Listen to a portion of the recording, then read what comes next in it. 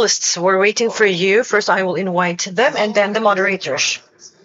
Istanbul Medeniyet University Dean of the Faculty of Political Science, Professor Faruk Bal. Welcome, Professor.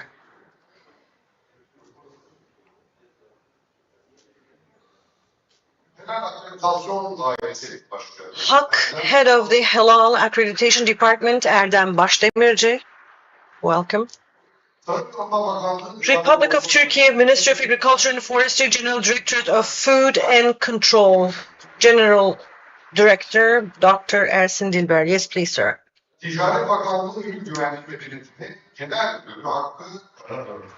Director General for Product Safety and Inspection from Ministry of Trade, Hakkı Karabörklü. And today, our panelists will be providing us various perspectives, and this session will be moderated by Turkish Standards Institute consultant İlhami Aktürk. The floor is yours, sir.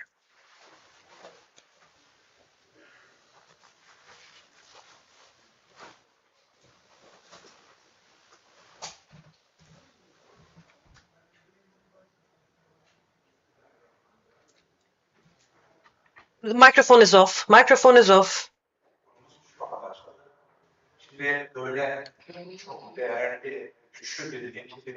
So having a moderating such a strong team, of course, makes me a little bit nervous. So I came up here trembling, and when I saw you, my excitement a little bit increased.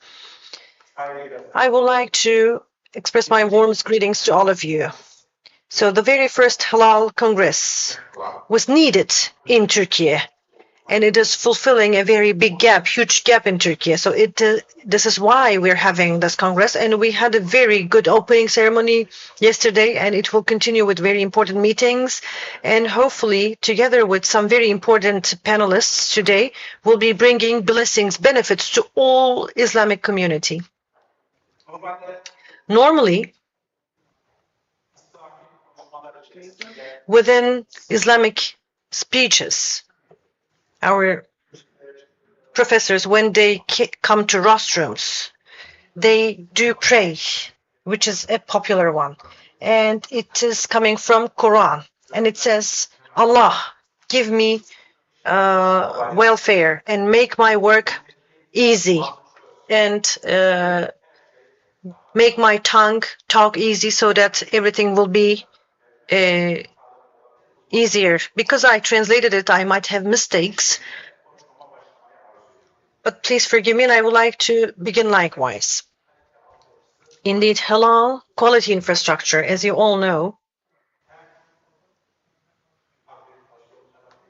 in terms of accreditation and in terms of certification,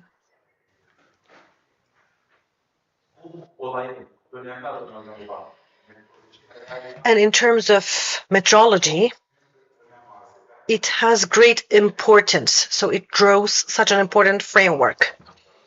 And lab infrastructures support it. But the existence, the raison d'etre of these is trade, facilitation of trade. These are indeed auxiliary supportive modes. The main mode indeed is the safety and reliability of the end product, and establishing such a mechanism to have safe products. So this mechanism is composed of producers, consumers, tradesmen, tradespeople, or military professionals, and the existence of state. So with the existence all of these as a framework, it completed its historical evolution. And it will transform into more developed models, most probably. And as you all know, after Second World War,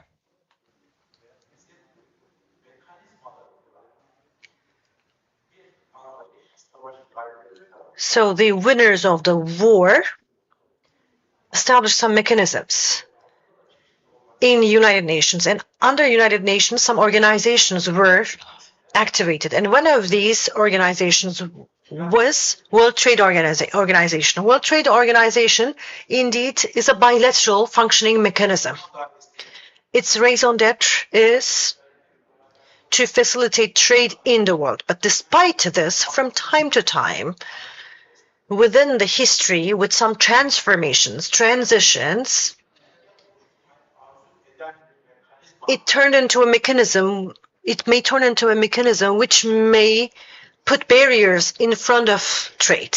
So these mechanisms, from their establishment, together with the acquis of EU, Turkey integrated to their legislations. And our general directors here,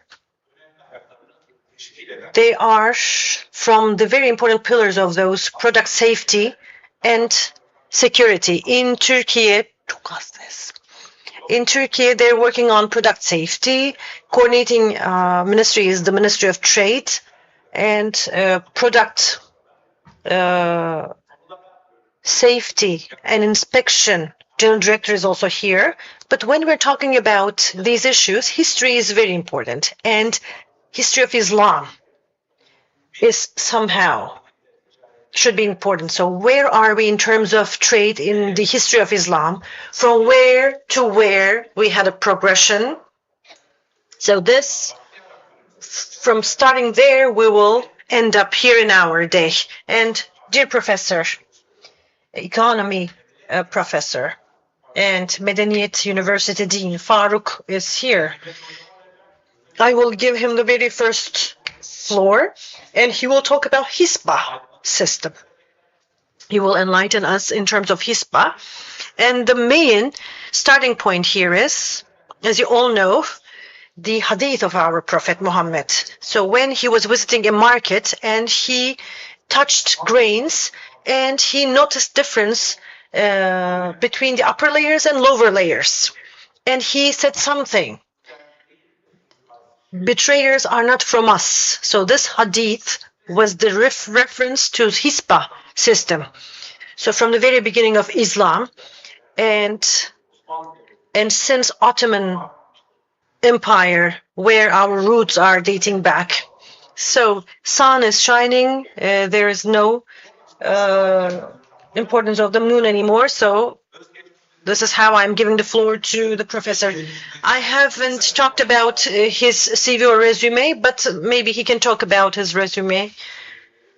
Microphone is off. Microphone is off. Mic is off. His mic is off. His mic is off. Mikrofon kapalı. Mikrofonu kapalı. Professor's mic is off. Professor's mic is off. I can't hear the professor. I can't hear the professor. So during Islam, social and economic life in its organization and its regulation, HISPA institution was very important.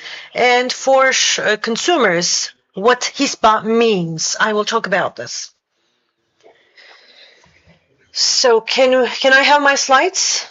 If we can use that, it will be very good. I would like to use my presentation. We had a remote here. I will continue. If you can open the presentation, it will be good. Will we see it here?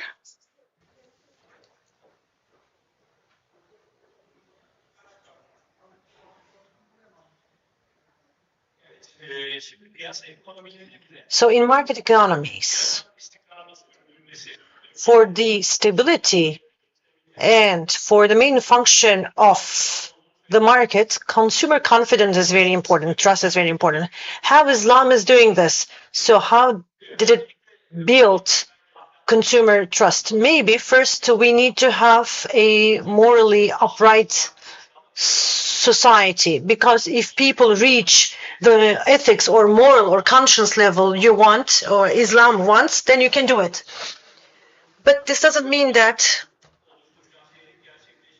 this doesn't happen by just creating a moral society. So some trusted institutions should also be established. So institution of HISPA within the history in Islamic communities built trust and put forward some inspection. So it was the most important institution, and its specialty it is not just auditing economic life. Yes, we will be touching upon its economic sphere, but it also inspects social life. So it inspects the whole spheres of life. Hisba is based on Emri bin Maruf Nehil and Anil Münker. So Islam orders good, bans evil. So it is a very wide organization, and Islam defined it very wide. And Ibn Haldun, for example, so I wanted to take Ibn Haldun as example. So Hisba bans every evil and allows every good. So even narrowing down a street, for example, can be banned, and protecting animal rights is in this. Environmental rules are in this. So it is a very wide perspective. And regulating markets, price stability, and price regulations. I'm not talking about NAR here, so it is something different. So price regulations, metrology standards, anything preventive about deceit or fraud. So they're all going in the perspective of HISPA, we can say. So according to Maverdi, HISPA's responsibilities are divided into three: duties related to the rights of Allah, duties related to the rights of individuals, and duties related to both individuals and Allah. And when we think about the rights of Allah, it is about, of course, practicing, worshipping Islam. This is all about Allah. And when we think about rights of individuals, for example, building roads, it is not just about individuals, it is about everyone. And there are also responsibilities on individuals. For example, one being responsible for their family.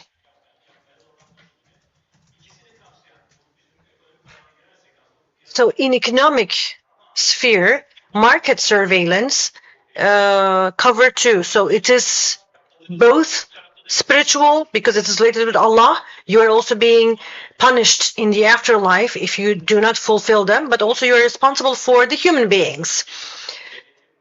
So the inspection, surveillance, standards, regulations in the market, and their inspection, indeed, they cover both rights. Allah rights and also individual or human rights. And in terms of its historical evolution, Prophet Muhammad established Hisbah institution because he established the very first market of Muslims and he inspected it. So for that reason, Hisbah was established during the time of Prophet Muhammad and also the era of four caliphs. They were also auditing everywhere. So in Divan, in Islamic Financial Organization, during Omar, it was being shaped. So Hisbah shaped back then, but it evolved into its final shape during Amavis and Abbasis, and during their time, they were all in every Islamic communities. And in Ottoman, up until 1826, Hisbah institution continued. After that, it also continued. I would like to fix that error. Up until 1826, so it was like of Hisbah or Ihtisab. So, or it was like the ministry of Hisbah, which regulated markets and also public morality issues. In Ottomans, Ihtisab rules or Hisbah rules can be seen in very early times during Beyazıt II in Bursa, Istanbul. So he issued laws, decrees about these, because these may change from region to region, because there are the orders of Sharia and also Islam. They're all standard, but also there are some local implementations, productions, and trade. So for that reason, at local level, some rules may change. And the decree of Bayezid II dates back to 1500s. Istanbul, Edirne, Bursa decrees, and also Mehmed the Conqueror had some decrees about these two, and also there are some older ones. And up until 1826, it was the Directorate of Ihtisab, and then it turned into a ministry. And Halal Accreditation agency indeed is partially fulfilling the duties of HISPA institution. Religious Affairs Authority is doing some part of it. Inspection and regulation authorities are doing some part of it. So it is very fragmented, we may say. And of course, we would like to talk about HISPA institution and consumer trust. When we talk about Islamic community, we see that this community is based on trust, built on trust. And Prophet says, Muslim trusts Muslim. For that reason, this main trust, to build it, to safeguard it, we need to have institutions. And HISPA institution maintained this, ensured this. In economy or economic life, how can it do this? So it serves for forming the rules of ideal market conditions. So what is ideal market? What are the properties of that ideal market? And HISPA is trying to form those. And regarding those, it sets some rules. It makes some regulations. And it sets standards. And it audits it. Of course, making a regulation, making up a system. Yes, but they are not enough. Audit is very important, more important. So by fulfilling the audit duty, HISPA was always there during the history. And under three headings, I will be talking about this. First one is it provides us transparency. In an ideal market, this is the most important property that it needs to have: transparency and competitiveness. And lastly, consumer protection. And when we talk about transparency, of course, all dealers and buyers should have the right information about the market products. So this is transparency and competitive environment. So monopolies, cartels, or unfair competition. So preventing these, or hoarding, for example. So this has to be based on moral rules, religious bans. So why transparency is important? Transparency eradicates uncertainty and asymmetric information stemming from uncertainty. Because when there is asymmetric information or uncertainty, then market shrinks, because there is no good products in the market. Low quality products enter the market when there is no price stability, and supply shrinks, and then producers buy bad products in return for higher costs. So there has to be transparency in the market. So this is the very first principle. And for that reason, there are four elements: price stability, so consistent prices, and metrology standards, quality standards for the products and also services, having a certain level of quality and being known by everyone, and right information about a product, from the very own product to its contents, ingredients. So all the pieces of information should be accurate and consistent. And regarding these titles, any information in HISPA, in the very first HISPA documents, we see those. For example, I'm working on some Andalusian experts from the city of Hayyan. Yahya ibn Umar al-Andalusi has documents about this. He was living in North Africa and he gave his fatwas there. And this is the very first written HISPA document of his. And there He talks about quality standards, right information about the products and services, even about the dowry of the women he talked about, and regarding metrology, price, money. So he also wrote about this. And we see those there. And also we do see those in the HISPA decrees of Ottoman Empire too. And having a competitive environment. And for this, first, we need to prevent monopolies and cartels.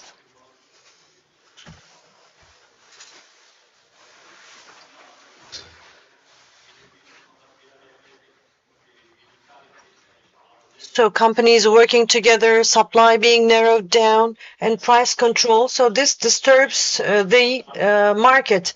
So it is narrowing the supply and monopolizing black market. They are equally important. Yes, we're talking about it in food, but it is happening about many products. And this gives us a competitive environment and unfair, anything causing unfair competition or fraud in the products or providing different products equal is deception, fraud, and this may not be known by the consumers. And I was dealing with trade too. So photocopy papers, for example, weight should be 80 grams. And when it is produced for 79 grams, and when it is just 499 in one package, not 500, then it causes unfair competition.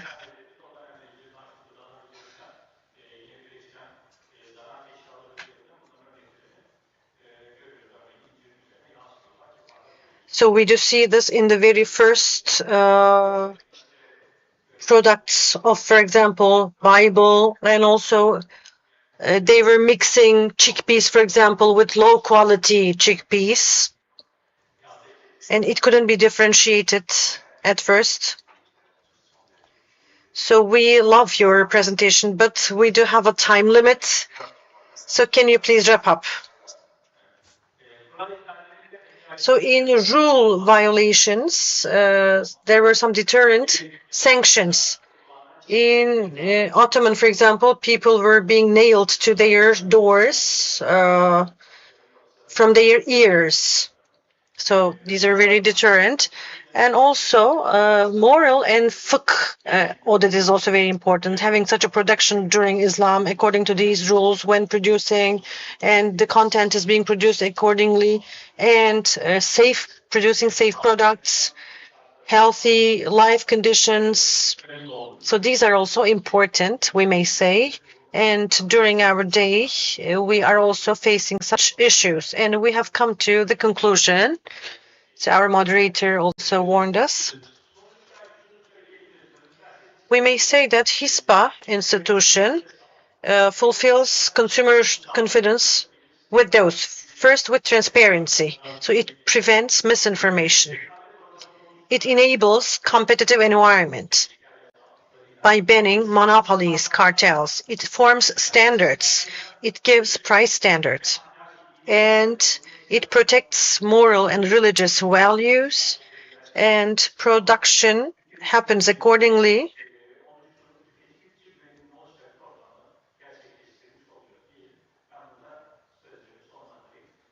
So I will conclude my words here. Thank you very much.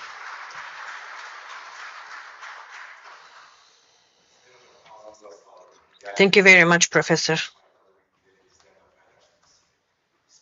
You shared very important information pieces with us.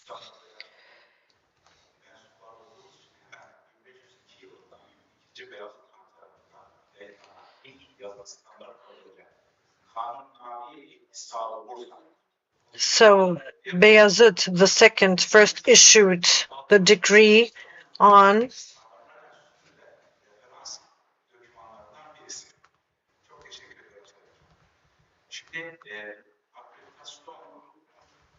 Thank you very much, Professor.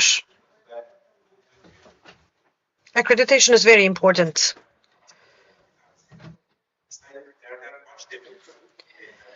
Erdem Başdemirci will talk about it now. So now he is actively involved in Halal Accreditation Agency, and he is the head of Halal Accreditation Department. He was born in Ankara, and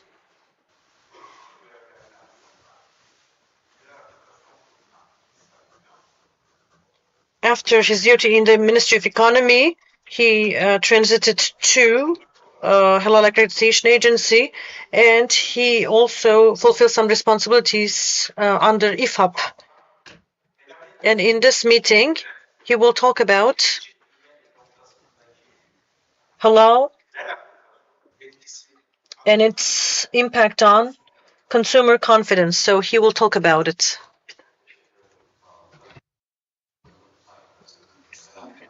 I would like to express my warmest greetings to you.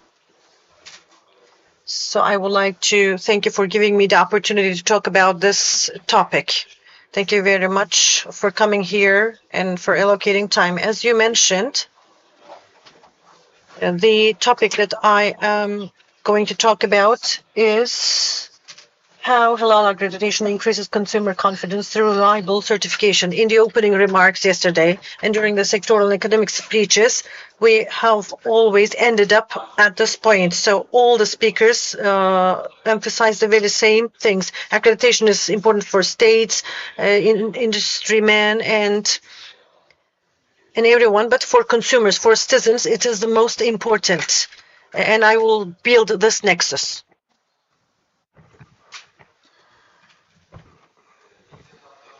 In the first phase, what are we facing here? Why do we need accreditation in this sector especially?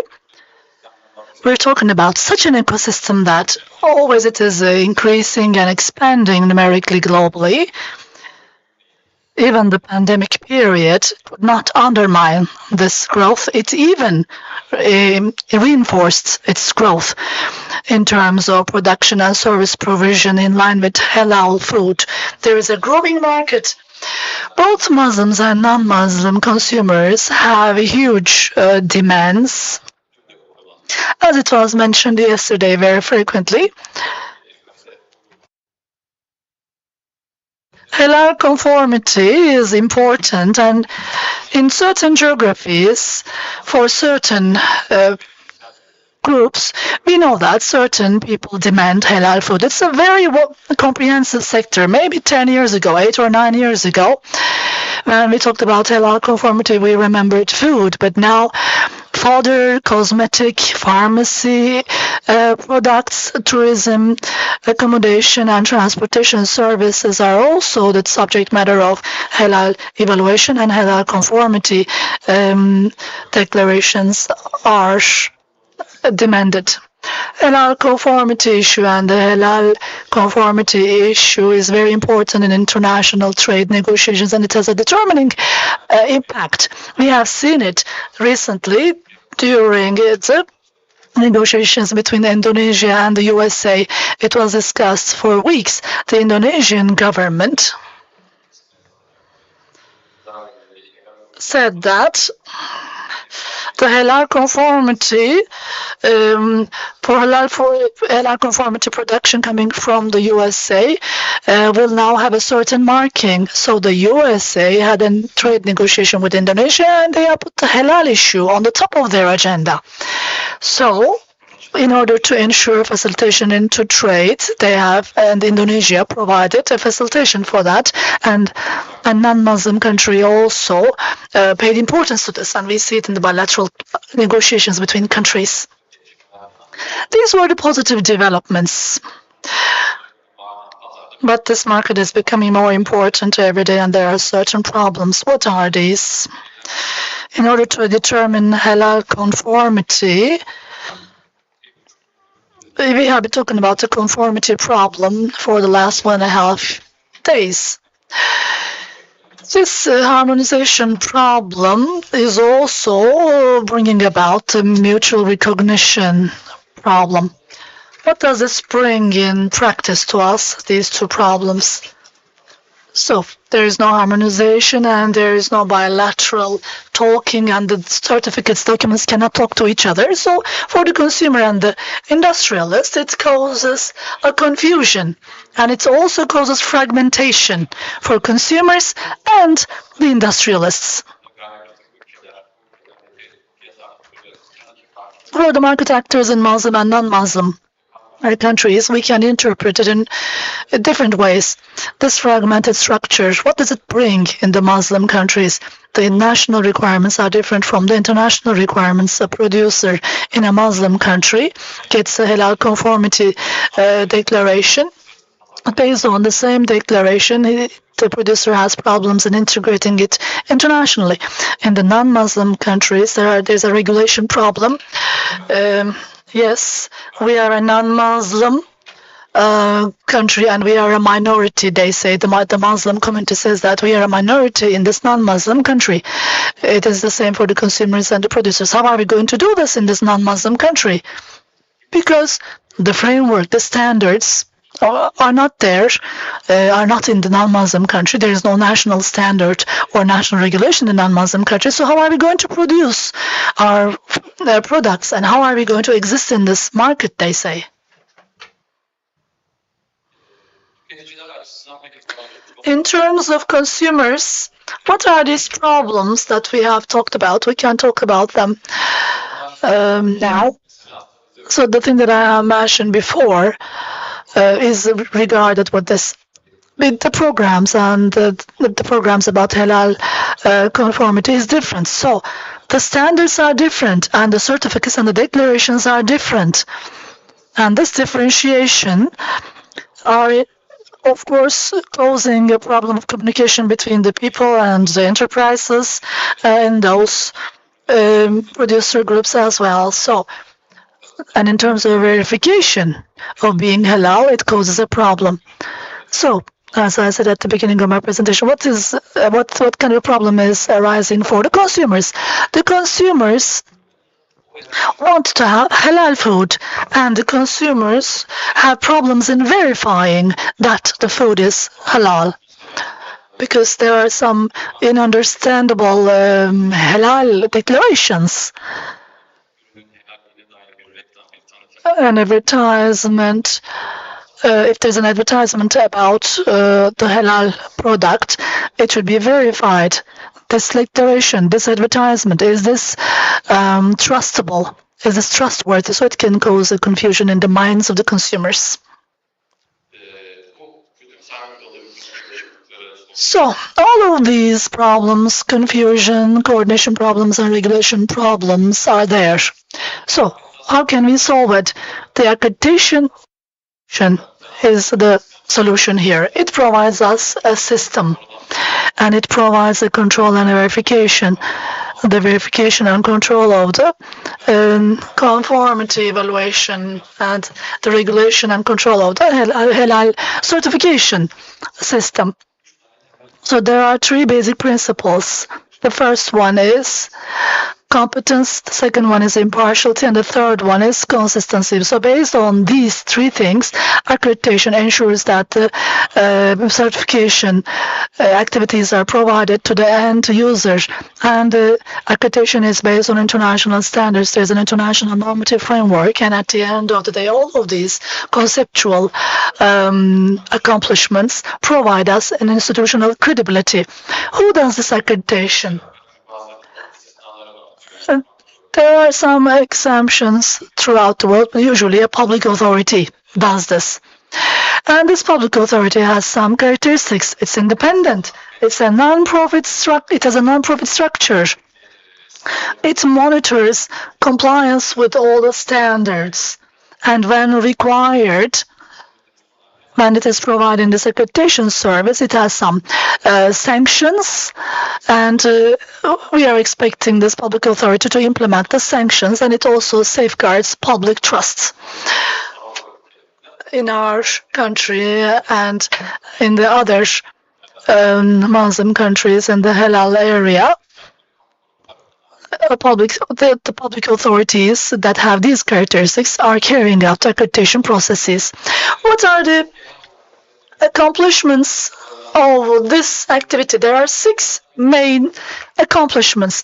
First of all, there is a resource reinforcement. The accredited certification institution is accredited. Their processes are effective, and it means that qualified auditors are carrying out this activity.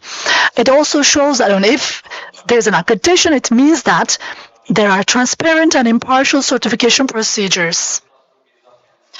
And when there's an accreditation, it means that there's a consistent decision making. And there's also a reliable monitoring mechanism in accreditation. And when there is accreditation, it means that there is accountability, because there is an authorized certification institution, and that institution has a responsibility of accountability. And the accreditation authority can impose sanctions if there is a problem of accountability. And the last one is about demonstration of Islamic integrity and sensitivity. When there's an accreditation in an institution, it means that they have Islamic sensitivities and they are demonstrating it in all of their activities.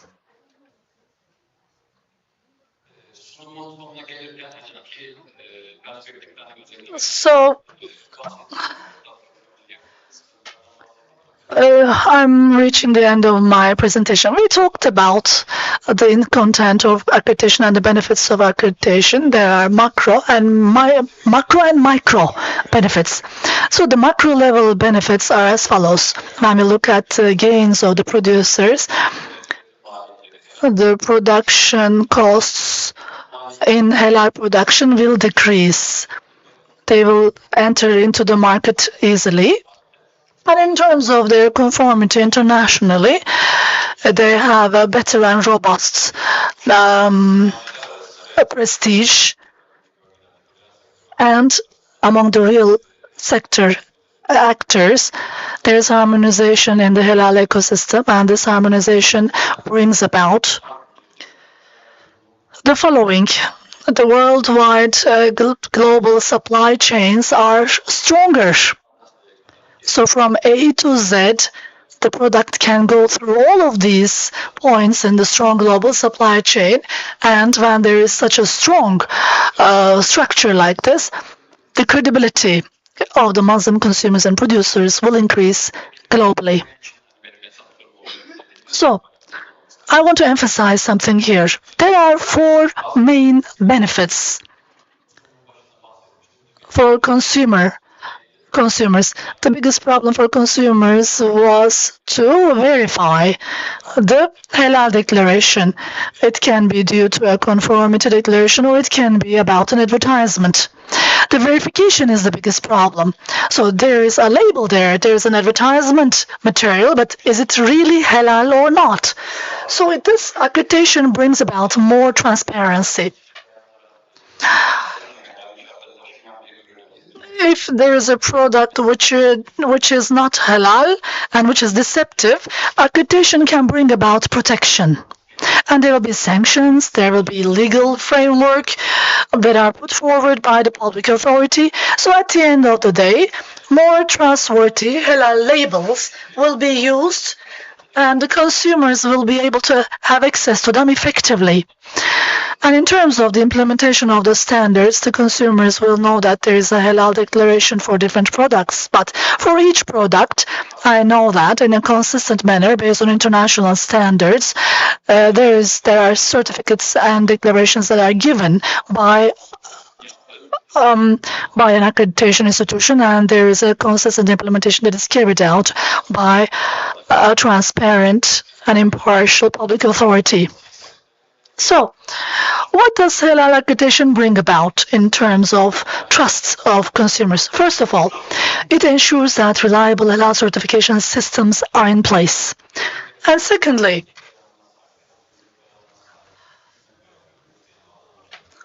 the consumers and citizens who want halal products will be able to have access to halal food in a trustworthy manner. In the Muslim countries, or the producers in the non-Muslim countries, or the consumers in the non-Muslim countries, and all the structures in this ecosystem will be supported at the micro level. They will be strengthened at the micro level, and moreover, it ensures consumer trust, and enterprises and the certification institutions are subject to an audit mechanism accreditation. So at the highest macro level, different halal markets in different regions will be able to talk to each other in a very healthy manner. So here there is a summary. So these four elements are affecting each other like a chain. At the end, we have the consumer, the end user. The consumer wants to have a product or service with halal conformity. There's a certification which will ensure this. A certification can ensure that a product or a service has conformity. This goes for the halal food and the other sectors as well. Usually there are private enterprises and they make a declaration about the halal conformity of the food or the service. But this certification institution, the stakeholders on the left at the bottom, will carry out these activities in an impartial and transparent manner. So there is a public authority which will ensure that these procedures are carried out in line with the standards. And at the bottom, there's a key message. Accreditation validates the certification bodies, and thus it ensures that halal certificates are trusted by the consumers more. I'd like to conclude my presentation here. Thank you very much for listening to me.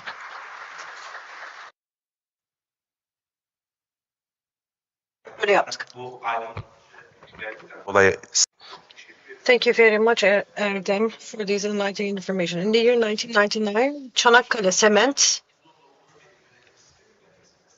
had 9 different ISO documents. So according to every country they're exporting to, they had the challenge to acquire a different document. Turkey, after it established TÜRKAK, Turkey Accreditation Agency, and after it's become a member of European Accreditation Agency, this problem was solved at the international arena by the exception of one single document, and this ensured the facilitation for all exporters. And halal accreditation, in parallel to international mechanism, with the contributions of our ministry, with the establishment of Halal Accreditation Authority, we solved the very first step. The second step is, after the leadership of Halal Accreditation Agency, it was establishing an IFHAP, which is an international mechanism. So IFHAP is established de facto, but it's being fully functional. After it's being fully functional, I hope that this fragmented documentations, certifications, and this fragmented standardization challenges will be removed, and this mechanism will be more comfortable both for consumers and tradespersons and producers. And at this very point, Halal Accreditation Authority Agency has many efforts. I do witness them, and thank you very much for all your efforts. So, in the end of the day, we're always talking about the safety of products in Turkey, whether produced in Turkey or imported. So we talked about quality infrastructure mechanism, but after product is in the market, some challenges, problems may continue.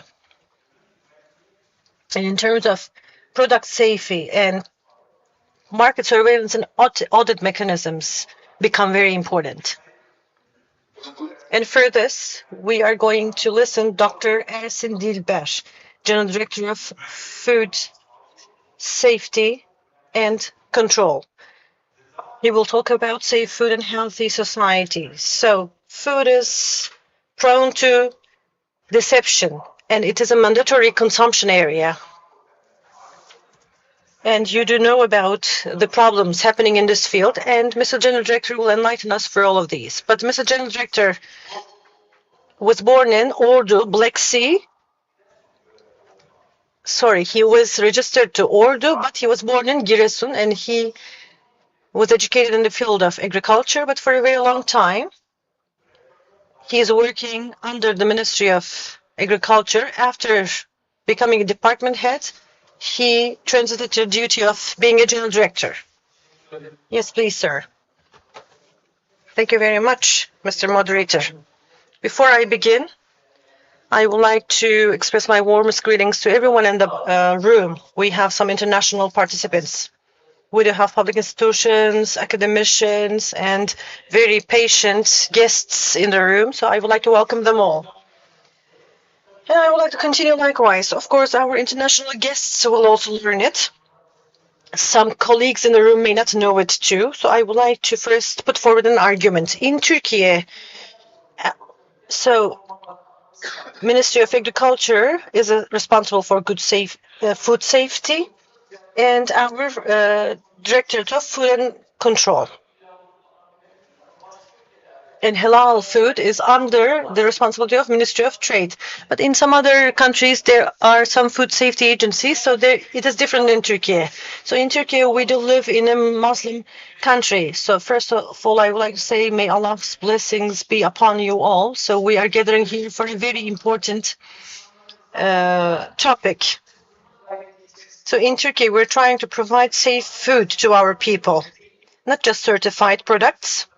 As we have our guests here in Turkey, the products you consume, in the way that you will not be ambiguity of products being halal or haram, considering Muslims and non-Muslims in our country, we want all the products to be consumed in Turkey to be halal. So we are such an agency. So market surveillance and audit, we are responsible for that. We are one of the 7 institutions, and we are the only authority which is also organized at the local level, district level.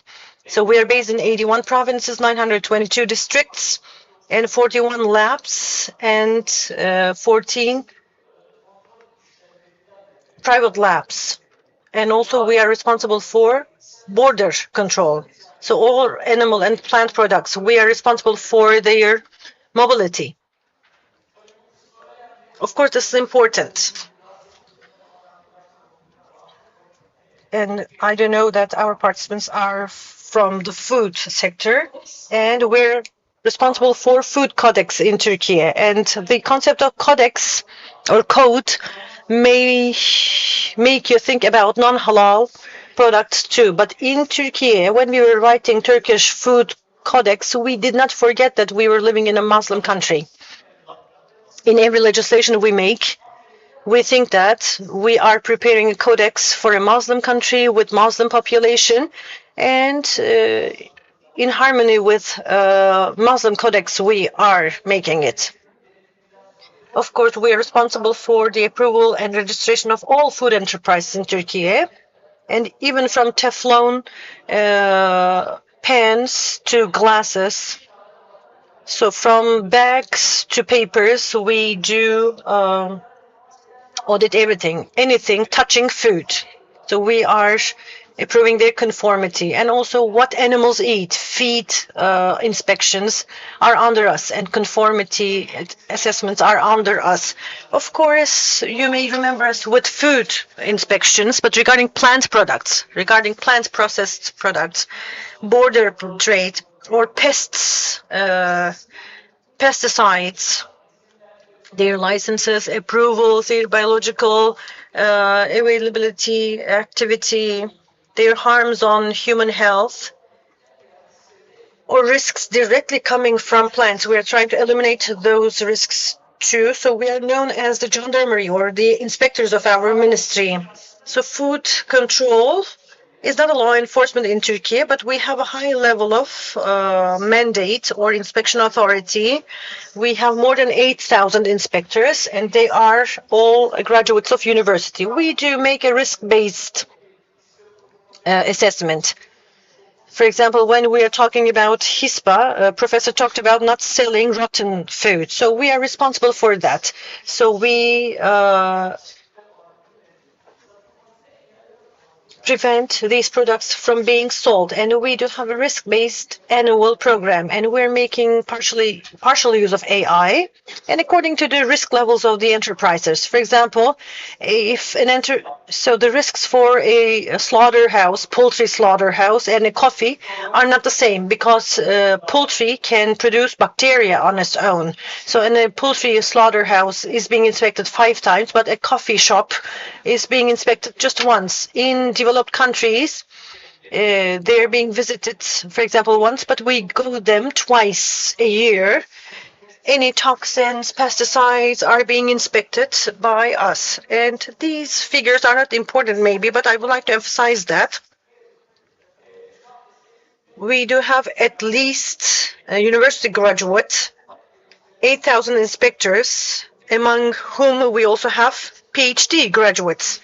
And yearly we make 1.3 million inspections. So it is a very high figure. I skip those because this is not related with international guests, but especially during Ramadan, where collective consumption increases, where we cook more at home, so we increase our inspections. In Muslim geography, by not forgetting that we are living in a Muslim world, Muslim geography, in terms of food, to provide safer food to our people, we're doing our best. And during these inspections, as Professor said, we're fully transparent. Any citizen can even call us by phone, and we do share our inspection results with the public. Sometimes they're on the agenda. For example, olive oil. So it's contained, for example, seed oil, or from aromatic herbs, a wheat, for example, appeared. So you hear such news from time to time. So we are dealing with those. Our inspectors working for provincial directorates and also our labs are sharing those with you.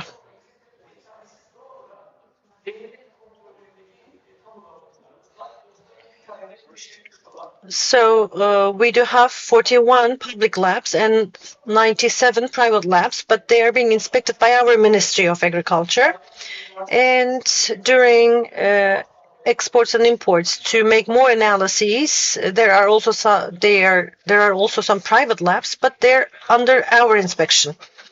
As the other professors said, if,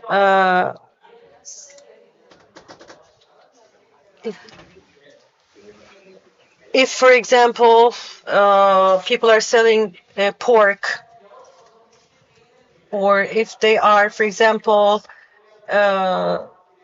selling, for example, adulterated food, so we are fighting with those people continuously. And after giving them to the judiciary, we sanction them. First, we sanction them, then we send them to the prosecutor's office, and then we share them with you. So this is a transparent website. So from your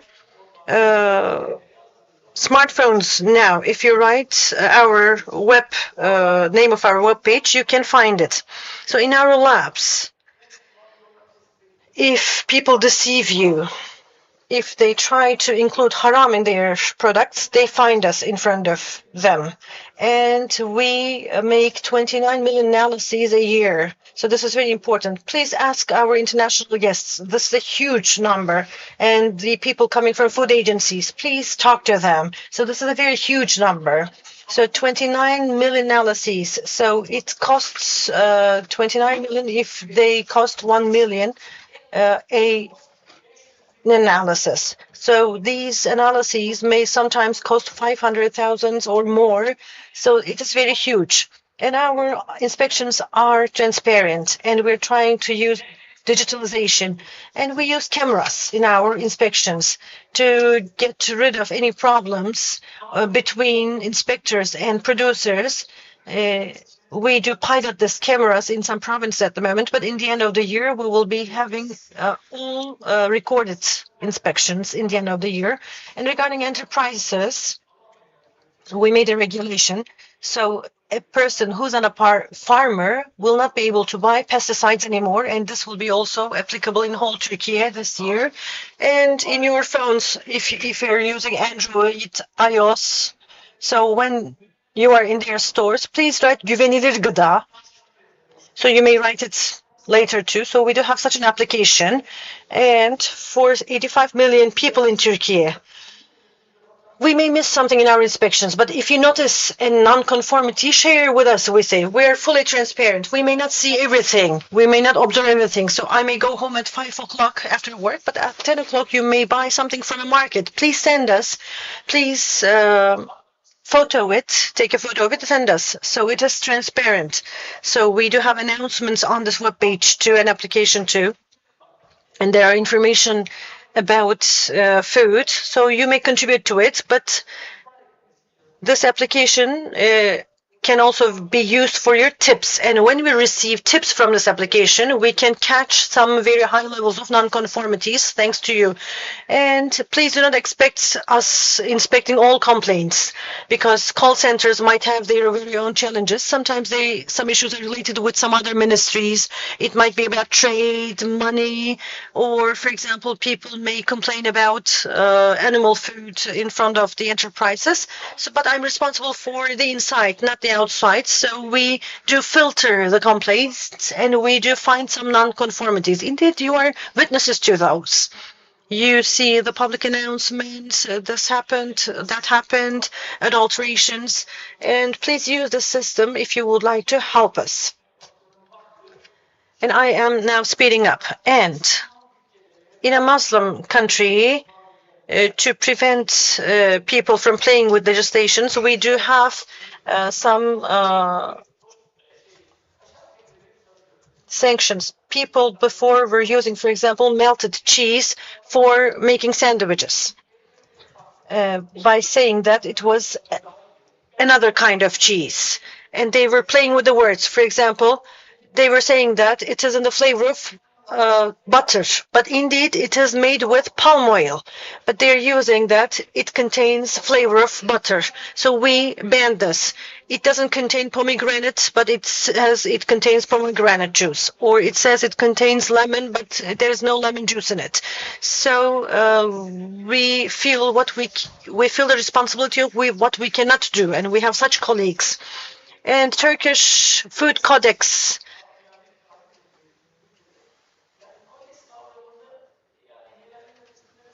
is beyond, maybe thought beyond halal, but in Turkey, including myself, because we are all Muslims and my colleagues are also Muslims, we are paying attention to the sensitivities of consumers and the legislation. So we may deviate from the codex. There is the Codex Alimentarius, which is the umbrella. So we deviate from it from time to time in terms of pork and pork ingredients, alcohol and alcohol ingredients. So we do differentiate our legislation for these. But 10%, 5% when we include the number of tourists coming to our country. So during tourism season, if people would like to also consume pork, this has to be cooked in another unit with separate labeling in the way that it is visible. So this can be done.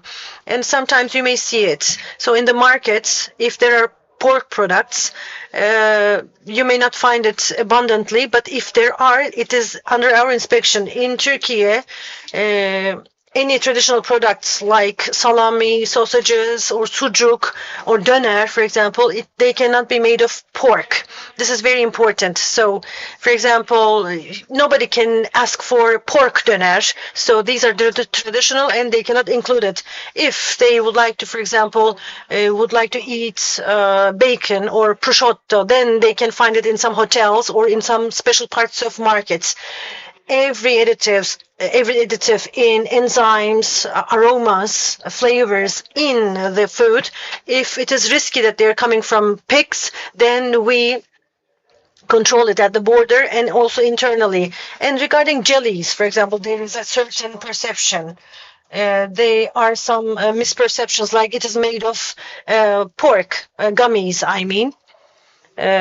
So its raw material is coming from skins of the animals, but including the factory, to prevent it from being pork, we do carry out inspections. And I would like to also emphasize that we are not just inspecting in Turkey. If enterprises would like to sell us food, animal-born food, and if these are international companies, we go and inspect them too. And any country exporting meat to Turkey, if in the slaughterhouse, if there is no Muslim butcher or slaughterer, then we do not accept that meat. If they are not sensitive about Islamic sensitivities, we do not buy it. So we do have some other colleagues from other countries. So whatever needed in Muslim countries, we also implement it. I would like to especially mention this. So for you to provide halal food, we are working day and night. If we miss something, God forgive us, of course. Allah forgive us. And I'm coming to the end. So in terms of alcohol, we also work, for example, in certain type of food. For example, they buy throat sprays. If they use alcohol, this has to be mentioned in the label. So here you see me, just me, but behind me I have a lot of colleagues and they are more sensitive. And we control it, everything. Thank you very much for your patience. We do inspect, and for what you eat, we're responsible for food safety. We do have responsibility for not what we do, but what we can't do. So sometimes I also get checked some products specifically. Let's inspect together. Thank you very much. Sayın Genel Müdürüm, bu bir saniye lütfen. Just a moment, I will give you the floor. Just a moment, please. Distinguished General Director, thank you very much for this informative speech. You mentioned important issues, important figures. One of them was 29 million analysis per year. This is a serious amount of work. Maybe our guests do not know, but we know it very well that the food reference laboratories are under the Ministry of Forestry, and they are very strong laboratories. The other laboratories that are outsourced are also good laboratories in their area, and this gives us a strength. 300,000 samples are being taken each year, and this increases from time to time, and this is a critical evaluation, and 10,000 auditors are working in the field. I would like to thank you for this. Distinguished General Director, in terms of the halal food, we need more support from your competent experts. Please don't deny this support. There was a question by a gentleman, but if you allow me, please, let's have the last presentation. Okay. Microphone, please. We cannot hear the speaker. Microphone, please.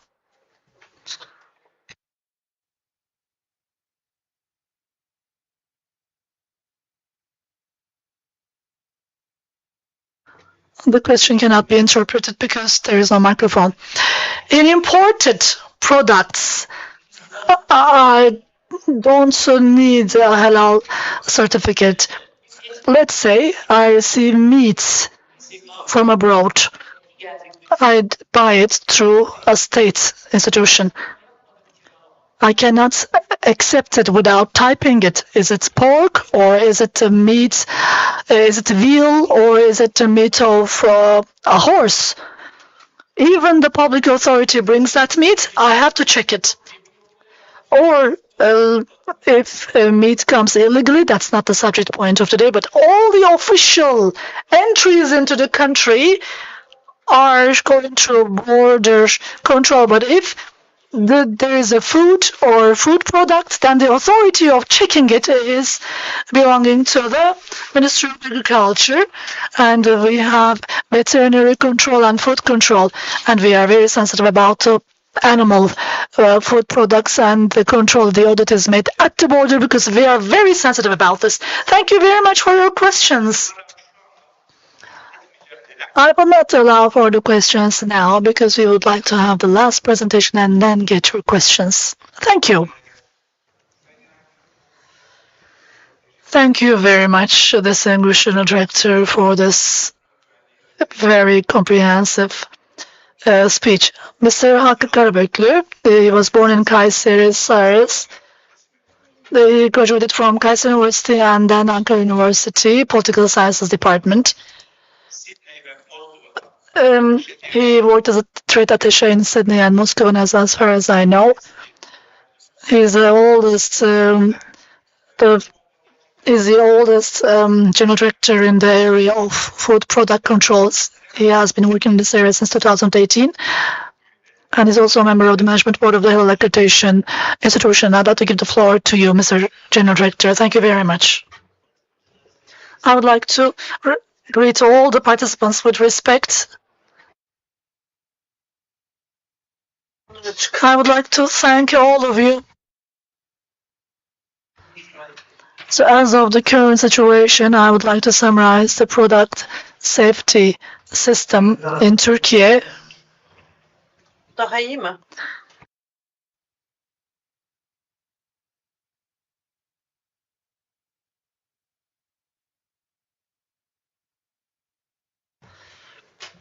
Can we turn off the microphones? There's an echo.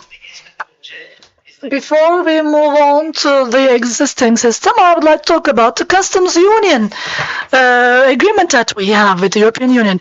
In 1995, we signed a customs union agreement with Turkey, with the European Union, and after that, so we have harmonized our product safety legislation in line with the EU acquis. So we updated our laws, and we have been updating our legislation in line with the EU acquis. And as for the quality infrastructure, we also established the quality infrastructure in line with the EU system, EU acquis. As you know, the product safety system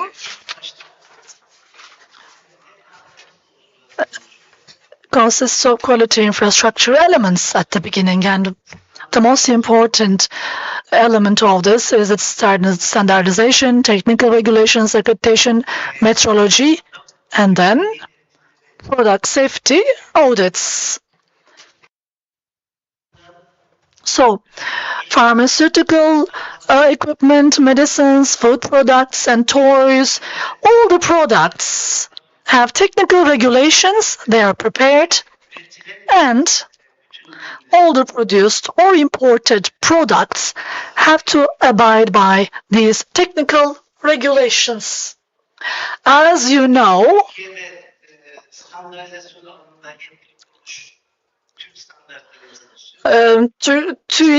Turkstat is a standardized competent authority.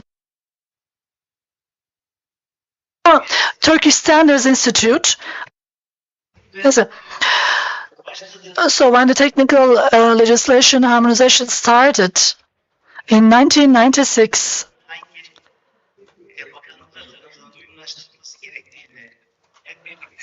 we have identified the legislations to be harmonized with the EU acquis, and these technical regulations and arrangements have been harmonized by the relevant ministries, and this legislation is being implemented by our country. After technical regulations are put in place, you have to produce in line with them, so you need a quality infrastructure. When we look at the elements, the first is standardization, conformity assessment, accreditation, and metrology comes after that. We have the standardization institution, and the conformity assessment institutions are consisting of institutions that are working based on trade principles. What do they do during the production and the design of the product? The regulations must be abided by. So they check whether the product is produced according to the standards or not. It can be a product, it can be a service, it can be the personnel. Currently in Turkey, there are more than 1,500 accredited certification institutions like laboratories and certification institutions, and 69 of them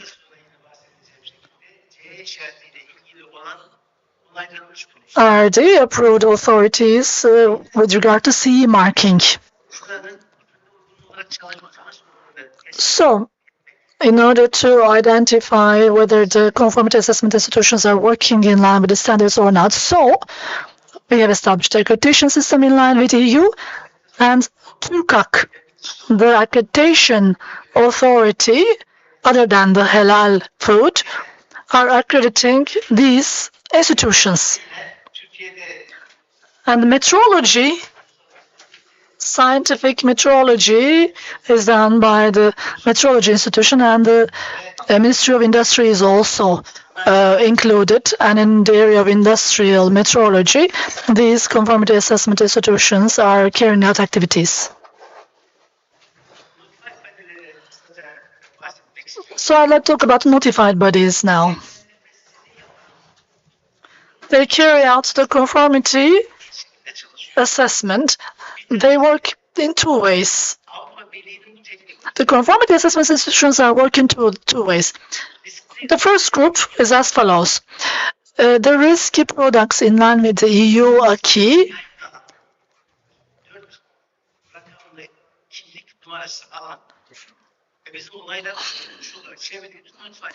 has to be done by the notified bodies. They are accredited bodies, and they have an identity number of 4 numbers, and they carry out the conformity assessment about these products. The other conformity assessment institutions cannot be involved in the conformity assessment of these products about CE marking. As for the non-risky products,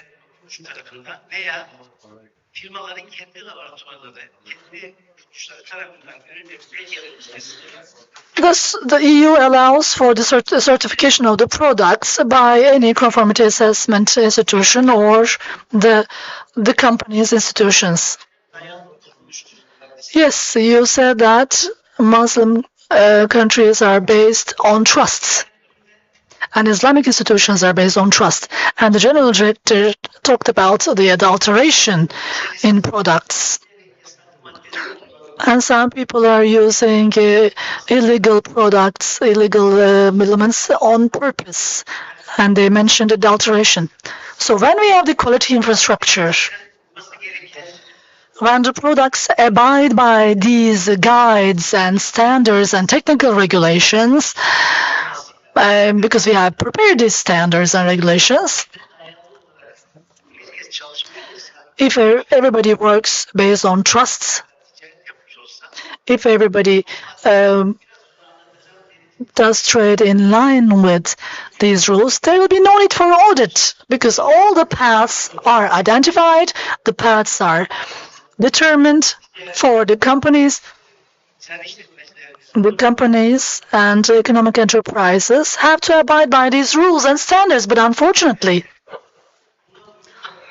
as they don't abide by these standards and regulations, most of the time they don't abide by it deliberately. Maybe it's because of some profit-related purposes, or because of various reasons they opt for not abiding by these rules.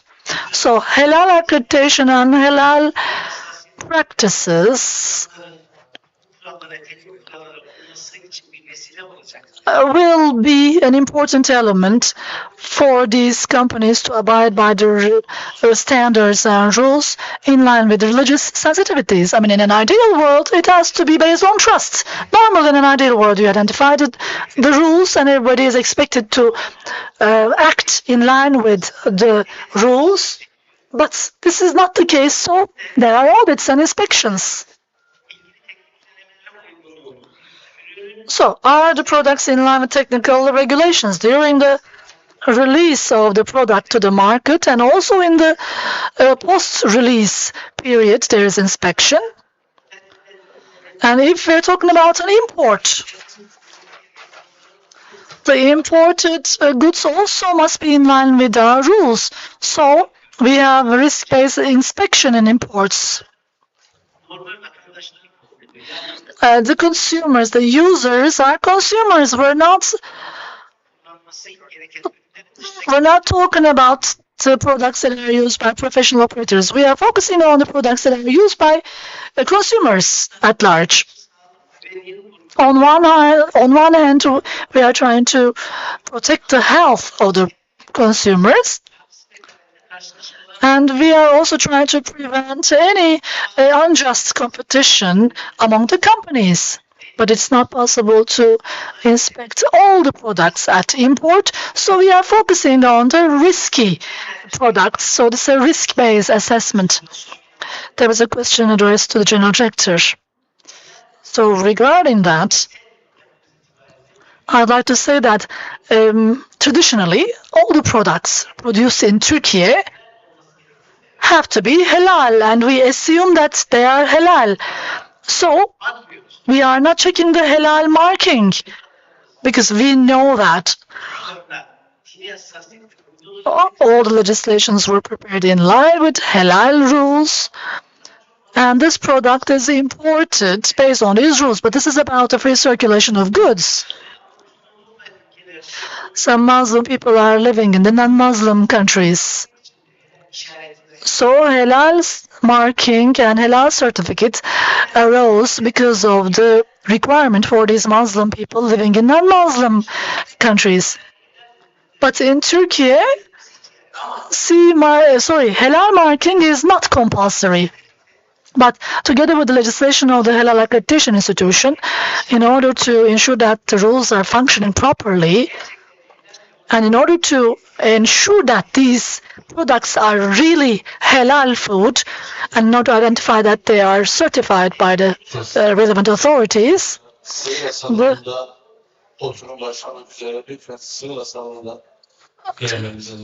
halal marking. So halal food is inspected. So Halal Accreditation Institution, the Ministry of Agriculture is involved in an activity with us. There is a communique that is ready to be published. If there is a halal marking on the product, we will inspect it during imports.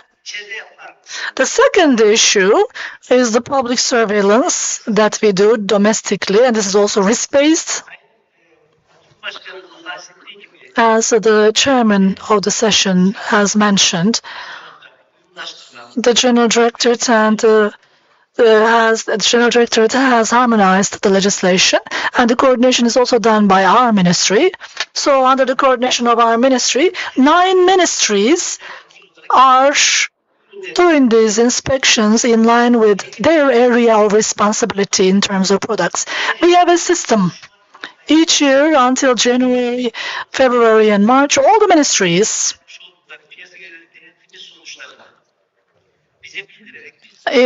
notify us the results of the public surveillance activities. We publish it, and it is made public to the consumers, so the consumers can see which products are regarded as risky products and which products must be paid attention. That's another issue that I would like to mention. We are not only thinking about our own citizens.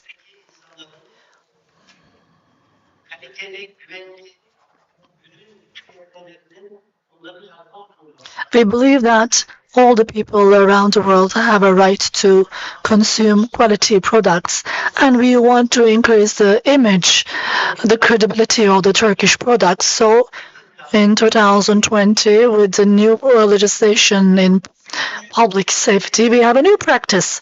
If a product is going to be exported to a third country, okay, in line with our legislation, it doesn't have to be in line with the relevant technical regulation, but still, these products must be safe. They should not be adulterated food. There should not be information that is deceiving the consumer in the label. So we have commercial quality inspections in agricultural products. And as for the other products, if there is a complaint that we receive from our embassies and consulates, if the importer country sends us a complaint, our ministry and the relevant institution are included in a commission. We listen to the company, we take their defense, and if there is a crime committed, so we have sanctions imposed because we want to protect the image of Turkish commodity, because Turkish commodity has a very good image and prestige. So we want to protect it. I'd like to talk about tariffs. There's a risk control system in which we carry out product safety inspections on import. Within the framework of a communique, Ministry of Agriculture also has inspections. They are not within the framework of tariffs, but together with that, 8 or 10,000 out of 20,000 are inspected. The market surveillance institutions and the ministries are working in coordination during these inspections. Our purpose is to ensure product safety, and we want to produce safe products which will be accepted by the other countries, and we want to ensure that there is a conformity marking which will be accepted by the other countries. So we want to prevent any problems in imports. So I'd like to mention Halal accreditation issue as well. As you know, all of our technical regulations, as the General Director mentioned a few times, all of them are in line with human health, security, environment, energy efficiency. Our technical regulations require these, and together with the circular economy, these products have to be recycled. They have to have endurance. They have to use recycled elements in them. So our technical regulations are protecting the human beings, environment, animal health. So the products with Halal certification bring about Islamic sensitivities. So they are in line with human honor, decent human honor. I hope with this practice, people will act more morally and in line with these rules, and they will not be deceiving people. I hope these activities will support this. Thank you very much for listening to me. Sayın Genel Müdürüm, çok teşekkür ediyorum. Sizin de Thank you very much, Mrs. General Director. So we haven't used the time very efficiently, but Mr. General Director gave us a warning. So regarding food product safety and inspection, I mentioned 7 ministries, but he talked about 9 institutions. 7 ministries. I'm making this correction because he's right. Energy Markets Regulatory Authority and Information Technologies Authority. They're also responsible for product safety and inspection. So in total, it is 9 ministries, 2 institutions. Sorry, 7 ministries, 2 institutions. So making 9 in total. Thank you very much for this correction. So during this session, we'll listen to very enlightening information. I hope it was beneficial for you too. In the end of our session, we'll have a 5 minutes questions and answers part. So we have a gentleman here. I would like to start with you. Please introduce yourself and then your question. Sabir Soylu from the Ministry of Trade. Thank you very much. Congrats for your work. So especially for our Saudi Arabian colleagues, I would like to give a recommendation. So remembering the years 1453 and 1920.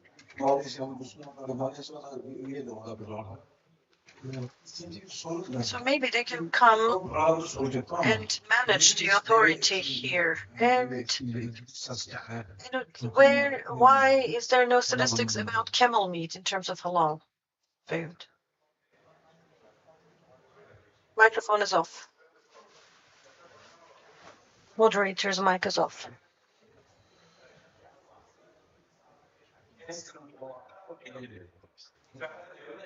So in imports, we do not know if we have camel meat, and we do not have too much internal production. In Turkey, it can be inside, it can be slaughtered, it can be sold, but it is a matter of choice. In Aydın, for example, it is consumed. In Antalya, it is consumed, but it is very local, limited. So it is about taste or palate. But camel meat, when it comes to camel meat, so some countries would like to sell camel meat to us, but they are not complying the standards. But if they want to, we can of course find some alternatives. Any other questions?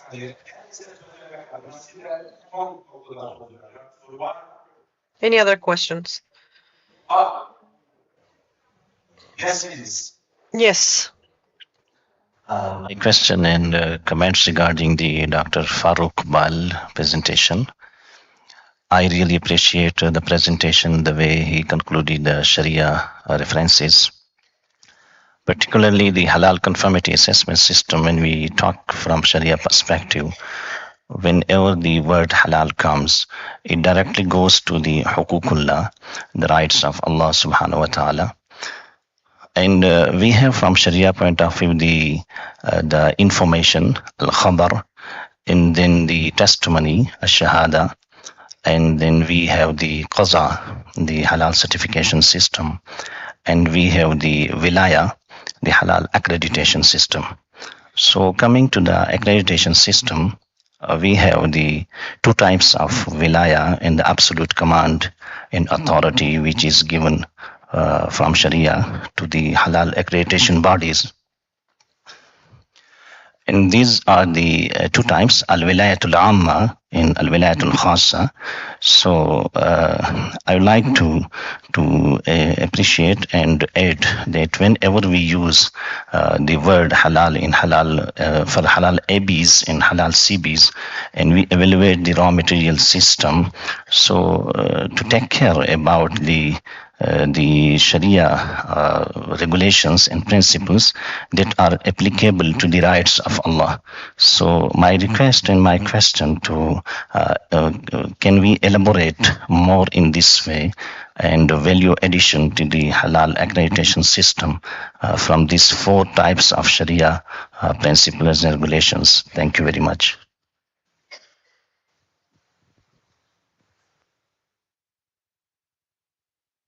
Soruyu tam olarak Indeed, we couldn't understand the question fully.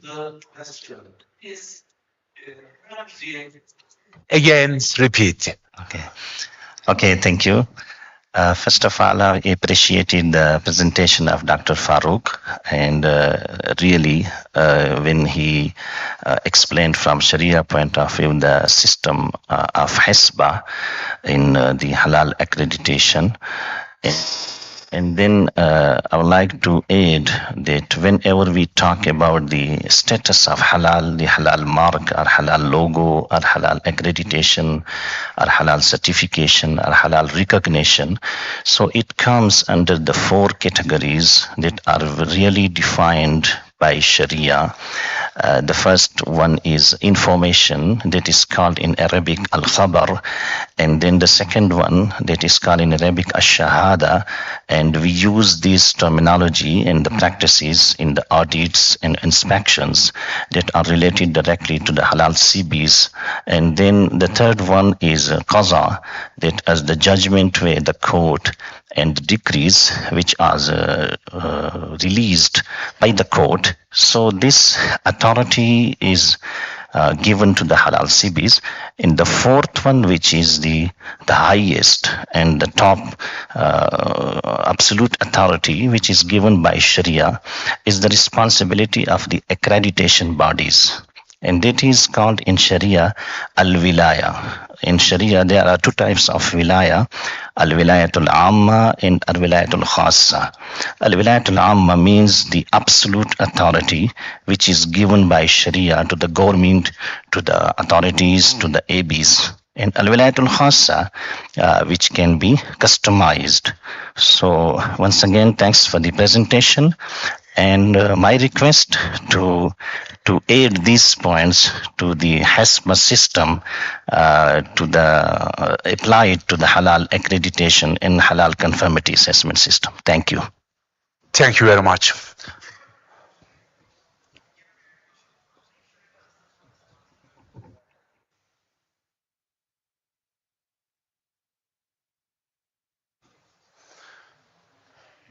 Aslında bu Indeed, in Halal accreditation, what is tried to be done is the integration of Sharia. So it is being worked on, and HISPA institution, of course, it has a very wide scope. And when we look at the historical conditions of it, it could be under one single umbrella. So all inspections of social life, economic life can be under one single umbrella, especially up until industrial revolution. Economic life, social life was not this complex. But it is simpler. There were just agricultural societies, and raw material was coming from agriculture and mines, and artisans and tradesmen were functional. So this is not just valid for Muslim geography, but all communities. But after Industrial Revolution, what happened? We do not opt for calling it sometimes Industrial Revolution, but more complex structures appeared, so that HISPA institution and its responsibilities were fragmented or distributed to the institutions. Can you do it under one single institution? Of course you can do it, as Ottoman Empire did in 1826. So you may establish a HISPA ministry, and social life can be audited, economic life can be audited, but it may create some challenges too. So for that reason, separating or differentiating these duties more reasonable in our day. Accreditation agency indeed is fulfilling that duty. So in terms of halal, in terms of production, ingredients and use. So their halal processes are being inspected by HAK. But there are also places where there is HISPA nowadays. But in those places, it is not a comprehensive authority, but it is mostly auditing social life, like morality police. Thank you very much, Professor. Our guest, he made an evaluation about HISPA, Sharia, and its ramifications to today. But he talked about for Republic of Turkey, it mandates a paradigm shift.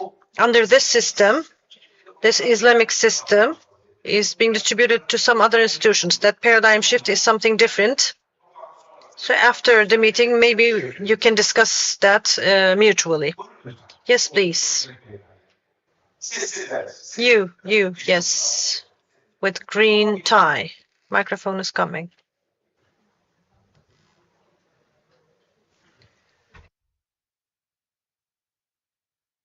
Ibrahim Ilham from the Presidency of Religious Affairs.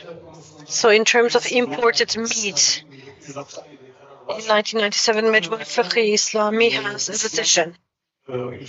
So in Muslim countries, especially with the majority of Muslim countries, the meats can be imported without any condition on butchers or slaughterhouses. If I'm not wrong, in our imported meat legislation, the meat to be imported should be cut according to our traditions. So halal slaughter, there is no halal slaughter condition here. Can we add it? I would like to ask. And it is deemed appropriate or enough for them to be slaughtered by Muslims, but they have to be slaughtered according to Islamic laws or rules. So can the ministry assign such experts for them to be ready during the slaughter? This is one question. The second question is, in halal certifications, especially the enterprises are not obliged to use halal labels on their products. Can we make it mandatory, and can we add a square code to the labels from whom it was bought? What is the duration to that label? Yes, please, Mr. General Director. Microphone is off. Mr. I don't know in which department you are working, but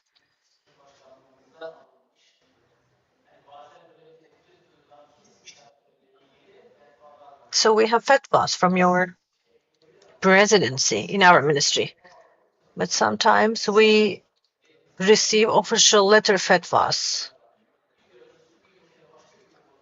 So when we see a different implementation in one country, first we approve a halal slaughtering enterprise. If a slaughterhouse does not have a halal infrastructure, we don't approve them. When we are bargaining with the countries, the very first condition is a questionnaire. Maybe the most important question is about halal slaughter.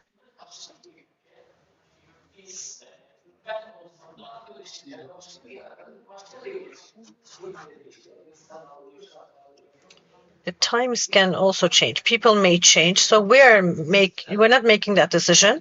We are getting that decision from your presidency. Because I do not have, or I might have the fiqhi information about this, but I am not the authority. We are getting the fatwas from you. But all the slaughterhouses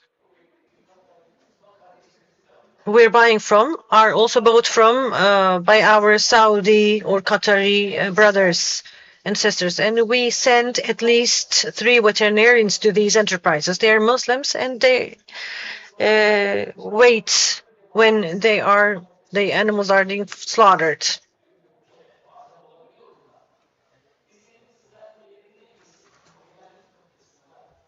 In terms of being halal, we're doing our best. So we're not just stopping at Muslim butcher. We have to trust people, and we do send trusted people to these duties. And halal labeling is up to Halal Accreditation Agency, but for food labeling, everyone has a request. EU, for example, for years uses traffic light labeling. Half of the society accepts this, half of it not. So everyone would like to attach a logo or a square code. So the society cannot bear this load. So minimum consumer, we are preparing our labels according to the minimum consumer information or awareness. I would like to emphasize this. And halal labeling. Mr. General Director, I don't know if they would like to add something, or Zafer is here. They can add something. If you allow me, I would like to add that, yes, sometimes we receive such requests, especially from people, halal certified producers. It is not mandatory putting a label. Sometimes for producers, this might be problematic. For the exporters, especially, because when they insert halal label to their products, they may face some ramifications or reflections, and this may compromise the reputation of the halal logo. So it is on a voluntary basis at the moment. But if halal awareness increases in some other countries too, and when this awareness is up to the level of states, then this may widen. But sometimes this may compromise the interests of the producers. SMIC, affiliated to OIC, when they are building their standards, they are taking the recommendations of Islam Fiqh Academy. And here we are taking the recommendations of the Presidency of Religious Affairs. Because different professors may have different approaches, but as consensus in our country, High Board of Religious Affairs fatwas are respected. We have to respect them. Thank you very much. So, one last question, because we have exceeded the time limit totally. The related people will hit me up soon, if I may say so. There are two hands here. I will prioritize the lady, but I will also give the floor to you. Hello, first of all. Thank you very much for this conference. Özge Şehitoğlu. In Turkey, we are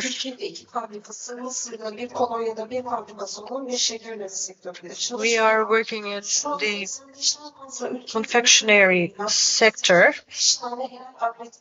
because we're exporting to 5 countries. We are getting 5 halal labels for our Turkey factory. You gave a very good example for a cement factory for ISO documents. So in the past, they needed 5 different documents. For food sector, I would like to ask this question. So, for example, for Saudi Arabia, SFTA, Malaysia, Indonesia, JAKIM, accreditation lists are needed for halal bodies to be in their lists. Is HAK working on this? Because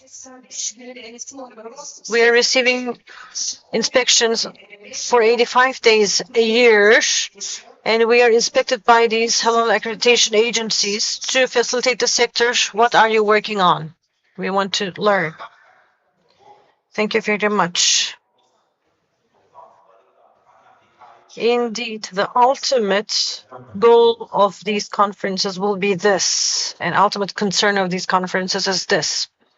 As you mentioned, yes, we do know that exporters have such concerns. How to solve this? You gave the example of cement.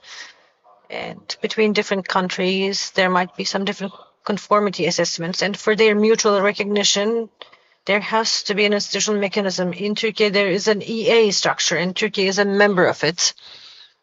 A conformity assessment or analysis result can be recognized, mutually recognized by some European authorities. In terms of halal certification, there wasn't such an authority, but it is established, IFAB, and ministry gave its details. Now we do have the structure, but that structure, for this mutual recognition, it has to have a normative framework, legal framework. In the end of last year, some very important steps were taken for this.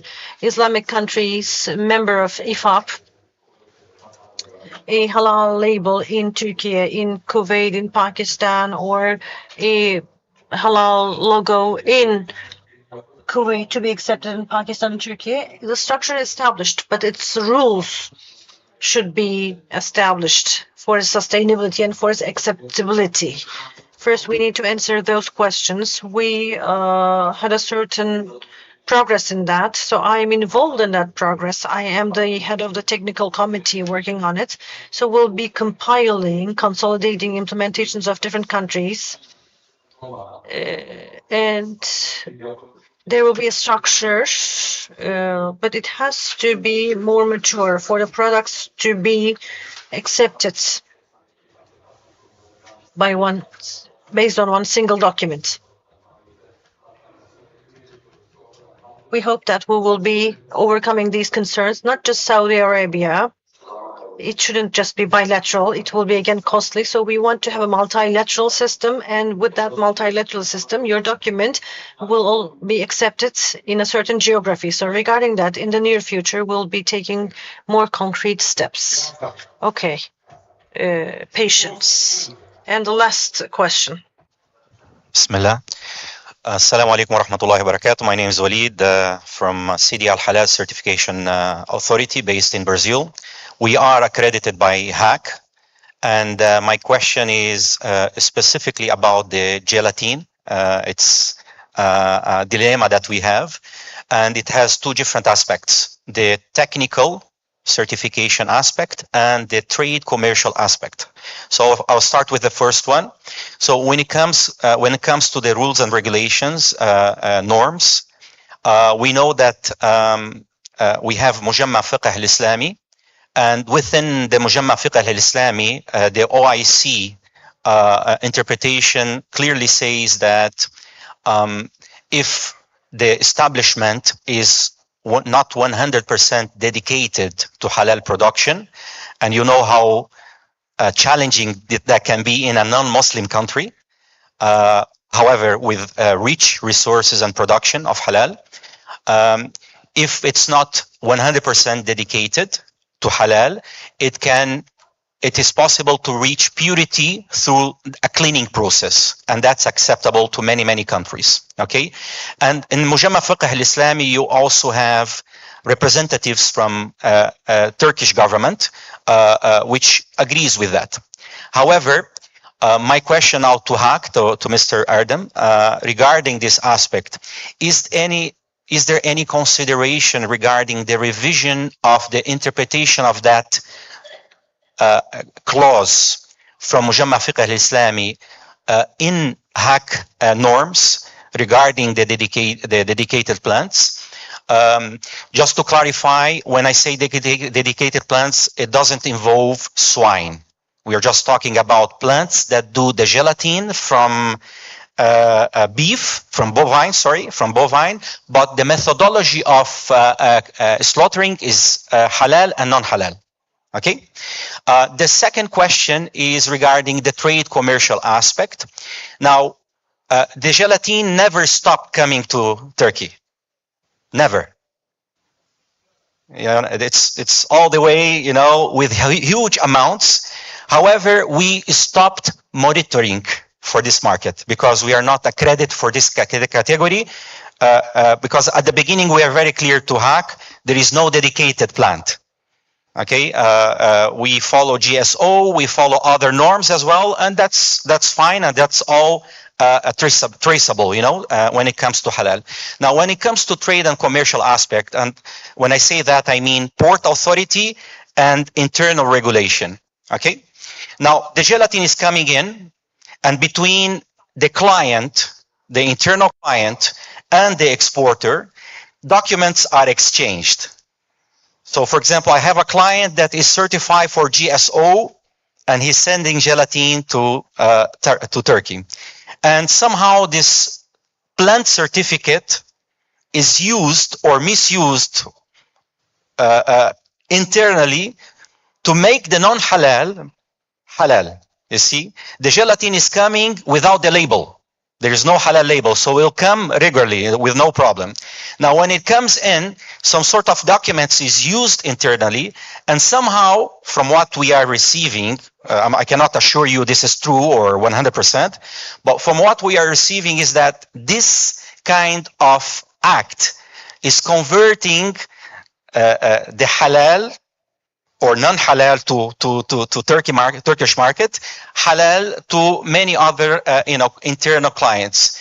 If you can emphasize on that, and thank you very much for the insightful presentation that you have all presented. Thank you. Thank you very much indeed. Firstly, Evet. yes. Mümkünse Türkçe cevap vereceğim. I will answer in Turkish. Thank you very much for the question. There is such a situation. Our guest asked us, a non-halal product is coming to Turkey, the documents can be changed.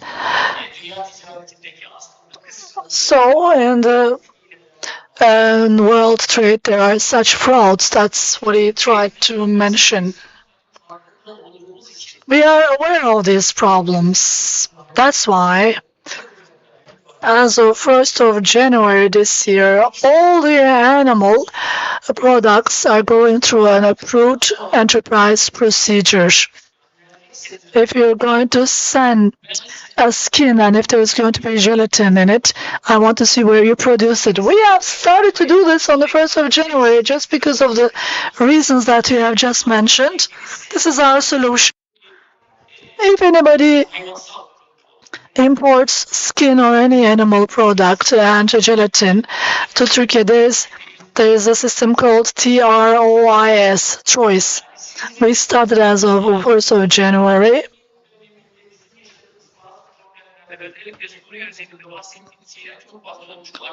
Yes, the things that you have said might have happened with regard to Syria. There were some territorial areas. It's a trade under our control, but there is a continuous world trade transit. These things might have happened, but now it is not possible. With the new system, we have been introducing this system. And there are 208 countries all around the world. Every country has a different attitude. These things are happening. Certificates came later, but we are taking measures about this. Distinguished General Director, thank you very much. When there is such a strong team on the floor, the questions are not coming to an end. They said there is a very important question. So, yes. I'm coming from Tajikistan. I would like to thank the Turkish Republic, Ministry of Trade, and TICA for this organization. In Tajikistan and in many countries in Central Asia, we have this happening. In a place they are producing two products, and there is, let's say, water. Water is halal, but they also produce beer in the same production line. How can this water be halal? Because it is produced in the same place with the beer. For such issues, civic standard number 1 is applied. That's why accreditation is important.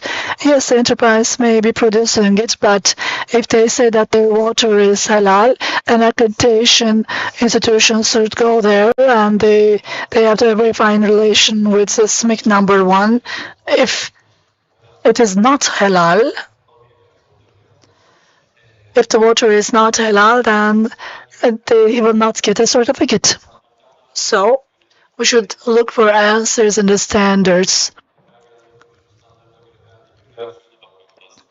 So that enterprise, did that enterprise get a certificate from CIMIC? If there is no certificate, his declaration will not mean anything. So if they had the certificate, it means that they are producing it in a halal manner.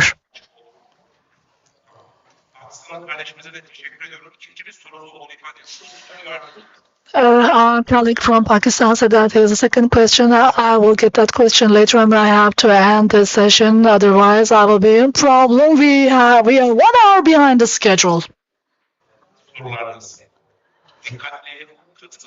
Thank you very much for your participation and for your questions. I would like to thank the general directors.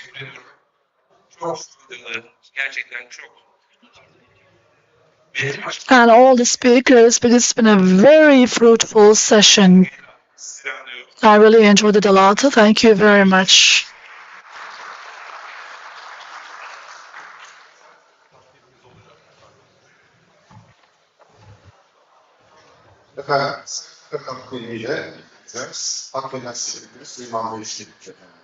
Ediyorum. Sayın Başkanım, arzu ederseniz siz de buyurun. Beraberce sertifikaları takdim edebiliriz değerli konuklarımıza.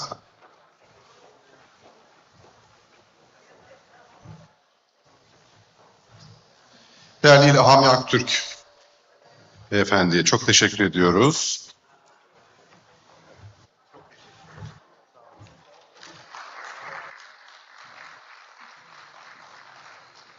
Profesör Doktor Faruk Bal hocamıza çok teşekkür ediyoruz katılımları ve katkıları için.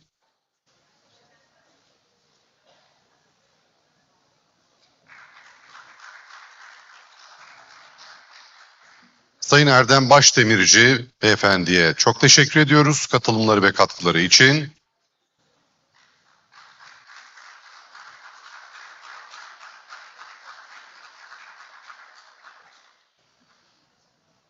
Doktor Ersin Dilber beyefendiye de gönülden teşekkür ediyoruz bu anlamlı sunumlarından dolayı.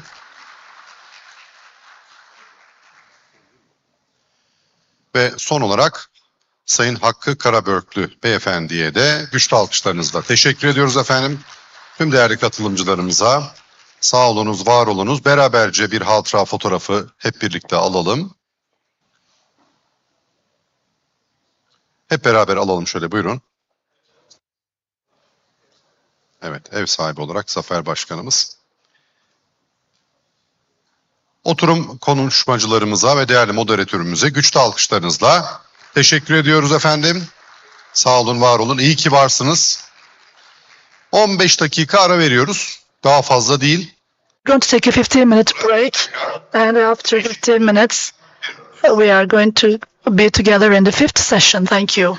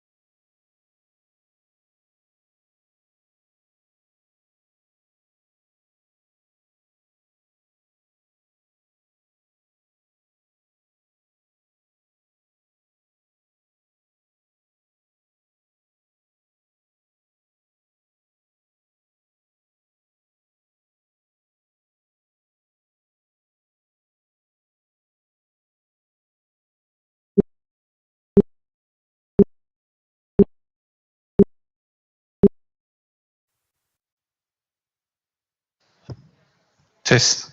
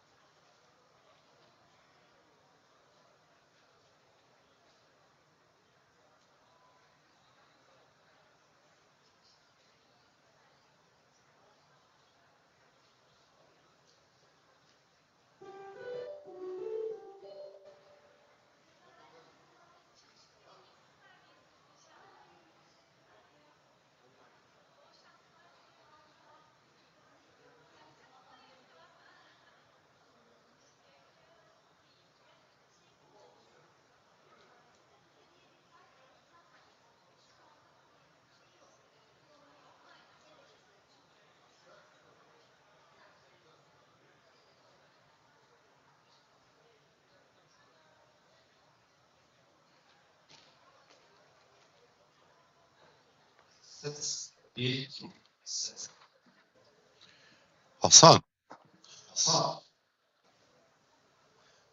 sesimiz dışarı gidiyor mu arkadaşlar? Tamam. Tamam, teşekkürler. Ama niye geri dönüyor ses? Bana geri geliyor. Her söylediğimi tekrar duyuyorum. Şu anda gitti. Harika.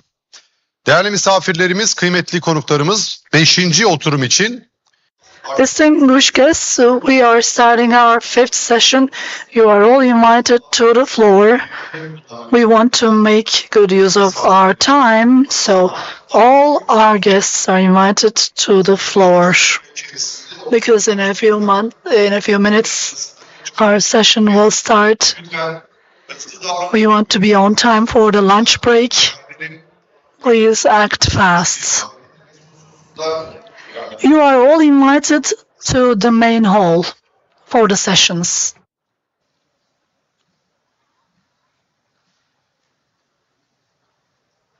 koyalım. Koyalım diyor. Çünkü diğerlerine şişe koymuş. Ama 2'şer tane su koymayalım. Çok yer kaplıyor baksana. Ne yapayım? Bu kadar su içer misiniz?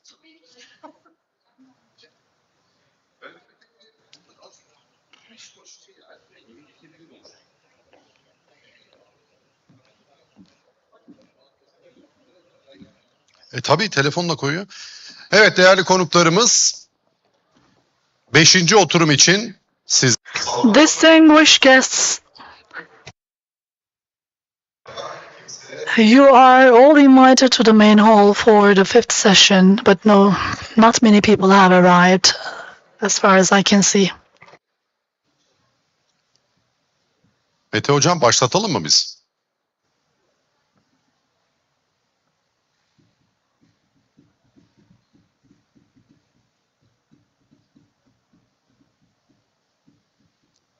Hallettin mi? Hah, tamam. Oturumumuz başlamak üzeredir. Tüm misafirlerimizi salona davet ediyoruz.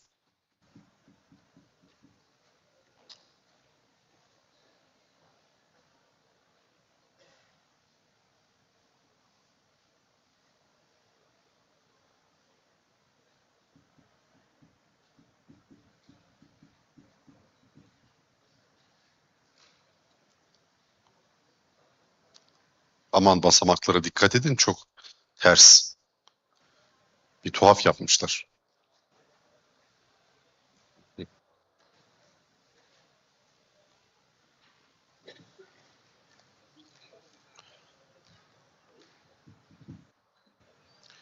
Şimdi online bağlantıyı başlangıçta yapacak mıyız arkadaşlar? Are we going to have an online connection? Have we tested it? Tamam mı? Beyefendi hazır mı? Onu test edelim, alalım artık şeye. Beyefendiyi alalım. Bağlantıyı kuralım.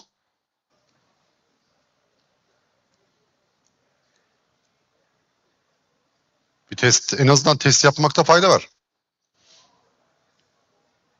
Hasancığım. Heh. Mete hocam bir test yapmakta fayda var. Yani ses, görüntü, ışık.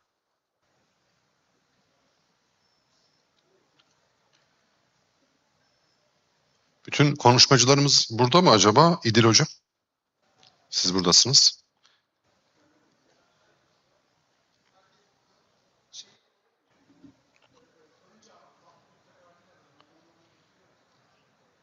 Tamam.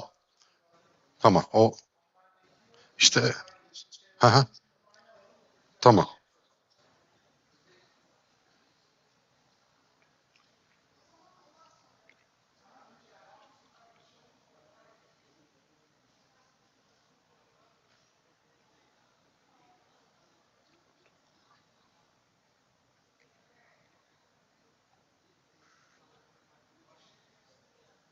Başlıyoruz. We are starting. Do we have all the speakers? There is one online speaker.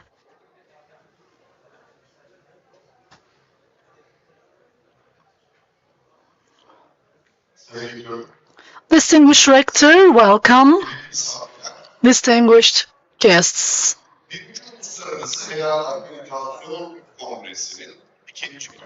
This is the second day of the first International Halal Accreditation Congress, and this is the fifth session. We are going to start, although many of our guests are out of the main hall. In this session, we're going to talk about the global Halal accreditation contributions of various countries. We have valuable guests from international arena.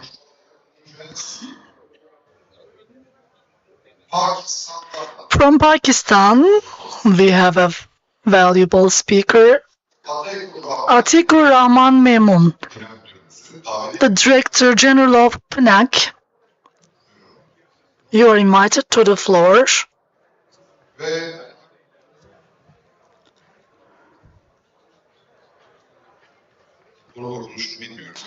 I don't know how this is pronounced, so I will say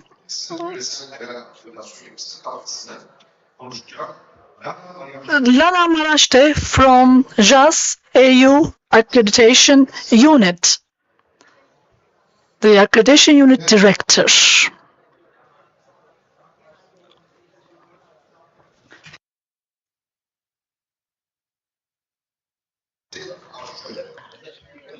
Mutip El-Mezani from GCC Accreditation Center.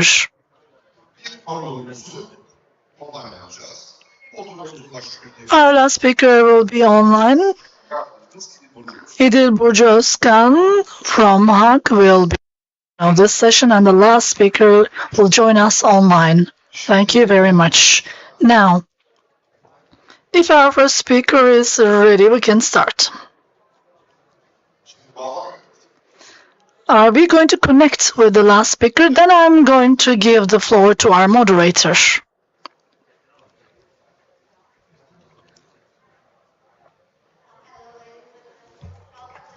Sectoral session of the Halal Accreditation Congress. Again, my name is İdil Özcan. I'm a lawyer, I'm a trade expert, and I'm a deputy head of department at Halal Accreditation Agency. Today, I will be moderating this session called Contributions of Different Countries to Global Halal Accreditation.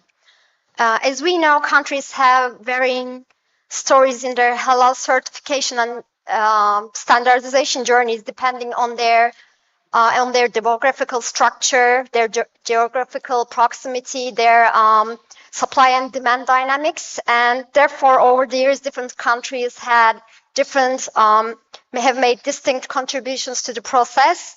And in this session we will be discovering and talking about these journeys and contributions.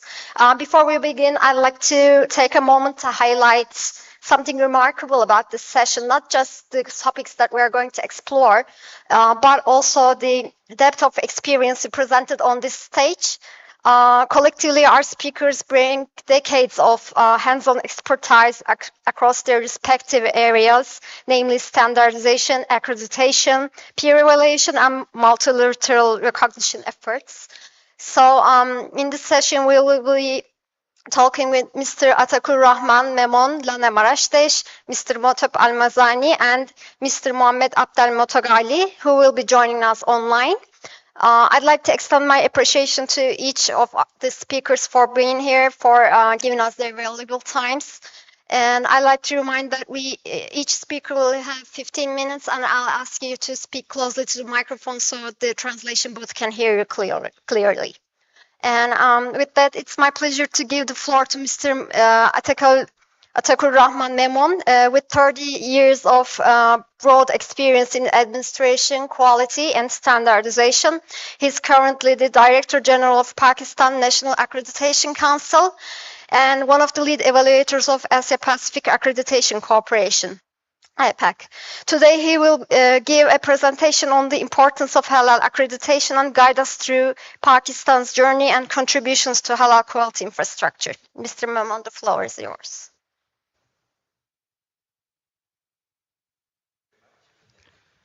I think it is hearable.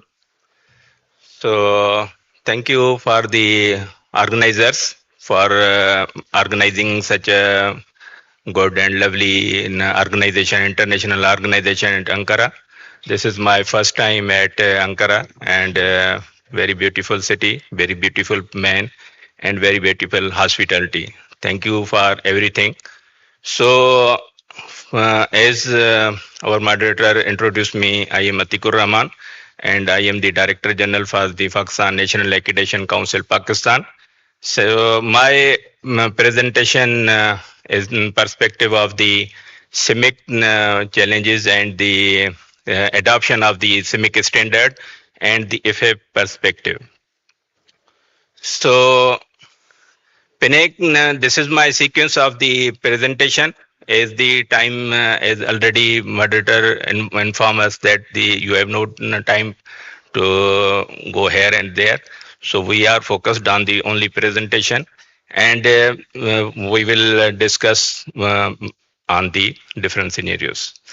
So as you know, the every country has the MSTQ metrology standard testing and quality infrastructure, and the Pakistan has Alhamdulillah established quality infrastructure, standardization, quality. PNAC is the MRA signatory from the APEC, ILAC, IF, and the member of the CIMIC and the IFAB. So we have the Alhamdulillah, our pillars are intact. So as you know, the every country has the signed the WTO agreement. After the WTO agreement, every country has to establish the internationally recognized accreditation system in their country. So PNAC has established the accreditation system to care of the TBT and SPS, which is the two clauses of the two specifications of the WTO. So after the WTO 1995, PNAC has established its of the cabinet approval, the PNAC, Pakistan National Accreditation Council, and we are claiming that we are the first accreditation body who launched the accreditation system in the Pakistan. So in 2010, we have launched the accreditation system in Pakistan on the PS standard, Pakistan standard 4992. After that, on the few years back, we have think that we have to go for the international standard. So we have adopted the CIMIC standard in 2020. After, and we have give the options to our clients that if you want to CIMIC or if you want to 4992 PS standard. And after 2 years, we have completely, and we have also, as you know, there is the transition period for the every client. So we have given to our clients 3 years transition period. So in 2022, we transform all our customers on the CIMIC standards. So Pakistan now fully operational on the CIMIC standard. So our key functions, PNAC as key functions are as I mentioned, the international recognized accreditation system and the trainings, accredited conformity assessment bodies. As we are the conformity assessment accreditation bodies, including the Halal, we are conducting the Halal accreditation. So in as you know, the accreditation is the third party impartial and the harmonized requirement throughout the world. So we are intent that all Muslim countries should adopt the CIMIC standards. So at least our consumers, our clients have not go for the duplication, not go for the multiple accreditations. They come on the one standards, which is usually all are agreed, and because of that, FAB is established. So inshallah, we will be soon go on the one standard, that is CIMIC standard. So in PNSE has achieved the MRA status in 2009 for the testing and the calibration laboratories, inspection bodies, and the product certification and the so to as we have discussing that the why the uniform standards required, why the harmonized standard required. It is every country has the to facilitate trade, so that's why if the harmonized standard, one standard is adopted, then there is no harm to facilitate the clients their certification bodies. Means tested once, accepted everywhere in the world. So if you are in the any Muslim country or non-Muslim country, if you adopted the standard, means you have accepted in the all over the world. So our PNSE has existing scheme, as I have mentioned, 17025 for testing and calibration laboratories, 15109 for the in medical laboratories, 17065 for the product certification, 17021 for the personal certification bodies, 17020 for inspection bodies, 17043 for proficiency testing, 17024 for the personal certification, and the as I have mentioned that we have adopted the CIMIC standard. So we are conducting accreditation of the halal certification bodies on the CIMIC standard. Now, these are the future that we intend to extend our scope for the future accreditation schemes. We have international recognition, as I mentioned, the with the APEC, ILAC, and IF. As I have mentioned that the why the trust should be established. If the consumer of the anything, if they use the any product and they see the logo of the halal, means halal traceable logo, not the halal misused logo. If the halal traceable logo, if the anyone, if likewise this water or likewise any product, if they adopt the anything, means that that should be certified from any certified client and the from the certification body, and the certification body should be accredited by from the any halal accreditation body. So if the halal accreditation body exists and they have accredited the halal certification body, means it is traceable, and further traceability ensured when the halal accreditation body should be audited from the international forum, likewise and IFAB, International Forum on Accreditation, Halal Accreditation Bodies. So if this exists, if this is the link that is the not exist at this time, but inshallah very soon if this is the established, then means we have the traceable the halal certification, halal products throughout the world, and you can consume any of the country without any hesitation. So what are the benefits? Means ensure consumers health and safety, and we are discussing many things that the why the halal and why the technical barriers should be removed, improve quality of products. If there is the halal, this is not only the obligation for the Islamic point of view. This is also by the hygiene point of view also. So they have to meet the FSMS standard, food safety management standard, product certification standard management. So the standard, the halal standards is comprises of the certification and the halal aspects. So the consumer, Muslim or non-Muslim, if they consume, means that is the safe product, safe food. So facilitate regulator if use the certification accreditation as a marketing tool, as their surveillance tool. So if they ask that the likewise in Turkey, as they ask that the health Hague should be accredited certification body should be we accept, means they have their surveillance remove the and their established surveillance assessments. Increase transparency, that your customer should focus on that and should rely on that, facilitate legislation, become marketing tool, and promoting the product certification. At this point, PNAC footprint in the Pakistan, likewise in different part of the countries, we have the clients, and we have some international clients also in the different laboratories, in the halal certification bodies, in the different parts. So PNAC extends services in the different parts. This is the actual accreditation process, that how the this is the accreditation process almost harmonized by the every accreditation body, that you can go for the applied for the accreditation, download the application form, submit the documents, and then the review, gap analysis, then the assessment.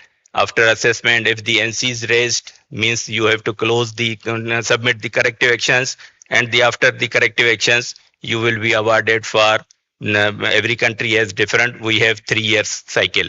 So after awarding, we conduct the surveillance, first surveillance, second surveillance, and after 2 surveillances, we conduct reassessment and we award another certificate. So this is the accreditation process. So PNAC has digitalization in the as the government objective to digitalize the all processes. So we have the digitalized and the training portal and the online accreditation system.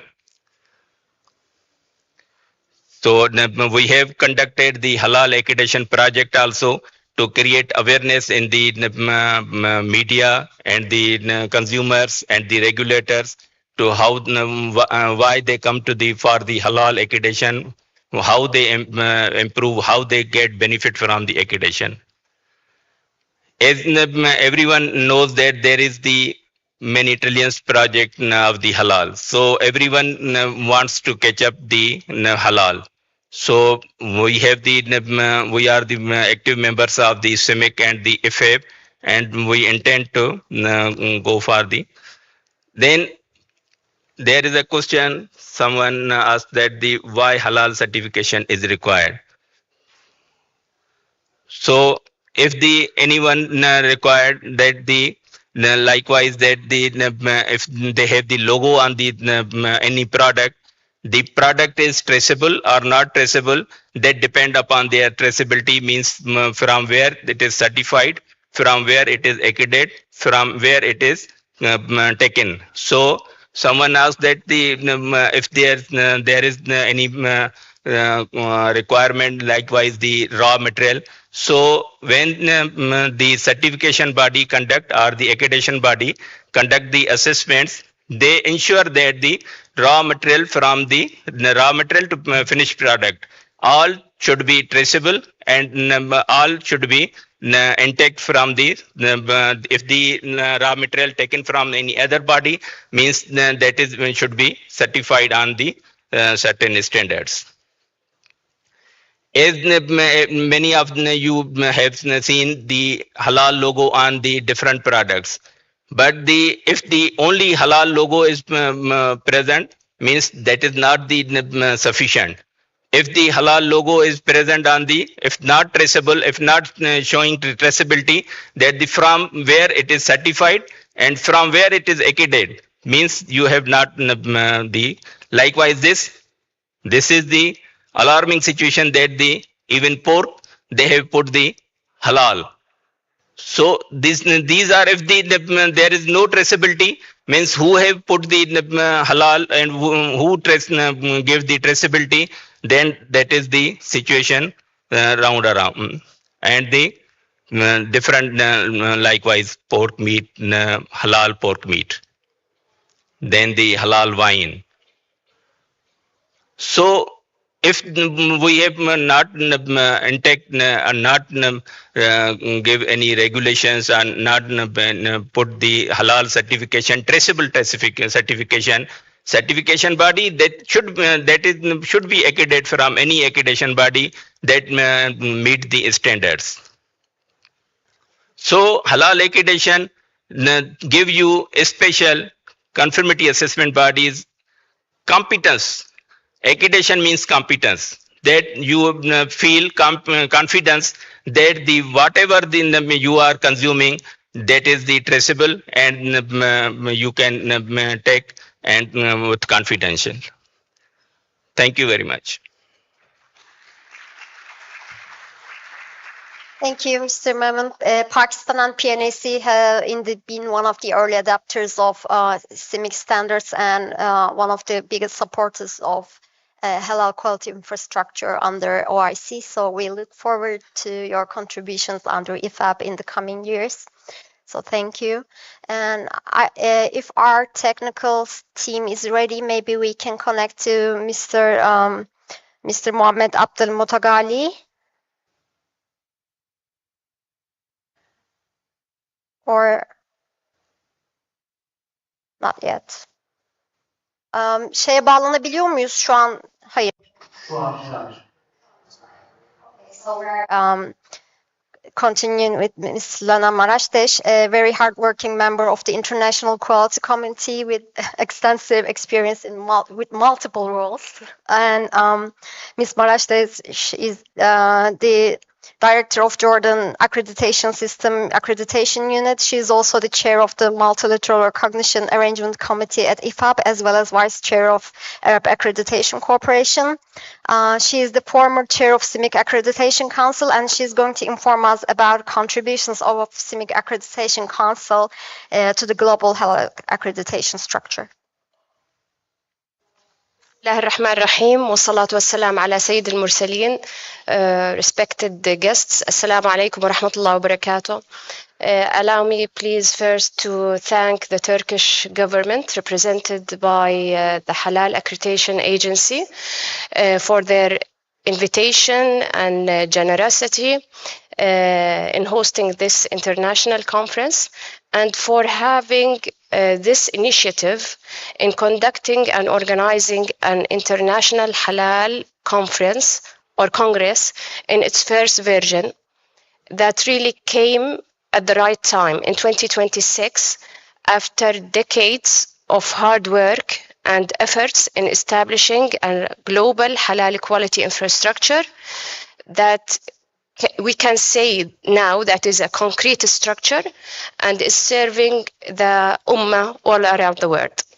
So having such a congress will allow us to meet every once in a while, to learn from history and build on that and plan for the future, make any needed adjustments, and ensure continual collaboration and harmonization between all of us.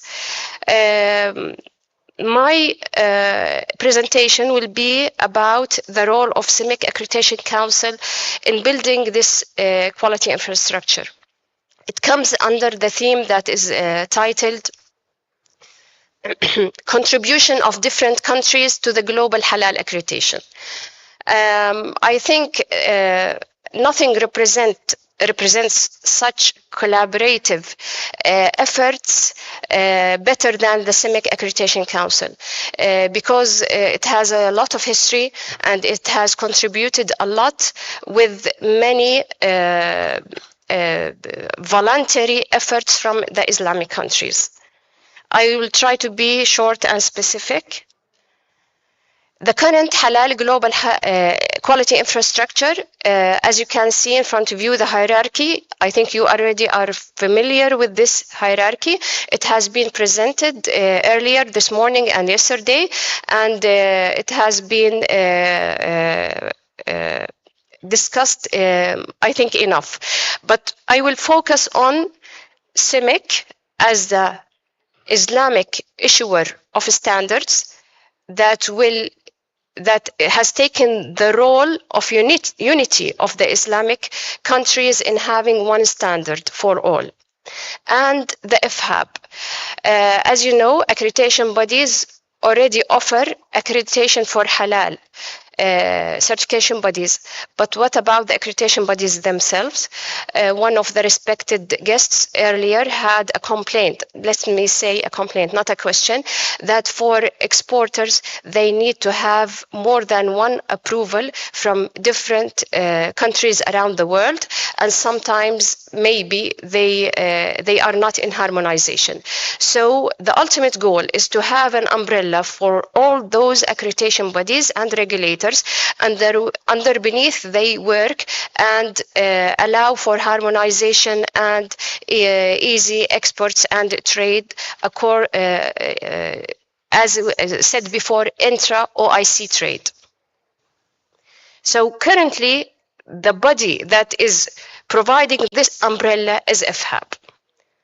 But how was that built? The answer is, of course, with lots of efforts. But let us go back to the mid of the 20th century, when the term halal industry has emerged. At that time, Muslim communities in non-Islamic countries had a concern that the food that they are consuming is according to Sharia laws or halal laws, specifically in South Africa. The Muslim community in South Africa had this concern, and then started what we call now certification of food, especially for meat. After that, the expansion of certifiers all around the world took place. And then in the 1990s, regulators in the governments of Islamic countries noticed that there are so many certifiers of halal food around the world, and somebody needs to take care of their competence. So they started establishing regulatory authorities to control this business. And of course, the pioneer for that was Jakim. And then after that, we came to the 2010s when the Muslim world agreed that we need to have one standard to control this because of the many inconsistencies between different Islamic countries. So over the past decades, there were several efforts, let's say individually on the national level, including having national halal standards related to a country itself, and national authorities have government-backed halal certification bodies, and also they allowed for private certifiers in non-Muslim majority countries to provide certification. On the other hand, we had collective, let's say, international efforts within the OIC members. They have implemented various government-led initiatives to promote halal growth, economic growth, especially in non-majority Muslim countries. And yesterday, this topic has been presented thoroughly, and we know that we have a problem is that those who are benefiting from OIC trade are non-Islamic countries, unfortunately. And also, on the OIC level, we have the Halal Standards by CEMIC, which is an initiative that aims to establish a universal standardization system so that halal products can move freely across different countries around the world. For accreditation, people started noticing or recognizing the fragmentation, which means that different certifiers applied varying standards, leading to disputes in trades. Late 90s, early 2000s, halal accreditation evolved, but it was not in the same way or mechanism that it is performing right now. And then in 2010s, halal accreditation became institutionalized, often modeled as international quality system like ISO. It began taking the shape of ISO accreditation, which is under ISO 17011 and under the umbrella of ILAC and IAF, which was assessing halal certification bodies, granting formal recognition and signing mutual recognition agreements. At that time, they were mainly bilateral agreements, but no umbrella for all. So what is missing, or what was missing? a multi-recognition or international arrangement under which all accreditation bodies in OIC countries may join and recognize each other. So this MRA has become a vital need, and in 2012, CIMIC took the initiative to establish such an umbrella. It called it the Accreditation Committee. And this committee worked a lot during the 3 years period till 2015. However, there were so many challenges and concerns from different members, mainly about the independence and impartiality of this accreditation committee. As you know, accreditors have to be impartial and independent, and any umbrella which will act as a hub for accreditation bodies need to have this independence also. So, the mentioned conflicting issues were removed from CIMIC statute in 2017, and a new CIMIC Accreditation Council as a successor of the Accreditation Committee was established. 12 new members were elected as members of this council and were chaired by Jordan. The challenges: at the first, the task force group was established and given the task to propose terms of reference for this accreditation council. However, and to name the efforts of the volunteers at this task force group representing Algeria, Egypt, Iran, Jordan, Saudi Arabia, Tunisia, Turkey, and of course CIMIC General Secretariat. Other proposals came to the council received from Kingdom of Saudi Arabia and Turkey. But again, there was a concern about having peer assessment and MLA in the terms of reference of this council. And again, about the impartiality and independence of this council, acting as an organ of CIMIC. So after years, there was a proposal from the chairman of the CIMIC Board of Directors, Dr. Saad Al-Qasbi, from the Kingdom of Saudi Arabia. And this proposal actually was a historical milestone in this journey. For the first time, a revised draft terms of reference was accepted with consensus of all members.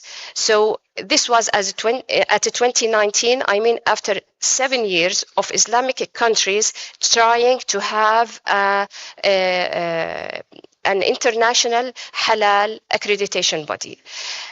What was removed from the terms of reference was the issue that was making conflicts, which is the peer assessment. So it was removed and given to a designated structure. At that time, the designated structure was still unknown. However, it helped us much in having the approval of all members and all of them signing the agreed upon draft terms of reference. So this was a glimmer of hope that we built on later.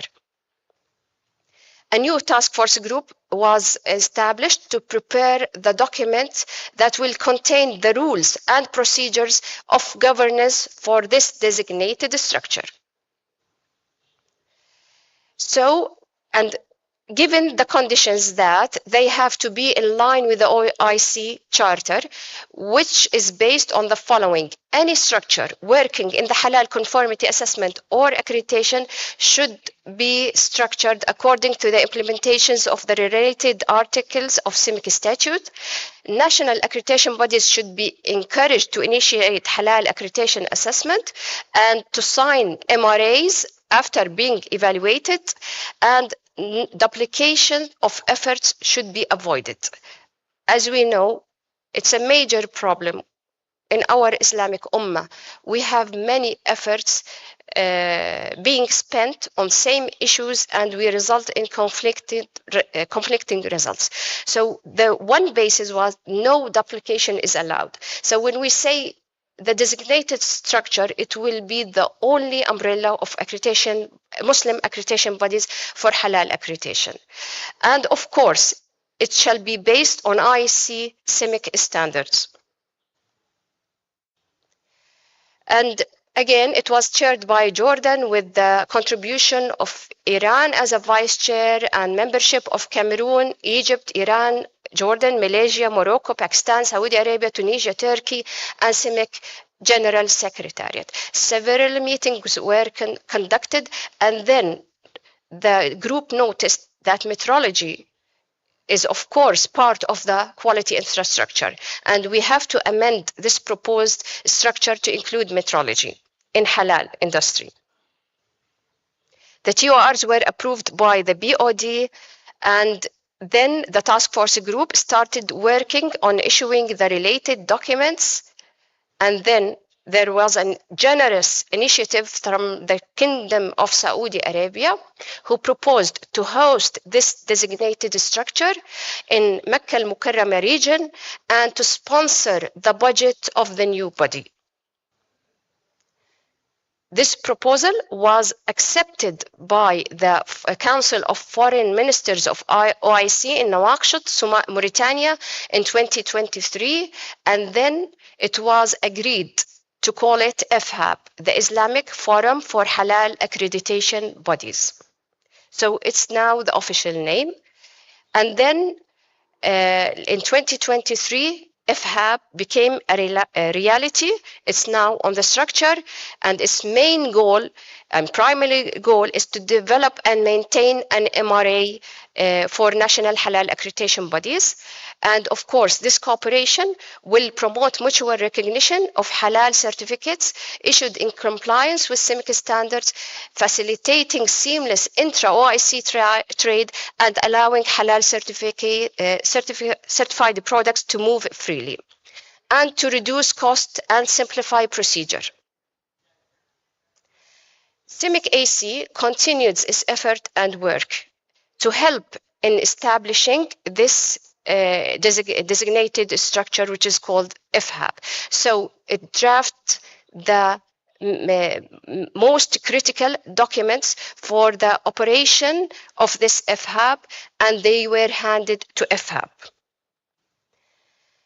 In summary, the CIMIC Accreditation Council played a vital role in shaping the global halal accreditation framework, from the formation and structure to consensus building, and then framework development, and the key achievement in establishing FHAB, and of course the impact on all OIC countries. The conclusion, or the lessons to be learned, that consensus is a key. During the history of CIMIC AC, there were concerns from countries. They were not the majority, they were the minority. But at that time, CIMIC AC insisted that consensus should be achieved.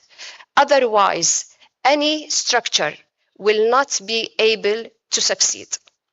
Institutional reform matters. When CIMIC AC or Accreditation Committee, the predecessor, noticed that there is an issue in the CIMIC statute, they went in the institutional reform. Documentation builds credibility. Clear rules reduced ambiguity and strengthened confidence. So documentation is very important. Collaboration reduces duplication. Milestones drive progress when there's a goal to be achieved, and global integration requires local commitment. None of these efforts would have succeeded if the countries were not believing in this work. I will repeat, it is a voluntary work. It had consumed many efforts and times from the representatives of the countries that I have mentioned. And of course, there were efforts from other countries that maybe I have not mentioned because they were not members of those task force groups. However, the local commitment is a drive for success. And this is what we are relying on in the success of FHAB. So FHAB now has received its establishment documents from CIMIC AC. It's now working on shaping the MRA, and hopefully within 1 year, this MRA will be functional. So different accreditation bodies among OIC countries need to have commitment to this new structure and to go forward, inshallah.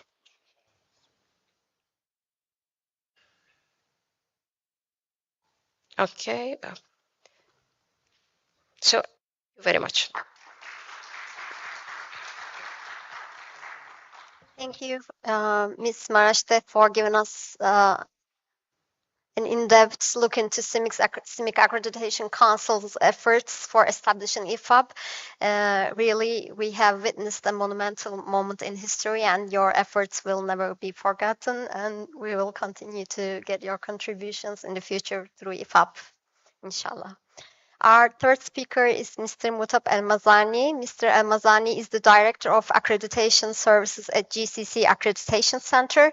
With extensive experience in peer evaluation under APAC and EF, he is also the Vice Chair of IFAB. It is very exciting to have you here with all your experience in the field, and also and foremost as the representative of IFAB today.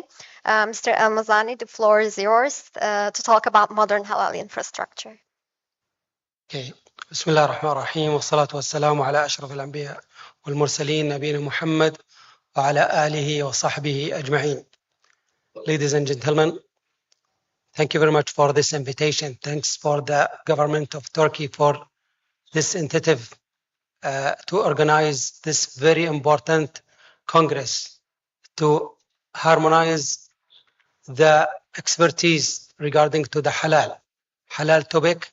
It's very important for us as a Muslims, even its religious issues and in the trades and the economic issues. We have to work hard. We have to collaborate. I totally agree with Engineer Lana regarding to her recommendations regarding to about the cooperated between the related organization, standards, accreditation bodies, certification bodies around the world, around the Islamic world, to collaborate with each others to inshallah succeed, to harmonize the standardization, harmonize the practice of the controlling the halal, as it's very important for us as the Muslims, even its religious issues or economic issues. I will start my presentation regarding this topic from the Holy Quran. It's come ذلك ومن يعظم شعائر الله فإنها من تقوى القلوب. I wrote the translation unfortunately from the Google translation. I don't know if it's correct or not, but I want to stress about the meaning of this ayah. The meaning of this ayah, يعني, encouraging us to respect the rules of Allah and to consider the rules of Allah, and that's from the good faith of the Muslims. If you are respecting Allah, you have to respecting what's the rule of Allah. I know each Muslim can eat anything. Who will ask him about his eating or drinking or what he's doing, except he's respecting the rules of Allah. I'm not a religious man, but I'm respecting, inshallah, as like you, all the respect of the rules of Allah. My presentation today, inshallah, I'll focus about the future, the infrastructure of the quality, the infrastructure of the halal products in the future, inshallah. Regarding nowadays, we heard about the AI, we heard about the new technologies, regarding about the new methods to control the halal, the traceability issues, and a lot of issues. What is the situation nowadays? What is the situation, inshallah, in the near future? How, inshallah, we can cooperate together to harmonize our work as a Muslims and to work together. Inshallah, I'll focus on the why modern halal infrastructure matters. What is the situation nowadays, the core pillars of the economic system, what is the certification, accreditation, laboratories and regulations, digital transformation, blockchains, AI and traceability issues, the global dimensions, trade impact, best practice and opportunities in the halal topic gaps, and finally the some strategic recommendations. Of course, as you know, and some of the lecturers mentioned about what is the situation nowadays regarding to the halal. Why modern halal infrastructure? Why we need the halal in our life days? Of course, as the minister mentioned yesterday about the trade and the global trade of the market around the world, it's more than $4 trillion. So we have to focus, we have to help ourselves regarding to this topic. More than 2 billion Muslims around the world. We are the quarter of the world in the populations. So we have to consider our needs. We have to know about our economies. We have to consider our religious issues.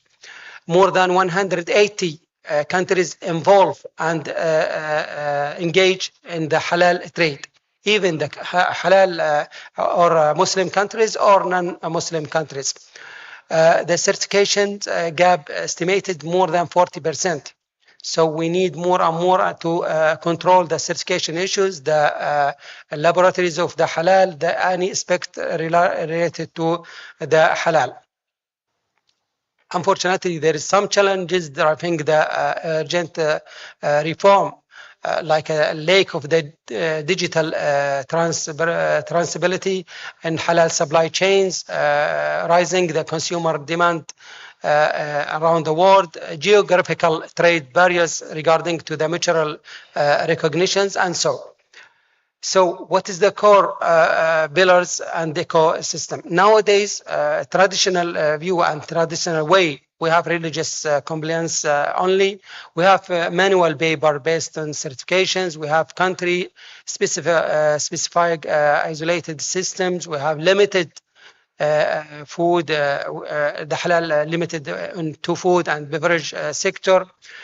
Slow, costly audit process and accreditation, and so no cross-border recognitions. But inshallah, in the free modern framework, we have to work hard, inshallah, to be unique quality system, trade embeller, digital blockchains, cross-sector finance, pharma, tourism, for the halal sectors, rapid AI assist audit frameworks, and mutual recognition agreements, and inshallah we'll see that soon, inshallah.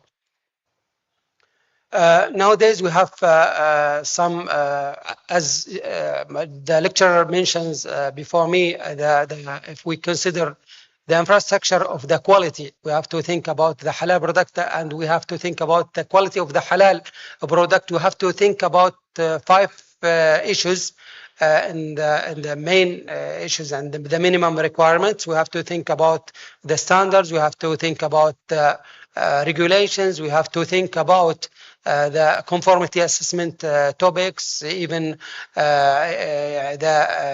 to control the conformity assessment bodies by accreditation. We have to think about the methodology, as Engineer Lana mentioned about. The methodology is very important for us as a Muslim. وَزِنُوا بِالْقِسْطَاسِ الْمُسْتَقِيمِ.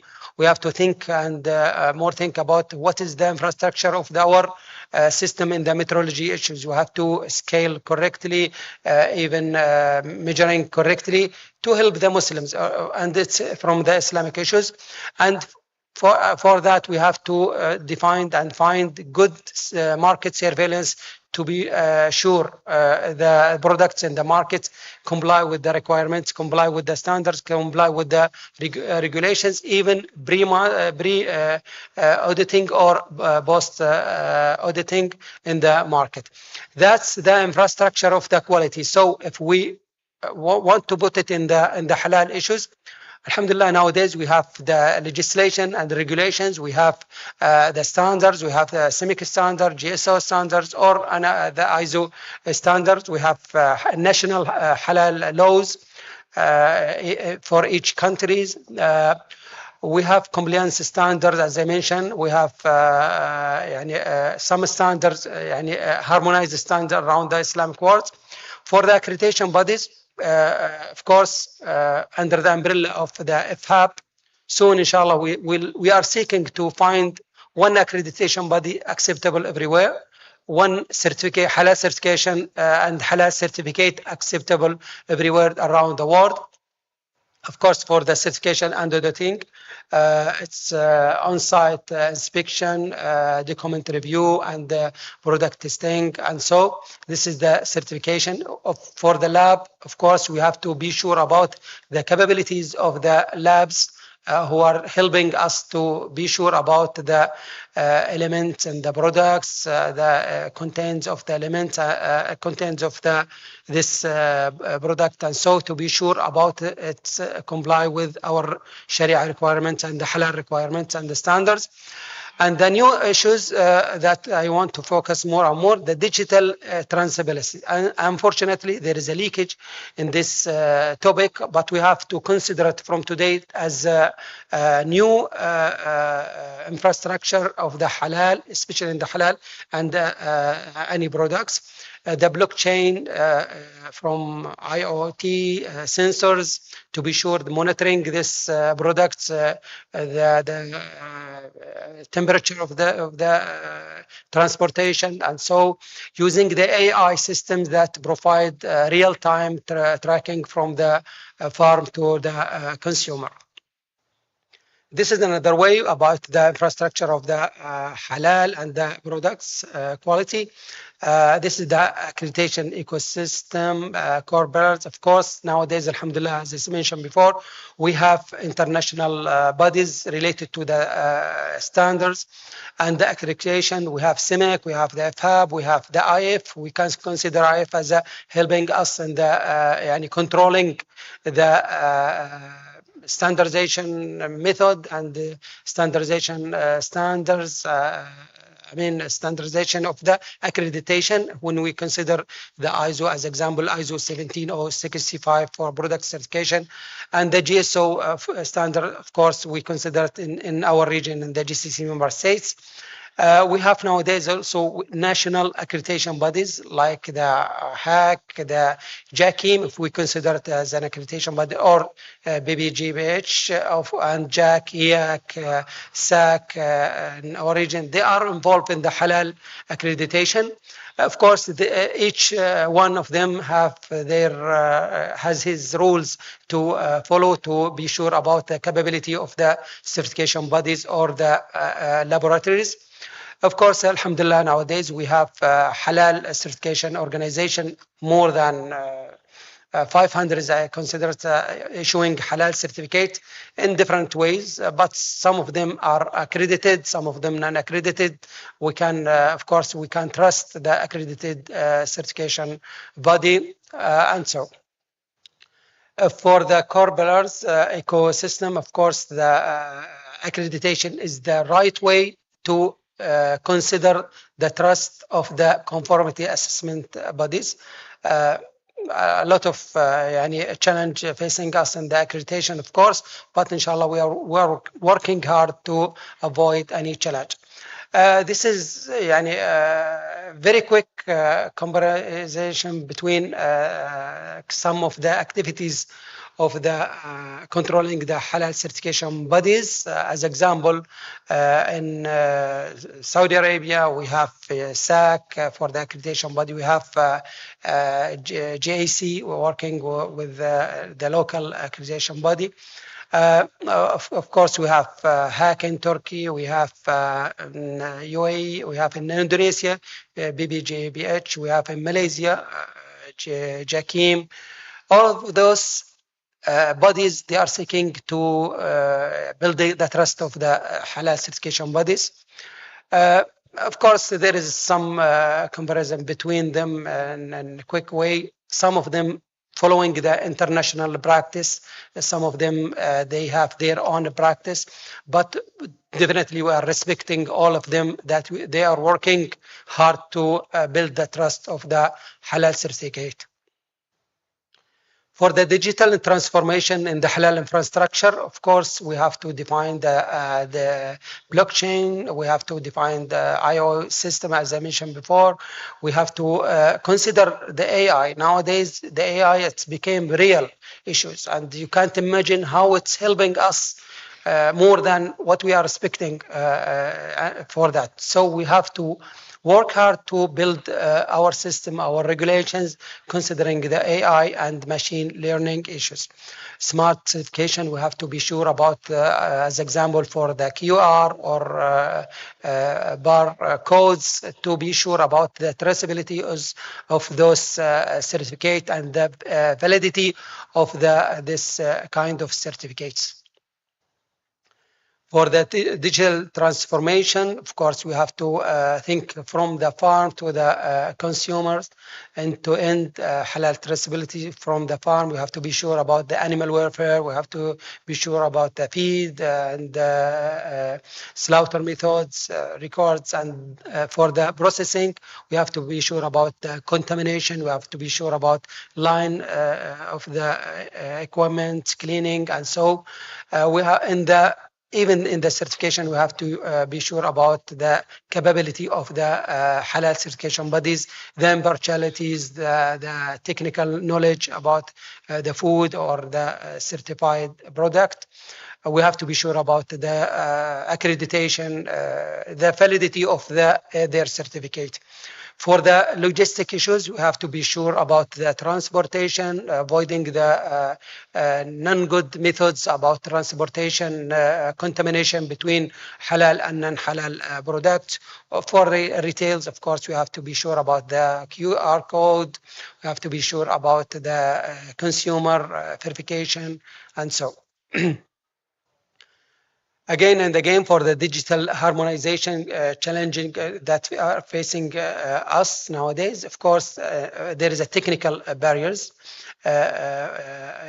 from data format across platforms, legacy ERP systems, and API integrations, high implementation of cost of the SMEs, cybersecurity, and limited digital literacy of supply chain tiers. Of course, the regulatory barriers, non-international halal data standards, different legal definitions of the digital certificate, cross-border data sharing restrictions. Of course, with the solutions of that, inshallah, we are working on that with other countries. I can see the good solution for us to harmonize the standards under the umbrella of the CIMIC lead global digital halal protocol, open API standards for the halal certification bodies, joint cybersecurity frameworks, inshallah ta'ala.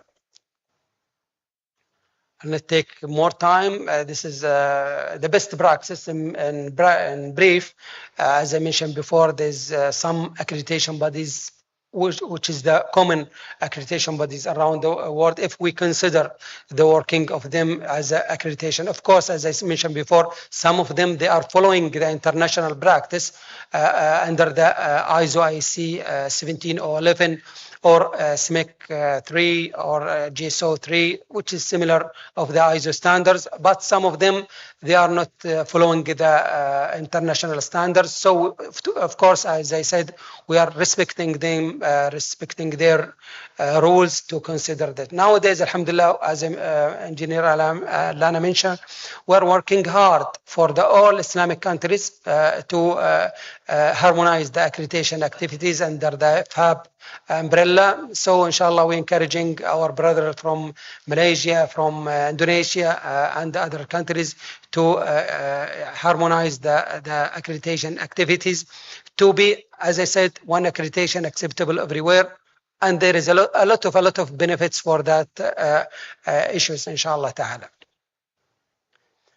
This is quick growth of opportunities for the global dimensions, and we can see in the halal cosmetics products, it's taking the opportunities, the high number of the opportunities in the halal products in general. This is the gap and the strategic recommendation. As I said, what is the current gaps nowadays? No universal halal accreditation standards, except the one what we are working under the umbrella of the CIMIC.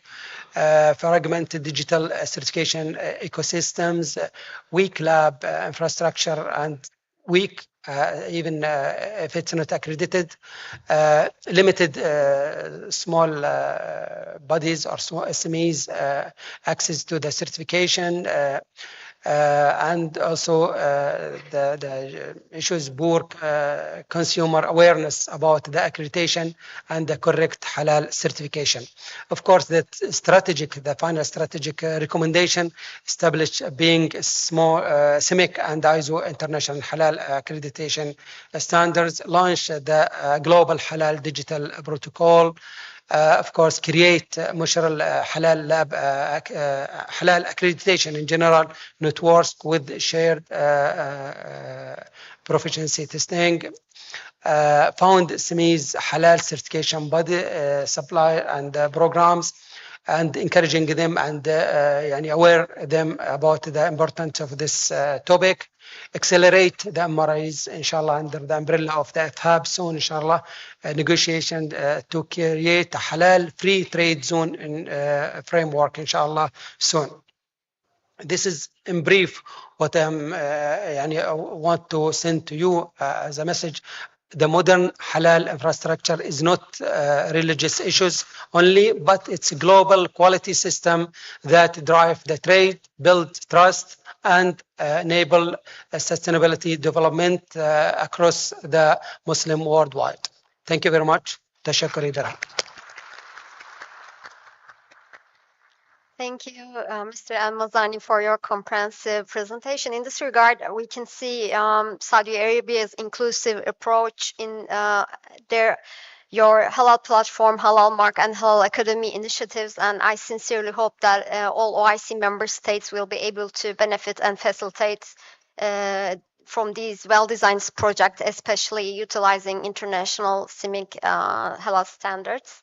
So our fourth speaker is Mr. Mohammed Abdul Mutagali, Chair of the Technical Committee at ARAC and Accreditation Advisor at Emirates International Accreditation Center. He will be joining us live. Is the connection ready? I'm going to check. Yes, he's ready. I apologize for making you wait for this long. No problem. Yeah, you have been a valuable contributor of the CIMIC Accreditation Council. And today, although we know that there are other sectors are emerging, food is still the most prominent sector for halal. And you will give us a speech or presentation about global conformity assessment approach linking halal with operational food safety systems. So the floor is yours.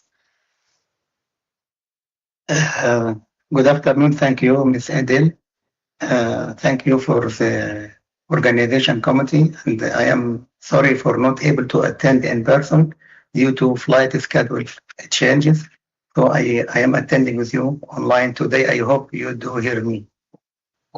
Okay, I cannot hear you, but I believe you are able to hear me, so no problem. Yes. So today we're going to speak about the integrated halal accreditation as a global conformity assessment approach, linking the halal compliance with the operational food safety system.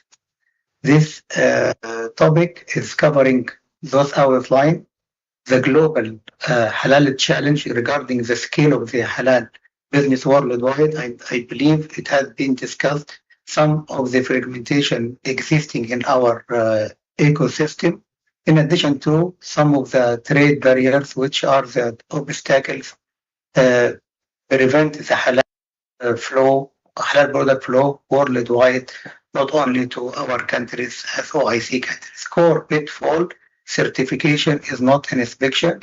Root cause: the transcription gap itself. How and what are the evidence with regard to the root cause identification in relation to the existing halal certification or halal conformity assessment system.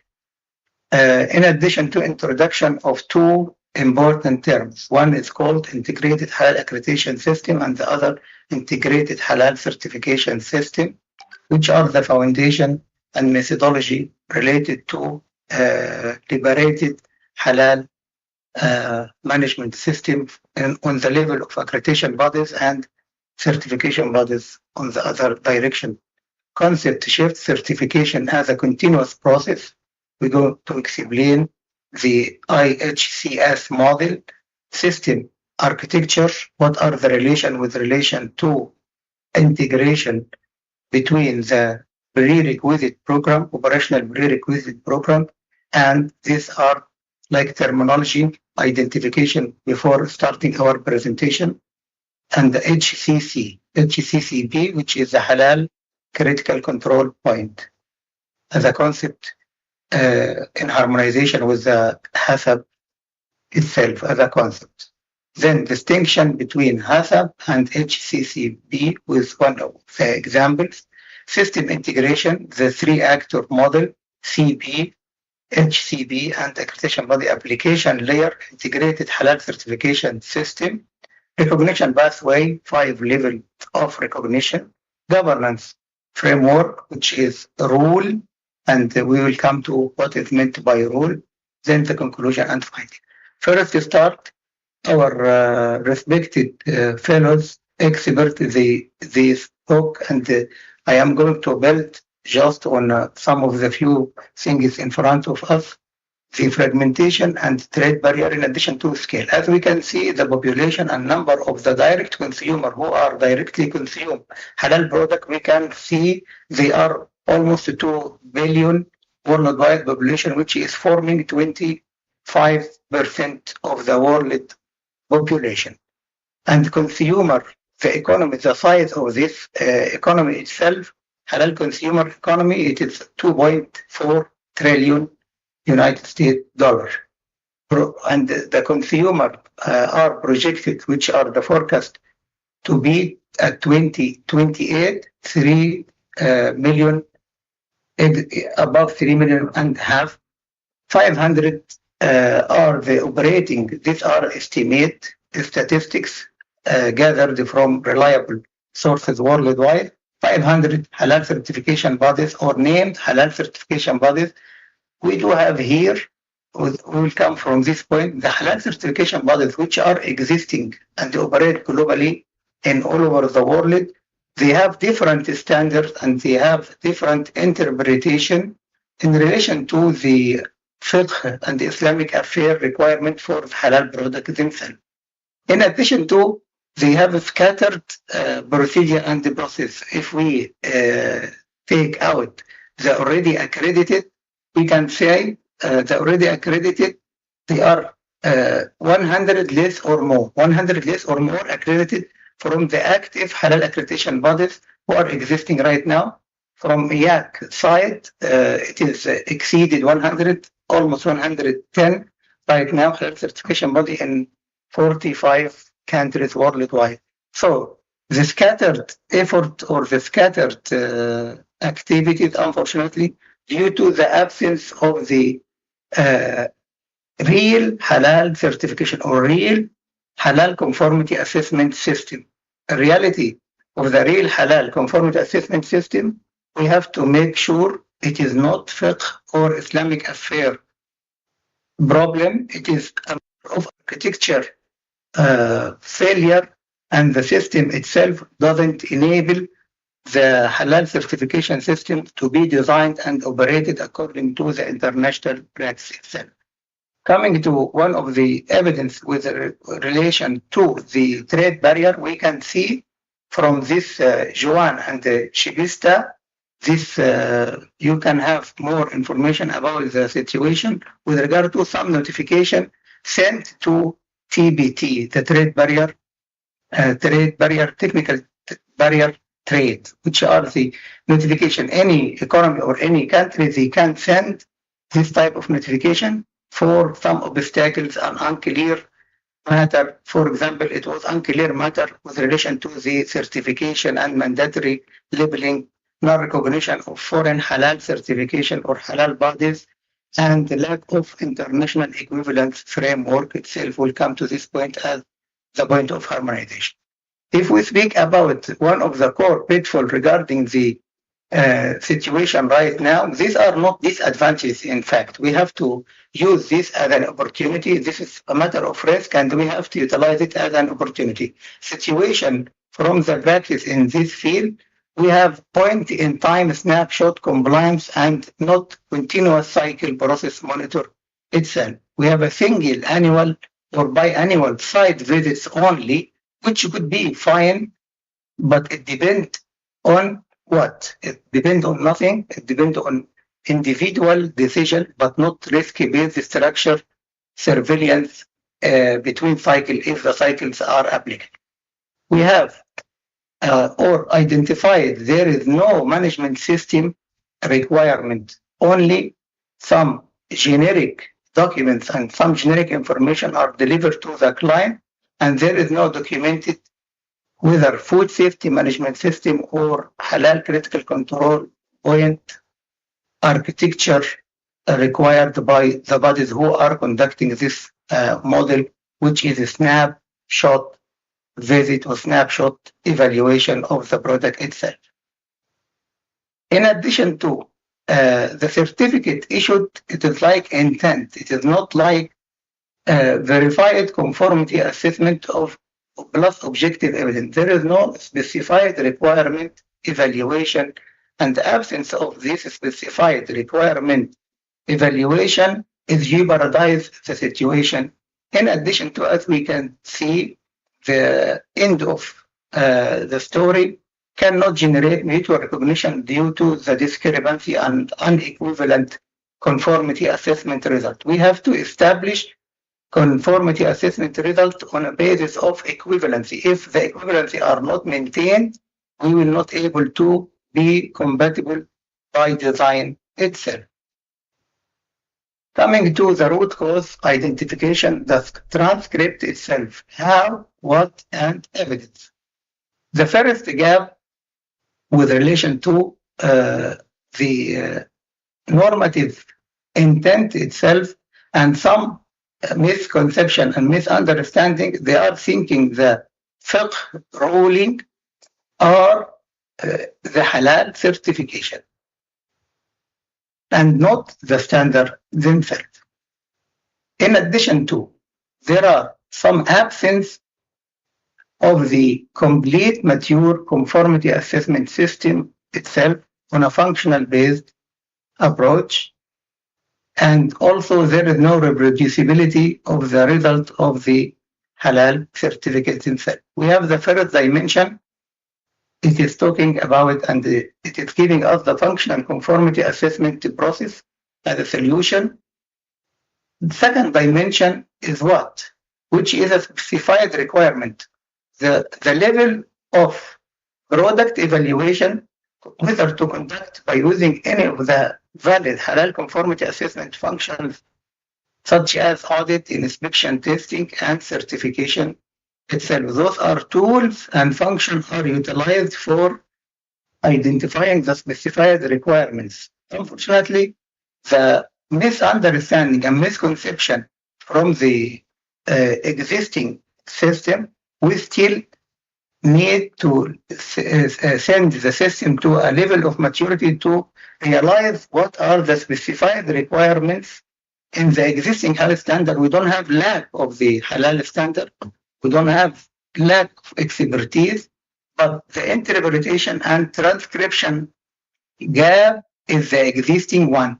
It is not deficiency, but we have a big opportunity to utilize the existing expertise in addition to the current. We have two esteemed organizations, CEMIC, which has a very marvelous developed halal standard themselves, which are existing, and we do have the FHAB, the platform for recognize the conformity assessment results accredited from the halal accreditation bodies. But still, the cohesiveness and adherence to the rules and concept introduction with regard to the functional conformity assessment process, specified requirement, and another gap which is identified and being explained by our colleague, which is unfortunately the absence of validated inspection or testing method, in addition to what are the acceptance criteria from the laboratory, what are the performance characteristics for the testing methods in sense. If we do have DNA porcine testing, PCR technique, or trace ethanol testing in certain food commodities, what are the performance characteristics and what are the accepted or acceptable threshold or limit of quantification shall be obtained and received by the halal certification body to judge a specific product and give attestation it's halal from its specified requirement and specified characteristics. Unfortunately, they are still generic, and we need to work on this area or fine tuning this area to establish this type of requirement as a evidence, because without evidence there is no attestation, without evidence there is no halal certification. So these are a very valuable evidence we have to rely on, and unfortunately it is identified gap. Still, as I explained, it was a transcription gap, translation of the fiqh rules to standard, and also to coming to the evidence on our hand when we are conducting audit, evidence in our hands when we are conducting assessment on the halal certification bodies or halal conformity assessment bodies. We must have the objective evidence, and the objective evidence cannot be obtained unless we do have a validated method, whether inspection or testing method reliable to satisfy the requirement of the halal product specification. The point which we mentioned at the introduction was regarding to two systems introduced as a methodology and what are the activities we conducted in this regard. It was 4 elements. It is composed of 4 elements regarding the normative framework analysis with relation to the fiqh requirement and existing halal standard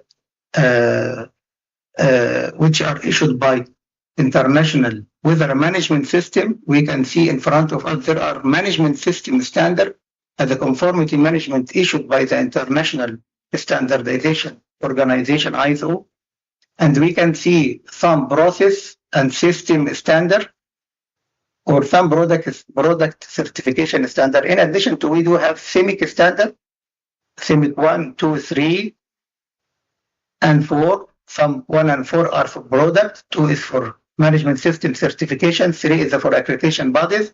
We can see JAKIM, and we can see our colleagues from Malaysia, they are issuing some standard, and we have the United Arab Emirates standard, GSO standard, a group of standard.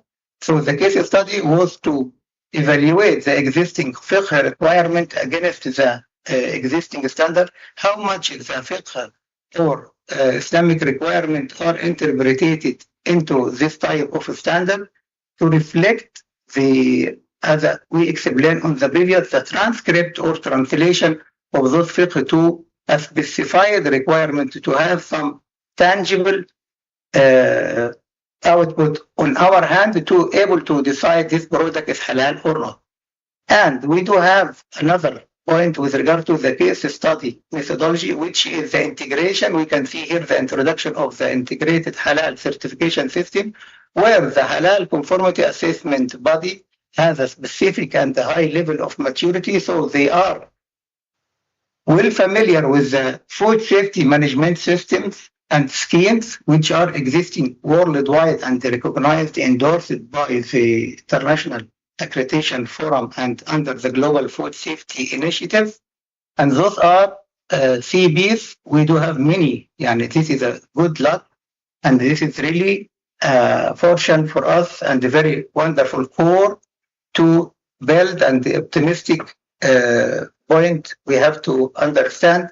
We have it on our hand. A lot of mature halal certification bodies, they are incorporating the food safety and the halal requirement into one system, integrated halal certification system, plus the practice and the expertise and the experience of our system as a IAC and our experts behind the system, which is the integrated halal accreditation system framework.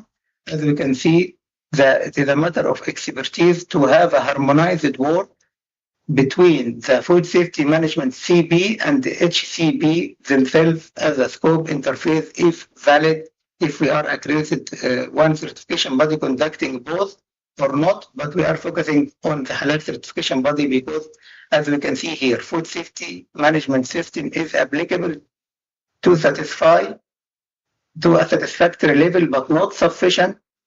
And halal compliance alone is not sufficient. So both are two sides of the coin. Without the two coin side, we will not have the currency value itself, and we will not have the value of the halal attestation itself. So we have to reach the halal tayyib principle and as a the superior, the apex level of our system. We have to reach the halal tayyib.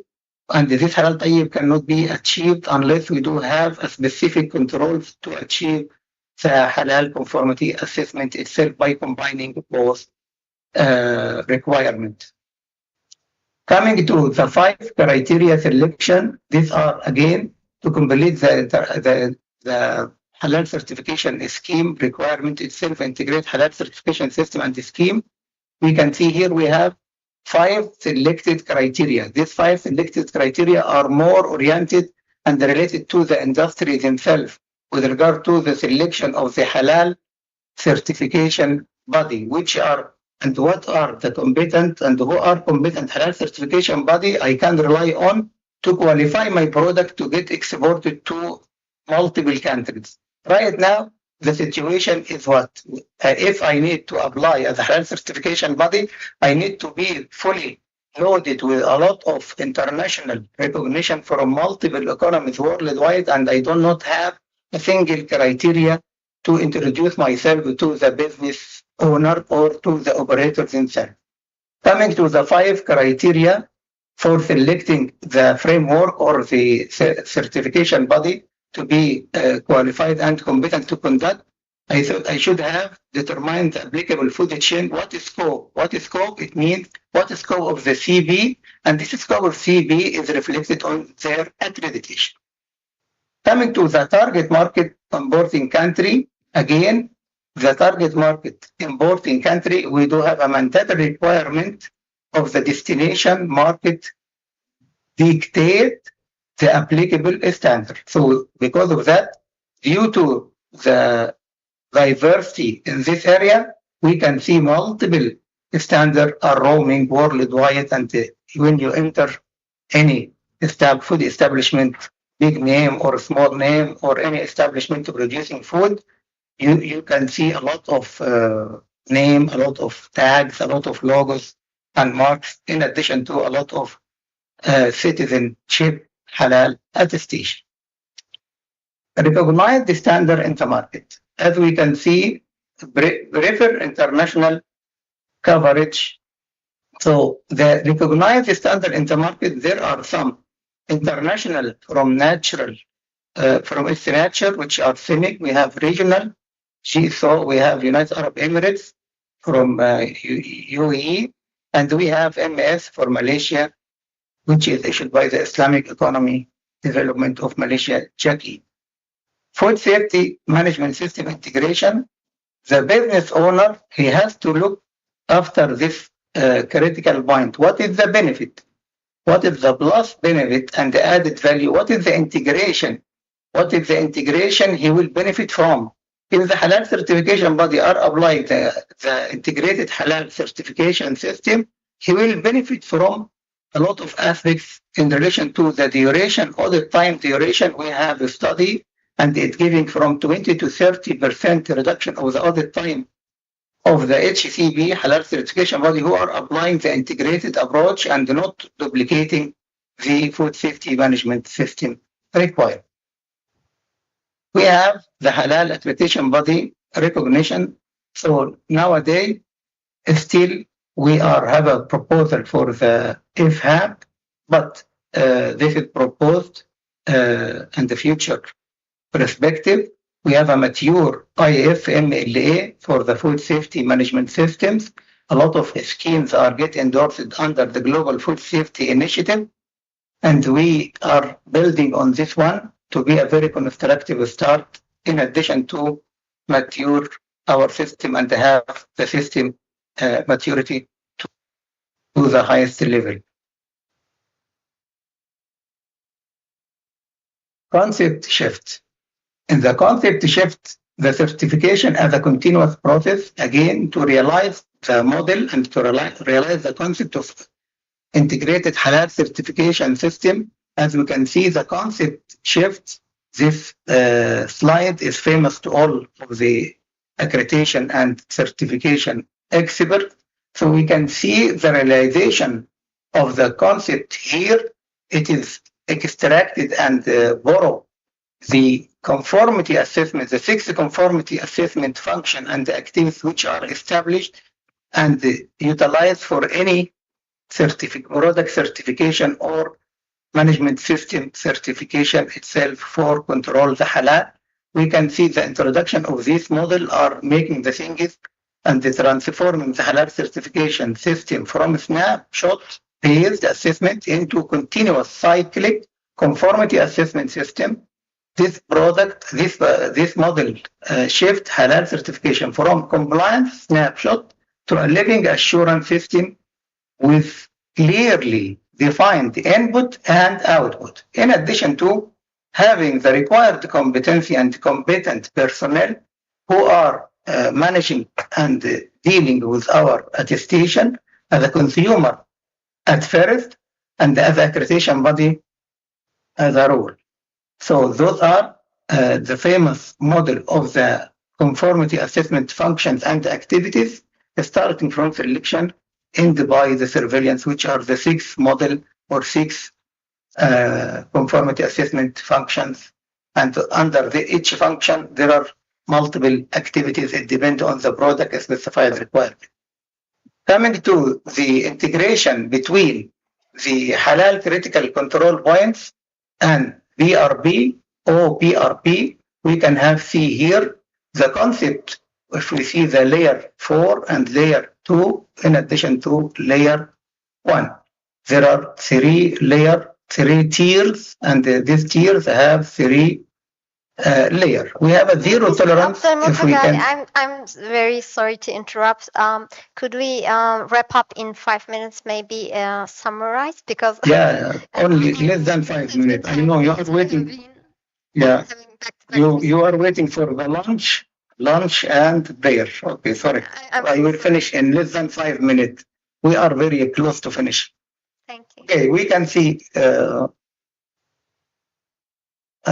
zero tolerance concept. The zero tolerance concept, as we can see in front of us, for BRB or for operational prerequisite program, we can rely on some identified food safety aspects, but again, these food safety aspects, if we translate this requirement to the halal, it will be irreversible, like, for example, recovery time or using stunning in halal production for slaughtering. Layer 3, in detail, this is a good example for us. You may have the presentation and have the material on hand to read it, and we can discuss at any occasion. We have here explain about the HACCP versus HCCP, and you can see here a lot of requirements identified, the primary hazard, and explain about why it is zero tolerance for halal, and it might be not for the food safety applicable because we can have the corrective action taken, risk-based assessment, and also hazard analysis, so changes temperature or pH or sanitation, cleaning program, etc. So there are a lot of good points to integrate between the food safety and halal. The rule system, the integration, which is again zero, we are repeating zero duplication. These are the rule. You can see the accreditation and the integration at this level. This is the IHAS, Integrated Halal Accreditation System. And here is Integrated Halal Certification System, where the halal certification body are utilizing the output from the food safety management system. In addition to, we do have the operator, which are the base of this pyramid. Coming to the recognition pathway, 5-level recognition, the global pathway to mutual recognition. We have level 1, level 2, level 3, and we can see level 5. Intentionally, we added here this gray color because it is still a gray area regarding the integration and regarding the existence of a reliable, mature halal certification scheme. So we have this still vacant and still have not occupied by any reliable, recognized. On an individual basis, we cannot accept any halal certification body without having their own halal certification scheme based on the specified requirement and specific rule taken from the applicable standard, as we can see here, CEMIC 1 or any equivalent standard. Governance framework, which is the rule, we have R. R, it means the range and the research. U is the understanding and also understanding of the context itself, if there is a food safety management system. In addition to link between the function and like international practice. International practice means the conformity assessment functional approach or functional process logic itself. So the functional process logic, it needs to be introduced and need to be realized and they need to be properly implemented inside the halal certification systems to be systemic, not only systematic, written information, documented information, record, but no proper implementation. Systemic and not only systematic. Understanding, exceeding the expectation, we are working for beneficiary and we are the first beneficiary as a consumer. We have to work hard for satisfying the beneficiary regulatory body requirement. 5 conditions closing the gap for the problem of transcription itself. We have from C1 to C5, and these are the closing the gap. Here we do have integrated halal certification system. This is a good example for slaughtering. As we can see, food safety management system integration. We do have the animal fair. We have OIE, Racial Animal Code. We have the international European level 1099 regulation. So all of these shall be incorporated. And this is what meant by, if you remember here, understanding the requirement itself and to practice what after this understanding. To practice what after this understanding. At the last, accommodation program themselves, and as we can see, all of these activities are at the slaughterhouse level, are at the farmers level, and shall be understood by the halal certification body because we are asking them to make a product attestation whether the product halal or not. Before last, we do have here the pathway for global mutual recognition ended by the golden fee or the golden price itself, which is the IFHAB MRA recognized for the sake of global trade between countries. For sure, there is no halal requirement is required, but between the production countries and OIC countries themselves.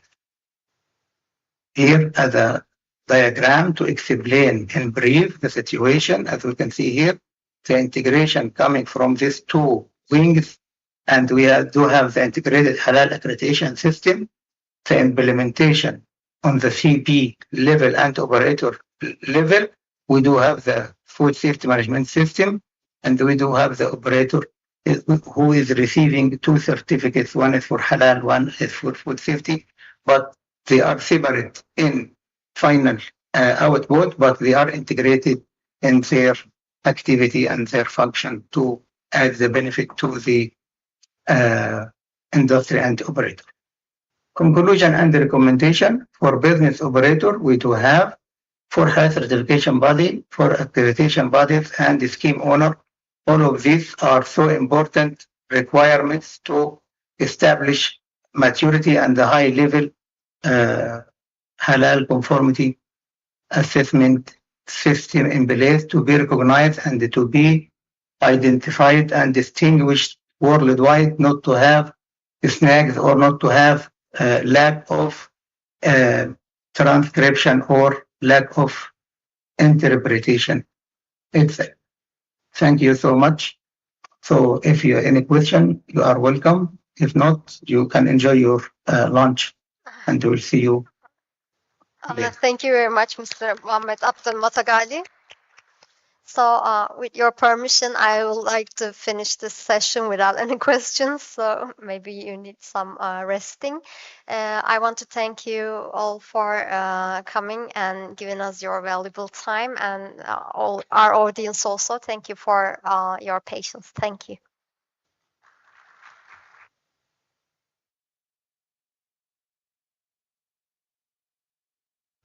I think we are going to have a certificate ceremony, right?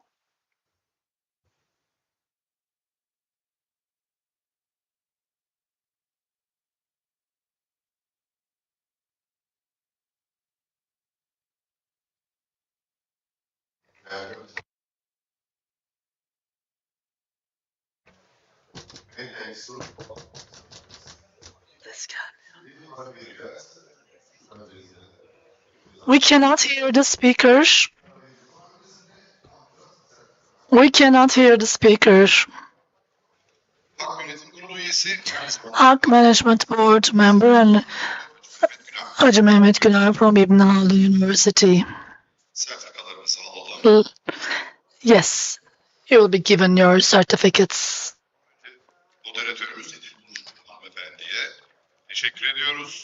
We would like to thank Ms. İdil Burcu, our moderator.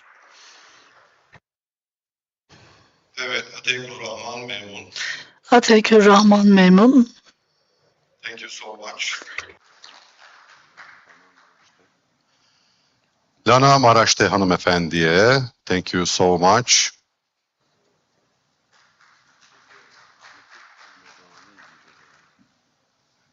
Ve Mutip El Mezani, Barakallah fik. Birlikte hep beraber, siz de alalım, bir hatıra fotoğrafı alacağız. Hacı Mehmet hocamla birlikte. Efendim siz de alalım mı beraber hocam? Tüm katılımcılarımıza şükranlarımızı sunuyoruz. 45 geçe 14.45'te 6. oturumda tekrar birlikte oluyoruz. Hepinizi bekliyoruz. Yemek üst katta yemekhanede. Namazlarınızı camide, mescitte kılabilirsiniz efendim. 45 geçe tekrar 6. oturumda bir aradayız.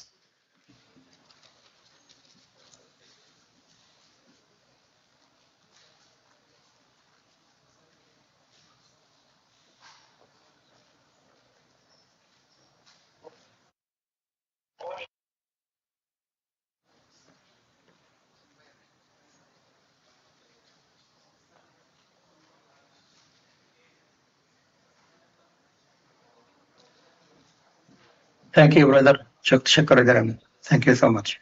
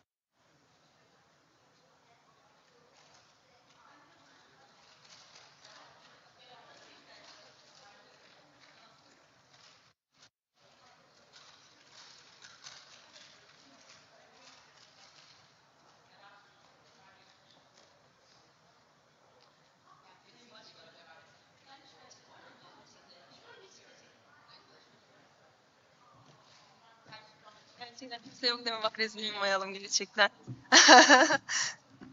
Selçuk öyle çekilmiyor. Konuşuyor için. Nasıl kapatıyoruz? Açık mı?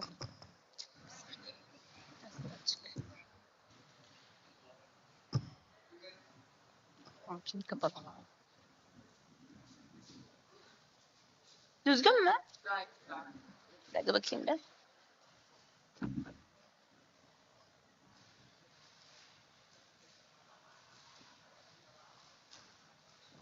Bence şu açıdan alsana. Arkadan şey çıkıyor mu? Nasıl çıktı? Bence çok güzel oldu. Aa, Bayağı güzel. çektim bu Güzel arada. çıkmış, teşekkür ederim. Tamam atarsın. HD kalitesini atabilir Tabii misin? tabii öyle atarım. Teşekkür ederim. Seninki iPhone mu? Yok Ha, Samsung. AirDrop'la atayım diyecek. Bilmiyorum öyle şeyler var. HD de atarım ben. Ha, normal. Bu olmaz ya böyle. Yani de bitecek.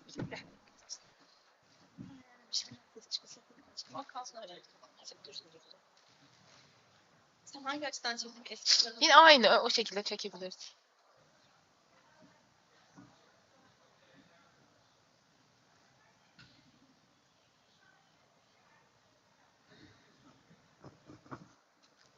Bir de şöyle. Böyle. Şöyle ya.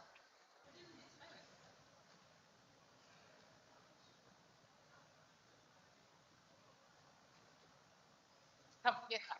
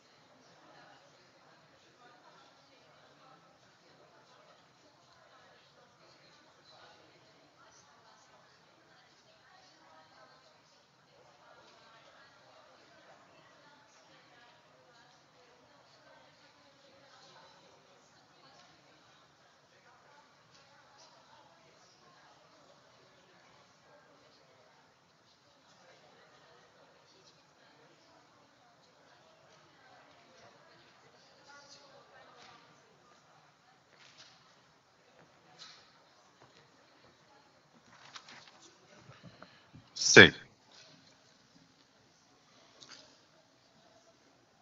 Kıymetli misafirler, değerli konuklarımız, 6. oturum için sizleri salona davet I ediyoruz. would like to invite you to the main conference hall for the sixth session. Our session will start soon. Soldaki yerlerinizi almanızı rica ediyoruz.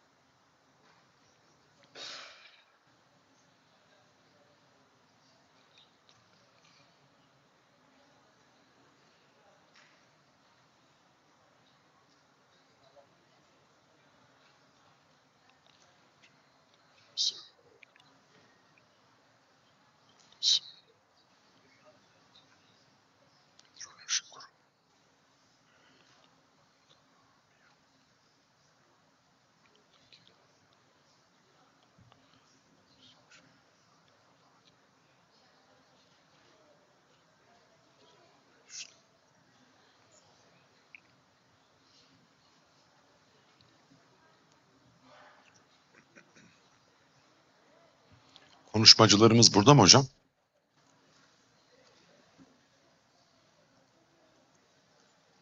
İki hanımefendi var, değil mi? Tamam.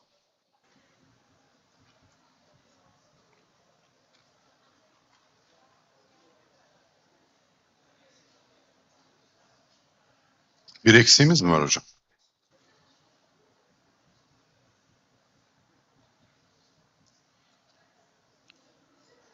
Onu da Pakistan'dan gelen.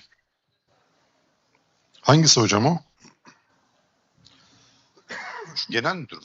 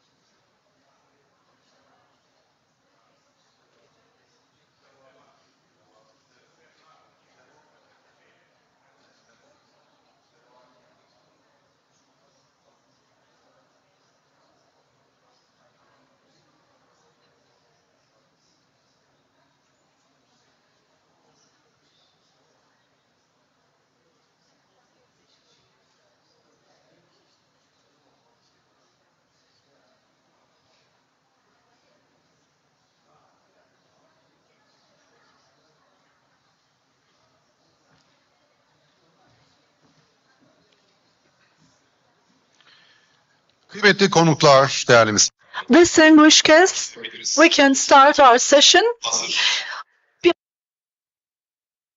If you are ready, we will start. In the sixth session, we are going to talk about the sectoral diversity of Halal certification. I will invite the speakers first.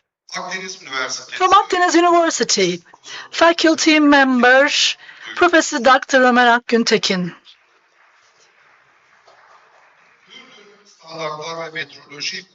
From JSMO, Jordan Standards and Metrology Institution, Dr. Ruba Tawabia.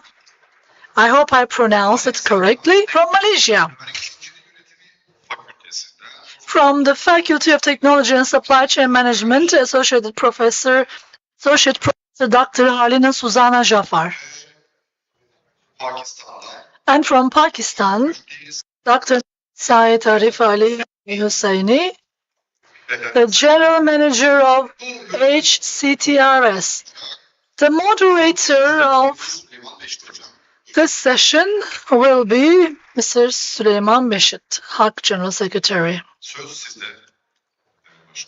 The floor is yours, distinguished General Director.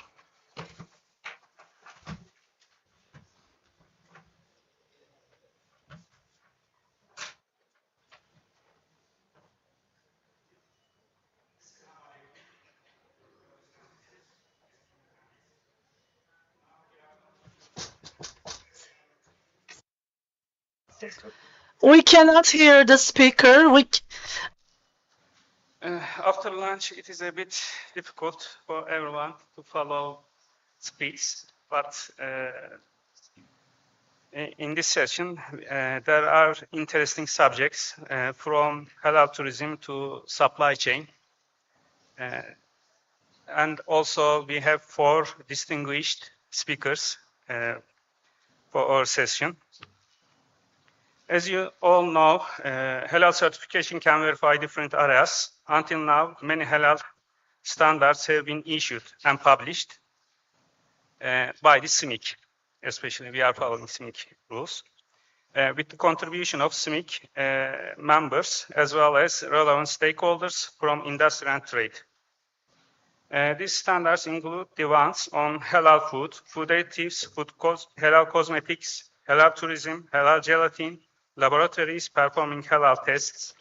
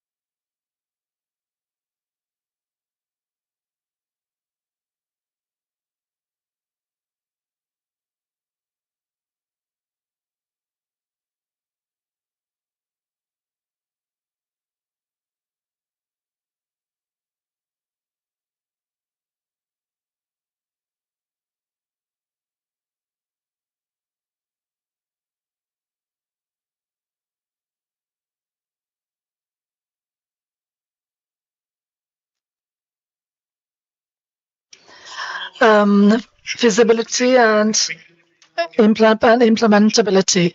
The tourism companies are working similarly all around the world. I'm sure.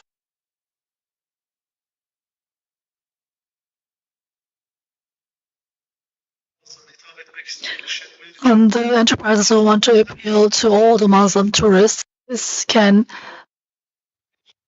constitute a model.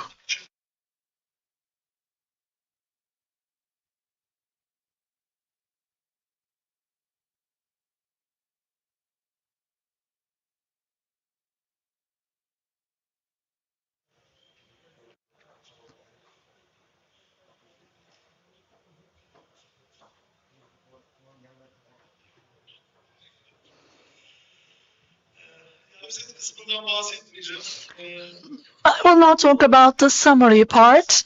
First, I want to touch on the concept of value.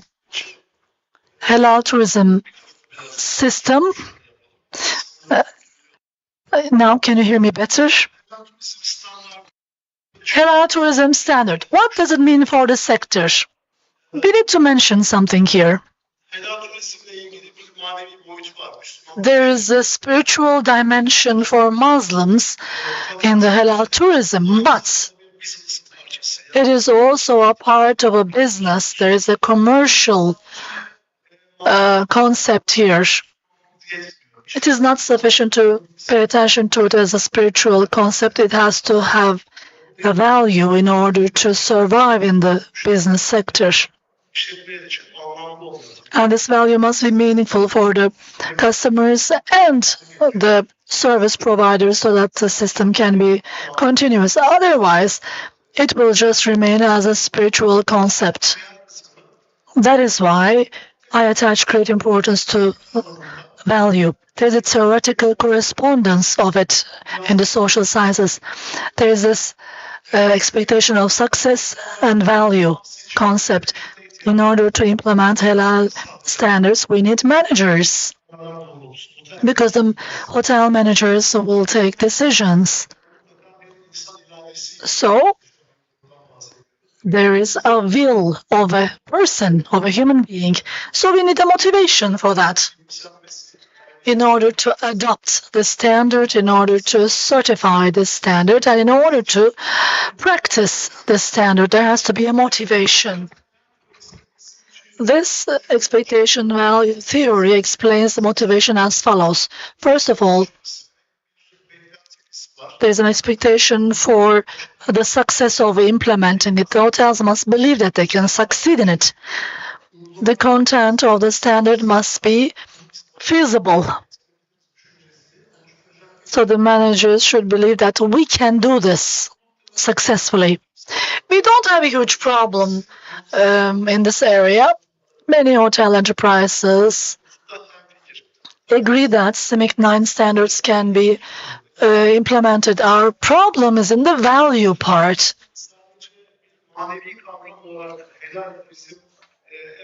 Halal tourism is important as a spiritual concept, but in order to continue a business in the field, it is not sufficient. We should be able to attribute, actually, it should attribute a value. Halal tourism should attribute a value. We should tackle this issue in two levels. The first one is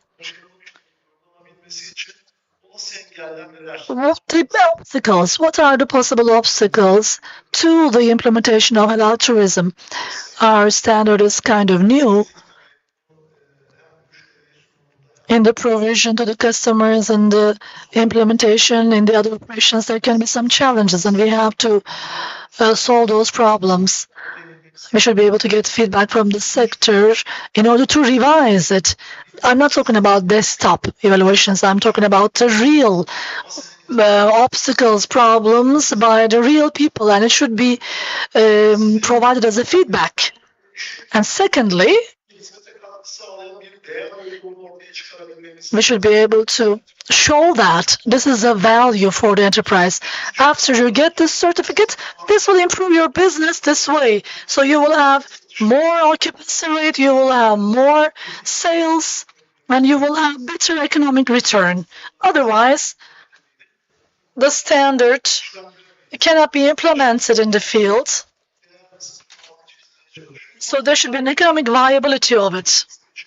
Ve bu SIMIC 9 We have 6 main headings. So within the scope of CIMIC, I would like to mention some of them. So strong access to Muslim travel markets, competitive advantage should be there, brand image should be strong, international recognition should be contributed to, reliable, safe product and service standards should be emphasized, and income and occupancy rate should increase. So these are critical factors for us. So hotels adopting these or valuing these concepts within the scope of SMIC. So I would like to know, deep dive into these. Strong access to Muslim travel market. This starts with demand. So customers in the field, in terms of owning the standard, we need efforts because halal sensitivity in Islamic community may be at different levels. So such hotels are opted by Muslims with high level sensitivity level of halal. In terms of interrogating the document, community is not aware of the document or certification because people are not aware of SMIC or SMIC standard. They do not know a halal hotel standard. This is not also different in the other countries, I think. In the other Islamic countries, this is again the same, I think.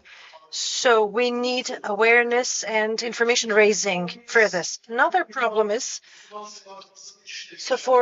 this is also valid for Muslim travel market currently and for conventional tourism, bookings, 85% of the bookings happen on online platforms. So compared to the past, if we are not going to any travel agencies for our bookings, or we're not calling the hotels via phone. So there are many platforms, Halal Booking, Expedia Booking, Agoda in Gulf countries. So we make use of these platforms to plan our vacations.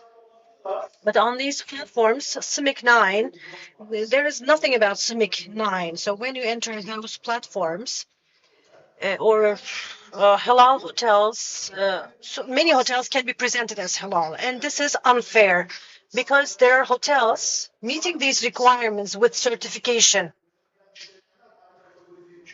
but it is like the ones not serving alcohol when needed are deemed in the same category. So we do not have the right competitive advantage here. Of course, it's not the duty of SMIC or halal accreditation agencies. This is about awareness, but we need cooperation to do that.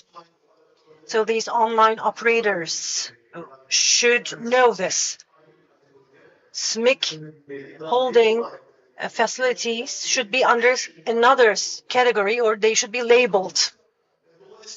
For that reason, hotels having CIMIC 9 and not having CIMIC 9, they should be clearly differentiated and marketed so that this document can create an advantage in sales. The second thing is our products, because they are complying the standards, they have high level of difference, reliability, and safety. So these are very important concepts. And in branding, we should be able to use those. And I think enterprises should be taught this because they are not knowledgeable about how to use these standards. Yes, we do have some rules. We have to abide by them, they say, but how can we use it? How can we make it more valuable? So for these, they need orientation, guidance, and the efficient positioning of products and services. We need to think about it for public-private partnerships, and international recognition can be contributed to. But now there's a bigger problem. Within OIC, as far as I know, there is no tourism department or unit, a Muslim-friendly or halal tourism unit. There are 2 billion Muslims living on the world, and 1 billion of them are actively living in travel destinations like Europe, like Gulf countries, like Russia, Western Russia. So we do have a serious market. But within OIC, even, we do not have a tourism office. And to build this international nexus, we need this platform. OIC in the world, tourism is one of the 5 biggest sectors in the world, like food, like fuel oil. So it is one of the 5 biggest sectors. But as OIC, we do not attach this importance to tourism as it deserves. I think we need a coordination unit within OIC for tourism sector. And another problem is Within UN Tourism Organization, there is not such a unit. For example, for sustainable tourism, yes, there is a unit, but there are 2 billion Muslims on the world, and they are making 25% of world population. But there is no department under UNWTO for this. Maybe this is because we lack of pressurizing on UN, so as OIC countries. But we need an international cooperation platform within OIC and within World Tourism Organization.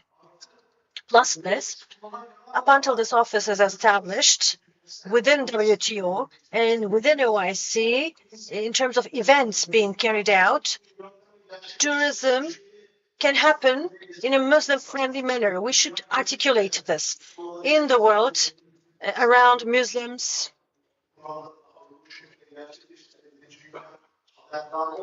So Muslims are unaware that tourism can also be halal. So this is not a one-directional unknown, but we do lack of awareness on both ends. But standards are very new, of course. We have to raise awareness. Safe products and service standards. These are another other value categories for us. And we have to emphasize this too, this standard, in which hotel it is existing. In that hotel, you can access similar levels of value too. And as a result of an audit, this happens for food. Food is important for hotels.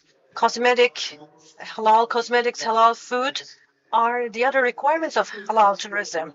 So efficient audit should prove this. And another point is, for us, for example, worshipping opportunities during tourism, providing halal and reliable, safe food in terms of confidentiality, meeting the requirements. This may create big, huge competitive advantage. So we need to make it visible. And another important thing is, SMIC 9 is not just the standards, but it has to be a part of the enterprise culture, identity, as a part of our identity. So it has to be seen as an Islamic trade understanding. So we have to put forward that we're owning SMIC 9 from those perspectives. It can make it more valuable. And another important organization is GMTI. Crescent Rating from Singapore. So they shared very important data. 180 million Muslim tourists traveled to another country from their own country. So this is a very huge market that we're talking about. And they spent like $190 billion. And Crescent Ratings GMTI report tells us that Global Muslim Trade Index tells us that in the year 2030, 245 million Muslims will be traveling to another country from their countries, and they will be spending $235 billion. So the market is growing. This is what we predict. So this is a potential income and occupancy increase for us as tourism people. This is our perspective. This is another advantage. This is another SMIC 9 advantage. I think we should put forward it likewise. I'll wrap up. And plus this uncertainty and trust. So between these two concepts, we need to find a solution. We do not like uncertainty. So we would like to know what we're eating. We would like to know the service that we are receiving in terms of being halal or not. So SMIC 9 ensures this for income and occupancy to pay extra money for safety and occupancy, then this is another plus. And there are a limited number of hotels for this, and this is a niche market, and we can sell in return for higher prices. So this is another payback of this process. And also our target audience are not like Europeans and Russians. They are crowded families. They can spend more. So we are facing such a target audience, and this is again related with income increase and occupancy rate increase. And lastly, to wrap up what I said, these are the recommendations that I can give. First, we need to raise awareness. especially in terms of demand. So customers should be aware of SMIC 9. Muslims should know that there's a standard like this for hotels, but this is not known. Intermediary platforms, so online travel agencies like Booking, Halal, Booking, Agadwell, platforms like this should differentiate SMIC 9 owning, holding enterprises, facilities. So we need to push such a filtration system within OIC and within UNWTO. We need an office for a Muslim-friendly hospitality sector. So to create this push on these organizations, we need an intermediary, we need an office. I think we should lead it.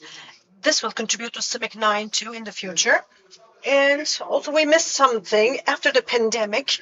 So tourism demands changed, shifted, rather than gigantic hotels. So there's a target audience going for minimalistic choices, bungalows or daily facilities. CIMIC 9 can cover those too, not just mega or gigantic enterprises facilities, but micro facilities should make use of this too. So I have come to the end of my presentation.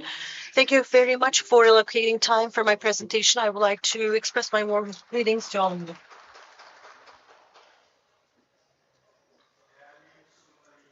Thank you very much, Professor, for your valuable contribution. Speech comes from Dr. Ruba Essevabiye. She is working at Jordan Standards and Metrology Organization as Director of Verification, Notification, and Anti-Counterfeiting Unit. She is also chairperson of SMIC 2 on halal cosmetic issues. She is trainer and expert on standardization, chemicals, and safety of consumer products. She will talk on halal cosmetic certification, strategic insights for consumer trust and sustainable economic growth. What is yours? Thank you, Mr. Sulaiman.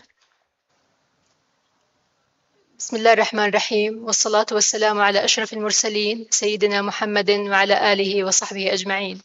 At the beginning, please allow me to thank Halal Accreditation Agency in Turkey for organizing the first international Halal Congress and for giving me this opportunity to meet and networking with the distinguished policymakers, experts, and academics in the field of halal quality infrastructure.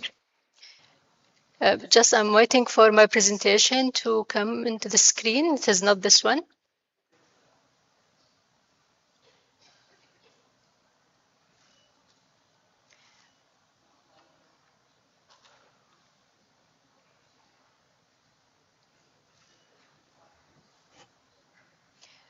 In the presentation that will come soon, I will cover a quick introduction about what is halal cosmetics, then navigating the current landscape of halal cosmetics certification, highlighting the challenges and try to recommend some solutions to encounter these challenges, ending with future trends in halal cosmetics certification, and conclusion, the importance of the synergy between halal cosmetics certification, sustainability, and technological development in this time. First of all, what is halal cosmetics? According to the relevant CIMIC standard, CIMIC 4, it is the cosmetic that complies with the concept of halal and meets all the requirements mentioned in this standard. The key requirements, in addition to Sharia requirements, are ingredient compliance. It should be free from pork-derived ingredients and free from non-halal materials, from improper slaughtering, and, for example, it should be from ethanol, from khamr sources. Another key requirements regarding the manufacturing processes, the equipment should be halal, validated cleaning, use of halal cleaning agents. In this regard, CIMIC 2 is working now in standard for ritual cleaning. It will serve for both cosmetics and food industries. An important manufacturing process in the context of halal is the segregation to ensure halal compliant supply chains. And another important issue to make it tayyib product is the product specific requirements, the safety of cosmetics product.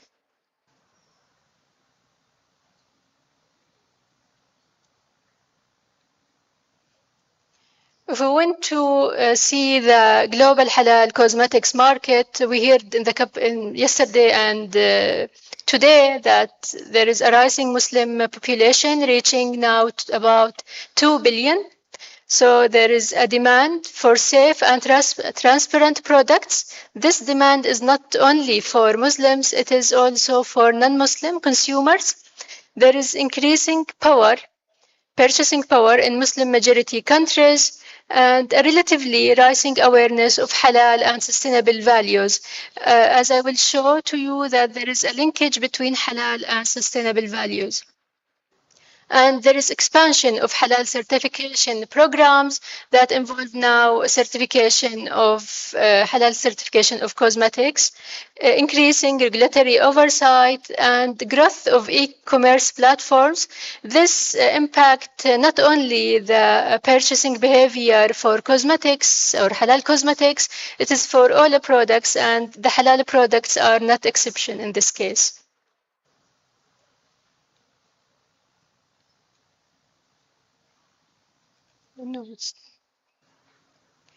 Now, if we start to analyze the current landscape of global halal cosmetics certification, we have around 9 policy dimensions and the current situation for each policy dimension, starting from the global certification structure. We have around 400 halal certification bodies in all sectors, around 60 halal certification body for cosmetics. Regarding the international recognition, we have few certification bodies that are widely recognized. In terms of standardization, no single global halal cosmetic standard, although we have CIMIC 4 on halal cosmetics, but not all Islamic countries adopting CIMIC 4 till the moment. Industry impact, multiple certifications is needed, so it will add burden to SMEs to export such kind of halal products. The consumer trust comes from the fact that they know about what is halal and the value of halal and how to recognize that a product is halal certified.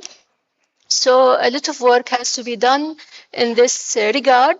About regulatory oversight, we heard yesterday and also today about some approaches used in different Islamic countries. Some countries have centralized halal authorities, others relying on private certifiers.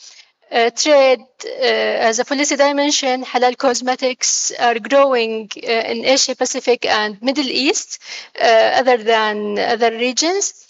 In terms of innovation and research and development, we have limited halal focused cosmetic R&D centers in many countries, and also halal testing for cosmetics needs strengthening. The digitalization, we have slow adoption of digital traceability systems in halal quality infrastructure in general. Above the accreditation systems, there are some accreditation bodies that are specific for halal, such as HAC. Others are within the national accreditation organizations. So this is the current landscape. From the analysis of the current situation, we can extract some challenges can appear in this slide. The challenges, the lack of harmonized standards, complex ingredients in the halal cosmetics industry, cross-contamination risks, because as you know, If factory, they have different lines, a line, for example, for ordinary cosmetics and another line for halal cosmetics. So in this case, cross-contamination could happen. Another point or challenge is limited global recognition, as some certification bodies are recognized only in some regions but not recognized in other regions. The high certification costs, especially for small and medium enterprises, an important issue, especially in the field of halal cosmetics, is the limited technical expertise, the lack of halal cosmetics auditors.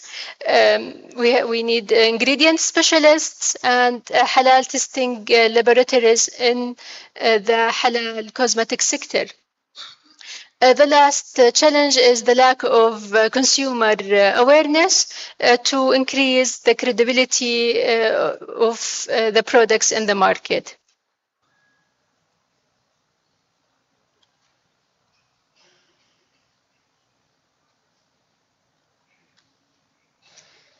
Now, for each policy dimension that we have mentioned, the challenges, or we analyzed the current situation, there are some recommended actions to promote halal certification. For the global certification structure, the promotion of international harmonization and mutual recognition agreements should be promoted. In terms of the international recognition, establish recognition framework with major halal markets.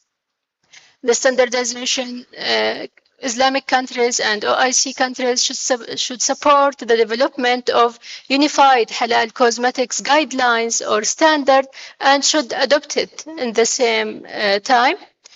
Regarding the industry impact, governments has to support industry, halal cosmetics industry. They need to provide certification subsidies for small and medium enterprises and or provide tax incentives for halal certified factories also. In the term of the consumer trust, the launch of national awareness campaigns on halal labeling is important. Regarding the regulatory oversight, to establish clear strategic insights to promoting halal certification. And the recommended action here is to go for gradual implementation and enforcing if there is a tendency to force. Here I would like to mention the case of Indonesia.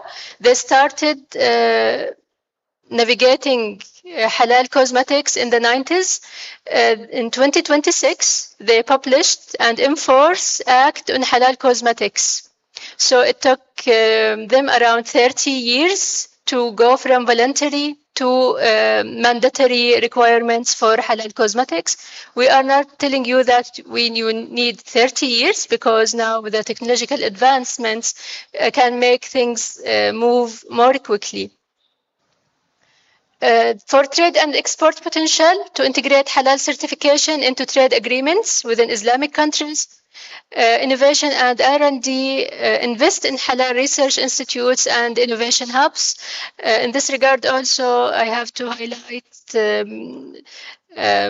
the important relationship between that I saw in this forum and in other forums between Luqman al-Hakim University and the SMIC, for example. This is example of how the interaction and collaboration of universities and academia with policymakers and industry should be. For digitalization, we have to benefit from emerging technology, enhancing traceability, but in this regard we have to focus on AI. And when we are talking about AI and we are talking about halal and halal values, we have to make sure the ethical use of AI. About accreditation systems to strengthen national accreditation organization in the field of halal cosmetics.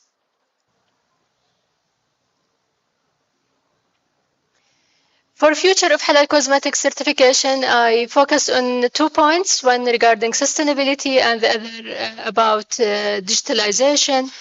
Digital halal certification systems, the use of blockchain for supply chain transparency and traceability.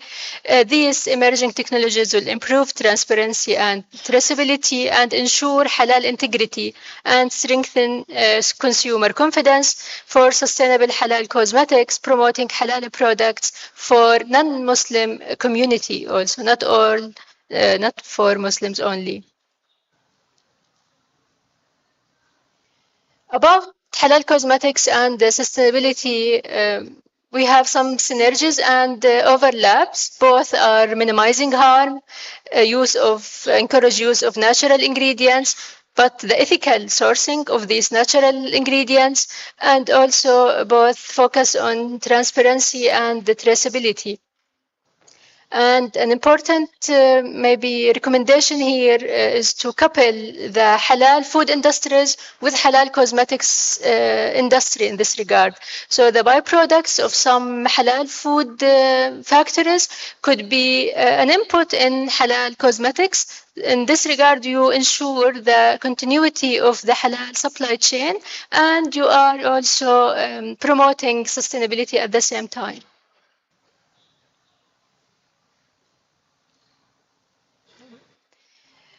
In conclusion, I would like to highlight that halal cosmetics growth can be done through the synergy between halal cosmetics certification, which ensures compliance and consumer trust, the use of sustainability approaches, the use of eco-friendly and ethical practices, and the use of technological advancements for transparency and traceability, but focusing on the ethical use of the technological advancements. And thank you for listening.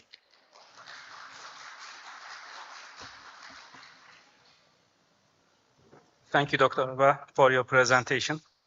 Now, we come our third speaker. She is Associate Professor, Dr. Halina Suzana Jafer. She is from Malaysia, University Technology Mara, Faculty of Business and Management, Department of Technology and Supply Chain Management Studies. She is well known with her studies on logistics and supply chain management, relationship quality, service quality logistics, halal supply chain, sustainable supply chain, trade logistics, green logistics, ESG in logistics, and halal operation. She will talk about halal supply chain, protecting integrity, building trust, expanding markets. The floor is yours. Okay, thank you, Mr. Chairman. First of all, I would like to thank the organizer and also the government of Turkey for inviting me all the way from Kuala Lumpur.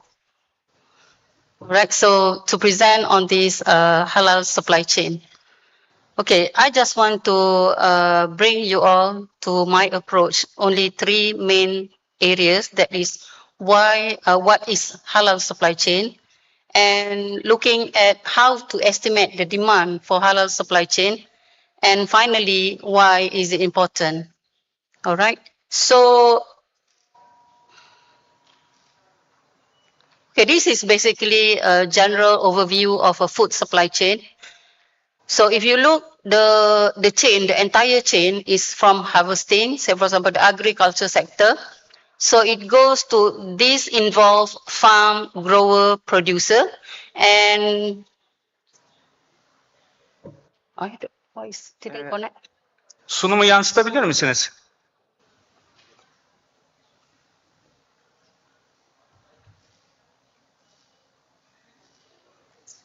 Okay, all right. So then it goes to processing and manufacturing, where it involves manufacturers, bulk shippers, processors. So it involves various processes like cleaning, cooking, and packaging foods, and and so on.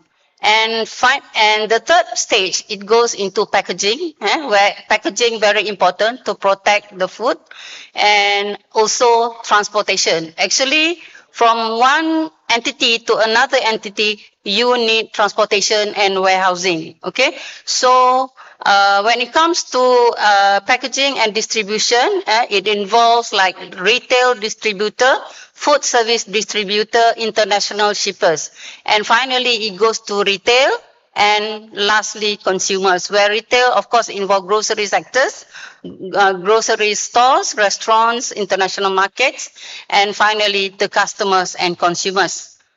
In a complex, more complex overview of supply chain, this is an example of palm oil. Malaysia and Indonesia is the top two largest exporter of palm oil. So you see, in order to maintain, to maintain the quality of the product, palm oil, you need the product need to reach the mills within 24 hours, or else the quality will be affected. So when we talk about quality affected, meaning, talking about halal, we want to avoid contamination during delivery, handling, storing, transportation, and so on. So this is a very critical area because the product move from one point to another, from origin to destination. So until it goes to export to another country, or finally it goes to the store where final consumers will use it. Okay, so now we look into the consumer opportunities in the global Islamic economy. I think all of you, especially in the halal sector, realize the growth of the halal industry. So from this graph, you can see F&B is the most largest sector in the halal industry, followed by media creation, halal pharma, models, fashion, halal cosmetic, and Muslim-friendly travel. Okay, from here, why didn't you see logistics, halal logistics? Because logistics is the service that moves these products, these halal products. Okay, so that's why it didn't occur here. So how do we estimate? How do we estimate? So if you see the demand for F&B just now, we see the highest halal sector is food and beverages. So the demand for halal product will lead to the increasing role of halal supply chain. So it goes parallel. The demand of the halal products will increase the demand for halal supply chain. That's how you estimate, the use of the growth in the halal supply chain. So of course, other tool like technology is the enabler, can enable the sector to evolve. Because in logistics, information system or information technology is one of the element in the logistics. Okay. Right, so this is one of the report, consultant report that I found that estimates the halal logistic market. It says that the estimated value of USD 5,435.15 million, and the growth is estimated at CAGR 8.2% between 2021 to 2028. But however, since we know that the halal certification is voluntarily, so I think this is not quite reliable unless there is a compulsory that all product will be carried by halal supply chain, then only this figure is reliable. Right now we don't. Okay, this is the main activities in the logistic industry. This is main activities. Of course, it's a lot of other activities throughout the logistic process, logistic services. So basically, consolidation, handling, temperature control, packaging, loading and unloading. So you can see from this, the one that I highlight now is the most critical in the halal logistic process, in the halal product handling, because these are the things, the activities that can, lead to contamination of the halal products. All right. Okay, I cannot elaborate further on this because to save more time. So now we go to the why is it important? Why halal supply chain is important? So if you look, you know, everybody understand here that halal is the next frontier of the economic growth. It is, I mean, deliberately yesterday during the opening ceremony. So because global halal economy is expanding, of course, across all the sectors, halal sectors, and Muslim population growth increases demand for halal product worldwide, not only Muslim, but also non-Muslim. And supply chain integrity is critical. Everybody is talking about integrity of the halal products to maintain the halal credibility. So halal logistics is becoming the strategic industry capability. All right. So why halal supply chain integrity matters? So the first one is halal integrity must be maintained beyond production, because you cannot, you cannot rely on halal products alone to ensure that that product arrives to reach the consumers that is completely or genuinely halal. Because when the product go through from the origin, you know, throughout the process that I show you just now, of course, it involves a lot of activity exposed to, you know, temperature, exposed to contamination, consolidation, packaging, you know. So that will, so only halal supply chain that can ensure the halal integrity of the halal product. And logistics and transportation are high risk contamination points. Because say for example, you are not segregating it, halal and non-halal, hazardous and non-hazardous. And then, so these are the things that can lead to the contamination. It's very high risk because currently the logistic practice, they don't really focus on halal. Okay, they just divide the product into wet product and also dry product in terms of food. And halal failure in the supply chain can compromise halal status. And finally, from the consumer perspective, consumer expect full confidence in the halal authenticity. Okay, so now the halal risks become more complex, especially the supply chain is getting longer and longer, meaning when it involves import export of from one country, it transit to another country, transit to another country before it reaches to the final destination. So it is very significant. Halal supply chain is very significant internationally because it extends halal governance beyond the factory to the entire downstream chain. So there are various key ways where halal supply chain can protect integrity. Okay, so number one is preventing cross-contamination. So cross-contamination, even though in the halal food standard, there is a clause of, you know, you must take care of handling, transporting, storing, storage, and so on, but it does not explain the whole process of how to handle that halal products. Okay, so that's the reason why we have this halal supply chain standard, because it deliberates, explain clearly and extensively on how to prevent this cross contamination. And secondly, traceability throughout the supply chain.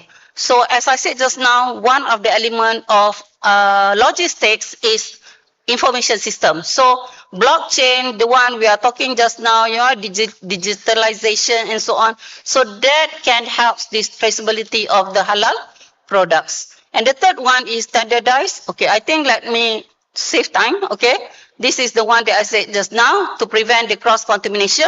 So how to prevent? You can segregate the products with the halal and non-halal. Also, you can have a dedicated transport vehicles, container, separate handling equipment, and you have a clear labeling and identification system. And this is a traceability just now. So when you have the traceability system, it allows companies to track product origin, monitoring, processing, and handling stages, identify potential contamination points, because in the halal supply chain, we need to identify the critical control point, and how do we try to estimate and we try to calculate the level of risk, okay, the level of risk. So the risk that falls under risk 7, 8, 9, that will be the halal critical control point. Okay, so you can, when you have this, you can quickly perform product recalls if necessary and improve transparency and accountability. And the third one is the standardized procedures and compliance. And Alhamdulillah, now we have these two standards. Malaysia perspective is MS 3400, and we have proposed to SMIC to adopt this Malaysian standard to OIC. Then, in SMIC, it has been published in October 2020. 2020, OIC SMIC 17. That's why it says halal supply chain management system, because it is a process. It's intangible. It's not like halal products. You can see and you know how it contaminates. So that's why it's a little bit different perspective. And the standard requirement documented halal handling procedure. There are risk management system on the in the standards where you learn that. You need to identify the risk, and staff training on halal compliance, regular internal and external audits. So this can control halal integrity across operations.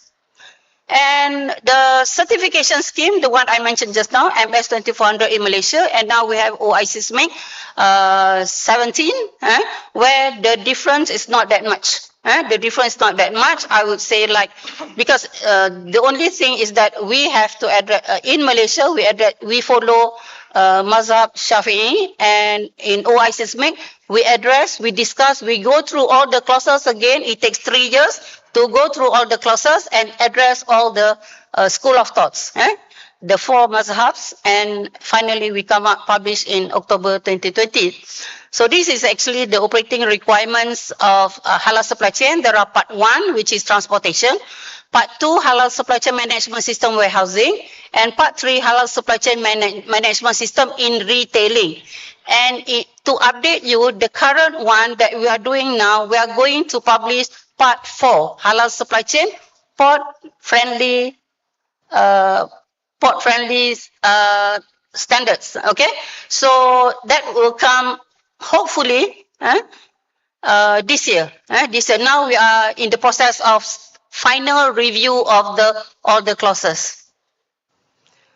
Okay, and also in halal supply chain standards, we have the halal assurance system, HAS, where HAS is to monitor and control potential risks. We identify the risks that would compromise halal integrity.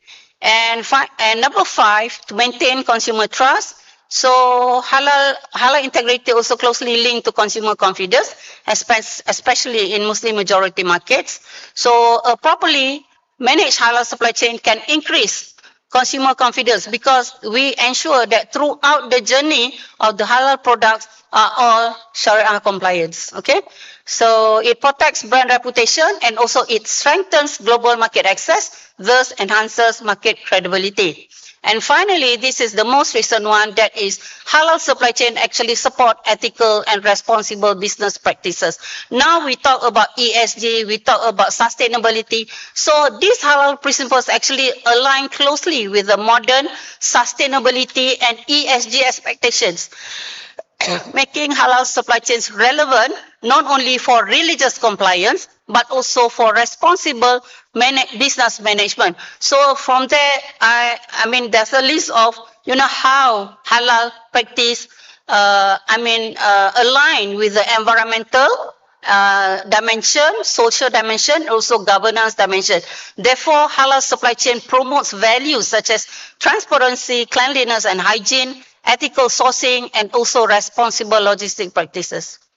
And trade and soft trade access to the global market, as well as we have a complete supply chain, no matter from which origin to which destination.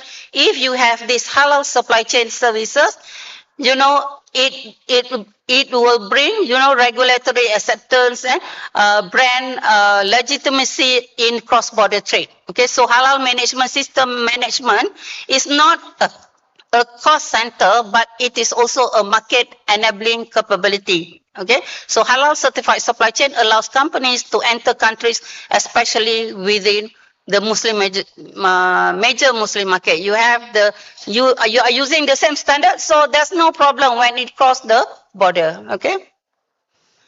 And the benefits, of course, if company have this certification, they will have competitive advantage in the halal markets, improve risk management because they identify the risk throughout the process, and it can easily access to international halal trade. And the key takeaways is that halal supply chain protects integrity by ensuring segregation, traceability, compliance with halal standards, systematic monitoring, transparent logistic practices, guaranteeing that halal products remain halal, safe, and trustworthy from production to consumption. So halal integrity must be protected throughout the supply chain. Logistics plays a critical role in maintaining halal status, and strong halal supply chain management builds trust and market competitiveness. Okay, that's all for now. Okay, thank you so much for your attention. Thank you, Professor, for your presentation. It's an important part in logistics halal sector. Yeah. Especially logistics and traceability is an important part of it. Thank you for your presentation. Now we are continuing our fourth speaker, Dr. Mufti Sayyid Arif Ali Al-Husseini. He is General Manager of Halal Certification, Testing and Research Services, Research Institute of Chemistry, International Center for Chemical and Biological Sciences, University of Karachi, Pakistan. He is also member board of governors of Pakistan Halal Authority, director of Department of Halal Jurisprudence, qualified and approved trainer of CIMIC, member of Halal Technical Committee of CIMIC also, research fellow of International Islamic Fiqh Academy, and PNAC Sharia Assessor on OIC CIMIC 2. Now we will listen his speech, the role of an Islamic affairs expert in halal certification under the theme sector diversity of halal certification. The floor is yours. Okay. Bismillah ar-Rahman ar-Rahim. Sallallahu ala Nabi al-Kareem. The topic for today's talk is why do we need Islamic Sharia, an Islamic affairs expert in halal certification, in halal conformity assessment system. I have divided my discussion in two parts. In first part, we will discuss about the role of an Islamic affairs expert in halal certification, the need, the halal standards, and particularly the integration of Sharia principles in halal standards, in Quran, Sunnah, and Fiqh. In part two, we will talk about the diversity sectoral of halal certification, a Sharia perspective. In this regard, we will talk about the material sources in Sharia rulings, animal, plant, mineral, and synthetic. The Sharia in meat sciences and slaughtering process practices, animal feed industry, food safety and quality control in the light of Sharia, in the Sharia framework for oral and external use of products in terms of halal and tahir. And also we will talk about the qualitative and quantitative approach of Islamic Sharia principles in halal industry, particularly in CIMIC standards. And also we will elaborate about the standard languages about the word of requirement shall, should, can, may versus Sharia terminology and Sharia principles, and also the role of Islamic affairs expert in halal conformity assessment system. Here we have three types of ayats from Quran. In the first ayah, Allah subhanahu wa ta'ala addresses the common people, Ya ayyuhan nas. In the second ayah, the people are particularly addressed, the people of Iman, the Muslims. And in the third ayah, the highest category in the humanity and human being, the Rasul, the Anbiya, and the prophets. So, when we see in this Quranic way of the narration, So when we talk about the worth and amount of halal industry, that trillions of dollars, in my opinion, when Allah subhanahu wa ta'ala has addressed and recommended halal for common people, ya ayyuhan nas, so it is regardless to the Muslim and non-Muslim, all the global food industry is halal industry, and it is our responsibility to make sure halal supply to the human being and particularly to the Muslim Ummah. This is the basic for Islamic affairs expert from the Sunnah that Rasulullah sallallahu alaihi wasallam categorized halal industry, halal products in 3 different categories. The clear halal, halal bayyin, halal haram bayyin, wa baynahuma mushtabihat. Clear halal, clear haram, and between them the gray area and the doubtful products. And also Rasulullah sallallahu alaihi wasallam says, the وَبَيْنَهُمَا مُشْتَبِهَاتٍ لَا يَعْلَمُهُنَّ كَثِيرٌ مِّنَ النَّاسِ. So this wording is particularly for these people, for this conference, for experts, that there are not too much people who knows about the particular doubtful and the gray area, the mushtabihat, the doubtful products. So this is our duty to protect ourselves and to protect Ummah from the doubtful products. In this slide, the ayat in ahadith particularly integrates about the authority of Sharia to declare something halal or non-halal. So Allah subhanahu wa ta'ala says, وَلَا تَقُولُوا لِمَا تَصِفُ أَلْسِنَتُكُمُ الْكَذِبَ هَذَا حَلَال وَهَذَا حَرَامٌ. Don't say without any reason, without any logic, any doubt, without any proof that this is halal and this is non-halal. In another ayah, Allah subhanahu wa ta'ala says, قُلْ أَرَأَيْتُمْ مَا أَنزَلَ اللَّهُ لَكُمْ بِالرِّزْقٍ فَجَعَلْتُمْ مِنْهُ حَرَامًا وَحَلَالًا. Is there any proof with you to declare something halal or non-halal? In also hadith of Bukhari, لَعَنَ اللَّهُ الْيَهُودَ حُرِّمَتْ عَلَيْهِمُ الشُّحُومُ فَجَمَّلُوهَا فَبَاعُوهَا وَأَكَلُوا ثَمَنَهَا.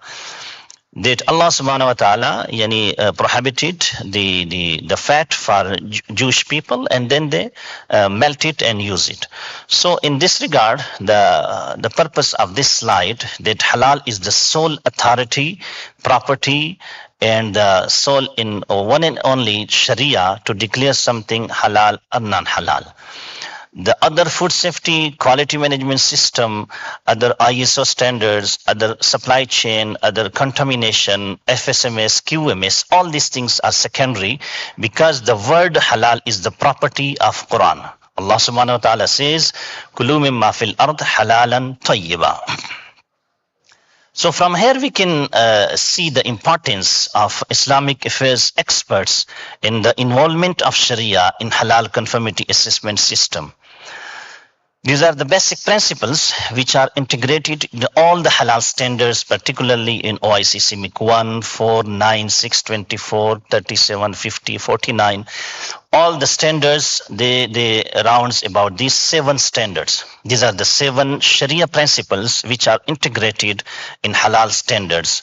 The first one is the clear explicit text of Quran and Sunnah. The second one in the detestability and repulsiveness. The third, harmfulness, intoxication, impurity, human sanctity or human dignity. And the last one is the predatory animals. So these are the 7 principles. When we study, when we read, when we go to audit, when we perform in type of inspection. So these are only 7 principles which Sharia Islamic affairs expert must have in his mind to conduct the audit and the inspection process. When we categorize OIC CIMIC 1 and other standards for the origin base of the Islamic principles, so we have 4 types of raw materials: animal origin, plant origin, mineral origin, and synthetic origin. Going back to the previous slide, we have 7 Sharia principles. So The first one is most critical and high risky, the animal origin. Here we have 6 type of Sharia principles which must be integrated, which must be evaluated and checked in the raw material evaluation process.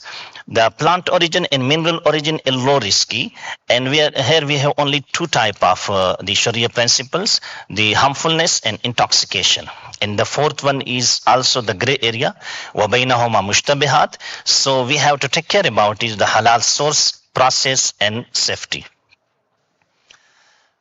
Also, we have a Sharia framework for oral and external industrial practice in products such like haram, halal, tahir and najas. When we categorize sectoral industries of food, cosmetics, supply chain, and other industries, halal tourism. So we will take care about this Sharia terminology and Sharia principles about the what is halal regarding and related to the food and oral use. What is tahir and najas? This is related to the outside, to the cosmetics products, the pharmaceutical products, our external use, halal tourism and other industries. So this is also very important to take care about the qualitative and quantitative approach of Sharia in the implementation of Islamic rules in halal standards, audits and inspection. Such like going to the Islamic rules to be implemented qualitatively in halal industry. These are the text of Quran and Sunnah. The istikhbas, that is called detestability, al-iskar, al-najasa, impurity and intoxication, harmfulness, al-karama, the human dignity, and also as-sab'iyya, that is called predatory animals. And the quantitative approach which may be implemented in Islamic rules and the halal standards, that are the harmfulness and the intoxication. So from the intoxication we can categorize alcoholic products, synthetic alcohol, industrial alcohol, 0.5% in this type of quantitative approach.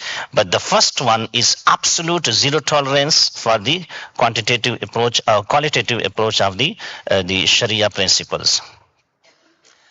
Here is the standard language and the Sharia language. When Islamic affairs experts goes to the audit, performs audit and inspection, he has shall, should, can and may. This is the standard language. And in Islamic way, we have a flexible Islamic rulings and fatwa regarding the farz, wajib, sunnah, mustahab, and also the nafal and the mubah, the makruh, and the last one is non-halal. So how is we will categorize and grading the non-conformance in the audit from Islamic and Sharia point of view? We will talk about the last slide, inshallah, in this regard. These are the animal types and animal origin. I will skip some slides, going directly to the next part. Although I have kept all this slide for the information and education purpose.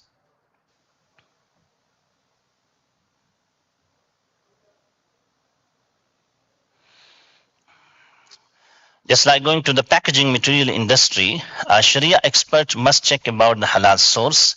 These are the halal critical control points, halal process, contamination, and food grade and safety. This is about the other products which are not mentioned in OIC CIMIC 1 particularly. For food service facilities, restaurants, what are the Sharia requirements? The halal materials, halal dedicated tools and utensils, dedicated halal plant, and no alcoholic beverages. These are the food processing requirements, halal ingredients, safety, and dedicated plant and equipments. This is also a Sharia point which is discussed commonly between the industry and Sharia experts. But coming from the CIMIC side and other standards, that istihala and transformation is not acceptable in halal certification. CIMIC standards particularly are totally based on the source of halal material.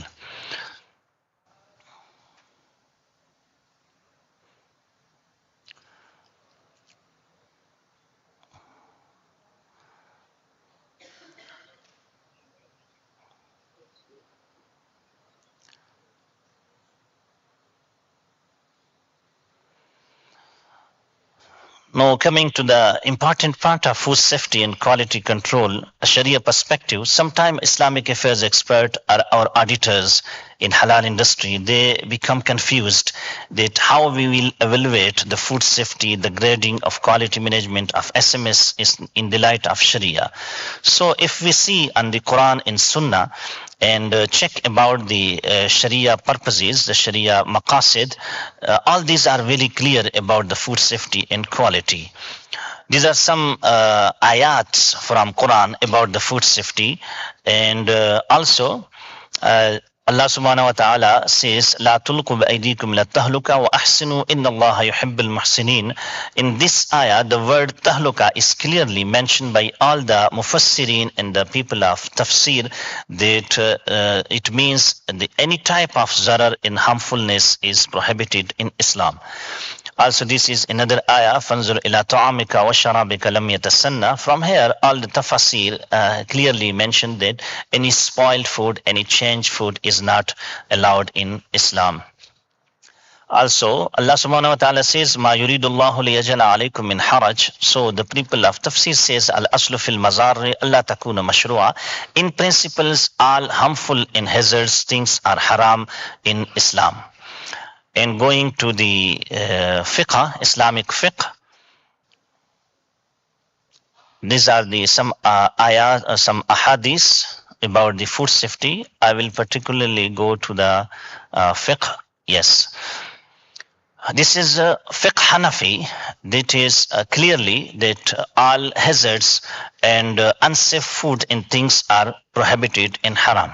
This is fiqh Maliki, clearly mentions that all kind of spoiled and unsafe food is haram because of food safety. This is fiqh Shafi'i, that is clearly mentioning about the all kind of spoiled and unsafe food is haram. And this is a fiqh Hanbali, that any type of spoiled food is not allowed to be consumed by Muslims. And this is the fiqh Jafriya, that is clearly mentioning that no unsafe food is allowed for Muslims. So conclusion, Islam allow only healthy, wholesome and safe food, and prohibits about the unsafe and hazardous food. Now coming to the question that products non-conformings with FSMS or QMS, is it halal or not halal? And what will Sharia expert do in the audit and the inspection or the conformity assessment activity? So quality management system in Sharia, if we check about the quality management system, the Islam guarantees the supreme quality. Al-Islam yazman wa yuwajjih ila a'la ma'ir al-jawda fi kulli shay. So these are the some integrated values of Islam regarding the quality management system, that is taqwa, that is tawheed, that is information, khawf khuda, and other values of Islam that are clearly integrated the halal quality management system.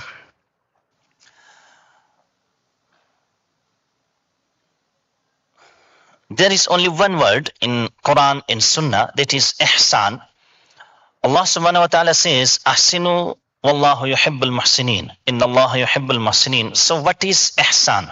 Ihsan is excellence, perfections, and acting with full integrity in all deals, in all deeds. This is ihsan. So yes, our General Secretary Saab name is also ihsan. Yeah, mashallah. So in other hadith, Rasulullah sallallahu alayhi wasallam says, Inna Allah katab al-ihsana ala kulli shay. Indeed, Allah subhanahu wa ta'ala Almighty has oriented and ordained excellence. Ihsan means excellence and perfection in all things. Therefore, when you kill something, kill with best way. So the ihsan is mandatory in all our actions, in all our activities. Also, Rasulullah sallallahu alayhi wasallam says, Inna Allah yuhibbu idha amila ahadukum amalan ayyutqinahu. This is another word, itqan. Itqan is equal to ihsan. So the supervision in the audit of market is also part of Sunnah. This is clear hadith regarding the market visit by Rasulullah sallallahu alayhi wasallam, and the famous hadith regarding the adulteration. And also, when we go to the final slides, when we have some non-conformance, we have some deviations or the violation of the requirements. So what ISO requirements recommends? The ISO 9000, they recommends 3 types of steps: elimination, concession, or stop the original intended use. What is Sharia teachings and Sharia knowledge regarding it? So as I told earlier, that Islam has a flexible Sharia system. These are the 6 categories of the products, raw materials, or actions. Everything is not farz, everything is not haram. There is a flexible system of Sharia. So this is upon the responsibility of Sharia expert to take care about this flexibility of Islam and to check about the in audit system in conformity. So therefore in audit we have also some major NC, minor NC observations. Islam has also recommended us 6 way of the findings. So this is very important. If we have the violation of farz and wajib, so the thing in the product, the raw material, or the process will become non-halal or haram. In this way, the major NC will be recorded, and there is only 2 type of the correction or corrective actions: the elimination and to removal or withdrawal of halal certificate. The second, if there is the violation of the sunnah or mustahab way, the desired option, so this become the product or the raw material or the process makruh, disliked in Sharia, and it will be observation at maximum a minor NC that can be recommended for corrective actions. So in this way, the Islamic affairs expert, when he go, so he will take care about this Sharia rulings and Sharia responsibilities. These are the some responsibilities and the competency of Islamic affairs experts in the light of CIMIC 2 and other standards. So I will skip this.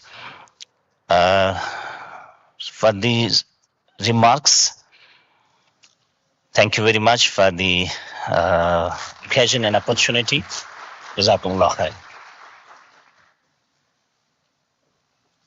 Thank you very much for your presentation. If is there any question, we can take questions for 5 minutes.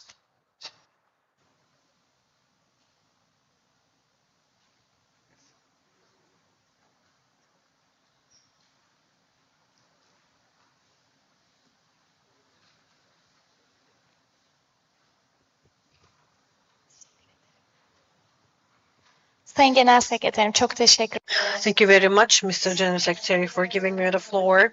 And distinguished academicians, thank you very much. They are all very illuminating. First, I will give information and then a question to Ömer. In his presentation, he talked about amongst OIC member countries, it would be good to have a tourism office. Maybe regarding this matter, I would like to come up with a clarification. I mean, OIC, I am in the Economic and Trade Relations Committee, Standing Committee of OIC. So in COMSEC, I know it's COMSEC. I am working in COMSEC, lady says. And we are, one of our 7 cooperation areas is tourism. So OIC member countries, if they attach importance to something for tourism, so we prepare research reports and we're trying to illuminate them. And within this perspective, regarding Muslim-friendly tourism, we do have 3-phase examinations, report studies. If you would like to see them, you can see them, find them on our system. Because there are also some policy recommendations for countries to implement. And also we organize private sector tourism forum to mobilize private sector. Of course, OIC at the global scale, in terms of being an organization, it has periodical ministers of tourism meetings. Of course, you are talking about establishing a specific office, but this establishment processes can take time. For that reason, I just wanted to share there are things happening also to illuminate the participants. My question is, halal standards for tourism sector, clarifying them can be very profitable for enterprises, facilities you said. This is a personal question, being interested in this area. In one of morning's presentations, Department Head Erdem Bey told us that sometimes one product can be defined as halal publicly, but abroad, by some communities, this might be a negative matter of choice. And tourism is also specific to itself. And some facilities do not just host Muslim target audiences.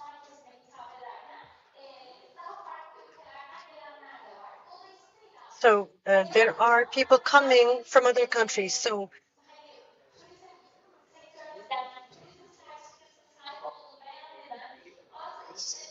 some enterprises may not opt for it for that reason, being fully halal. So of course, the reason we are being here is to come up with a joint standard, common standard. So this is why we are here in integrity in principle, to have an integrity in principle.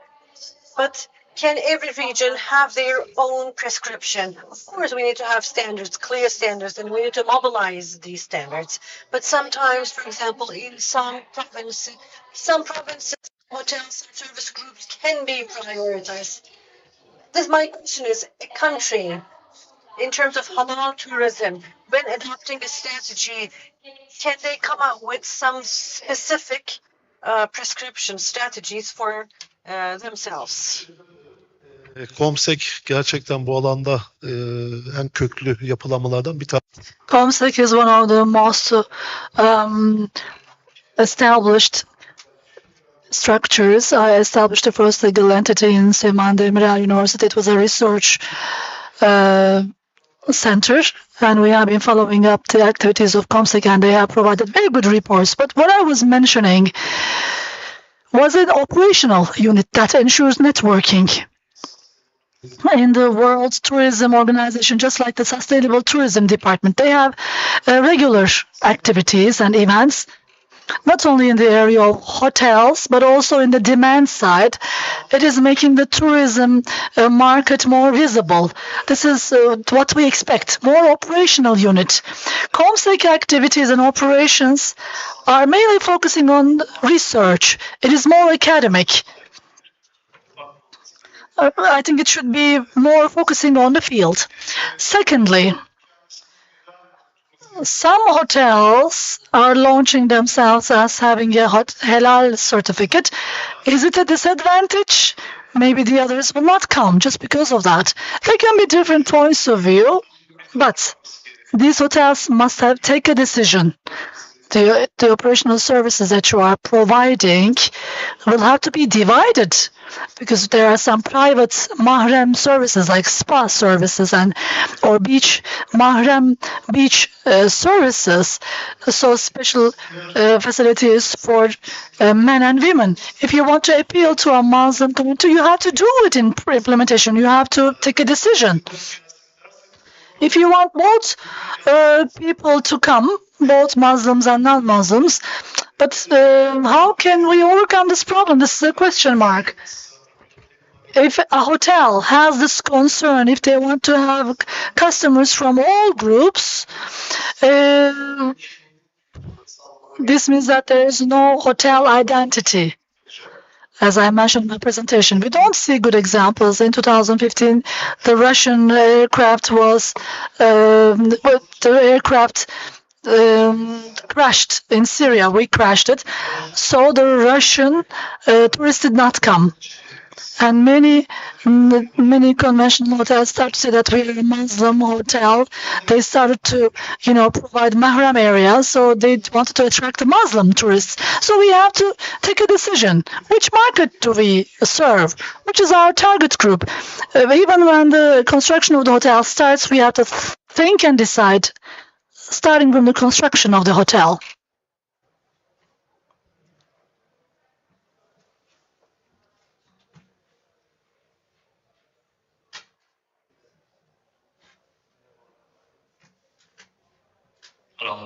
Assalamualaikum warahmatullahi wabarakatuh.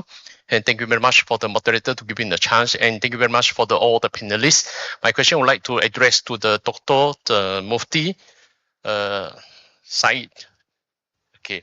Doctor, based on your knowledge, as far you know, as I see your all the presentations is quite comprehensive in terms of the halal concept, especially for the halal Islamic affair expert.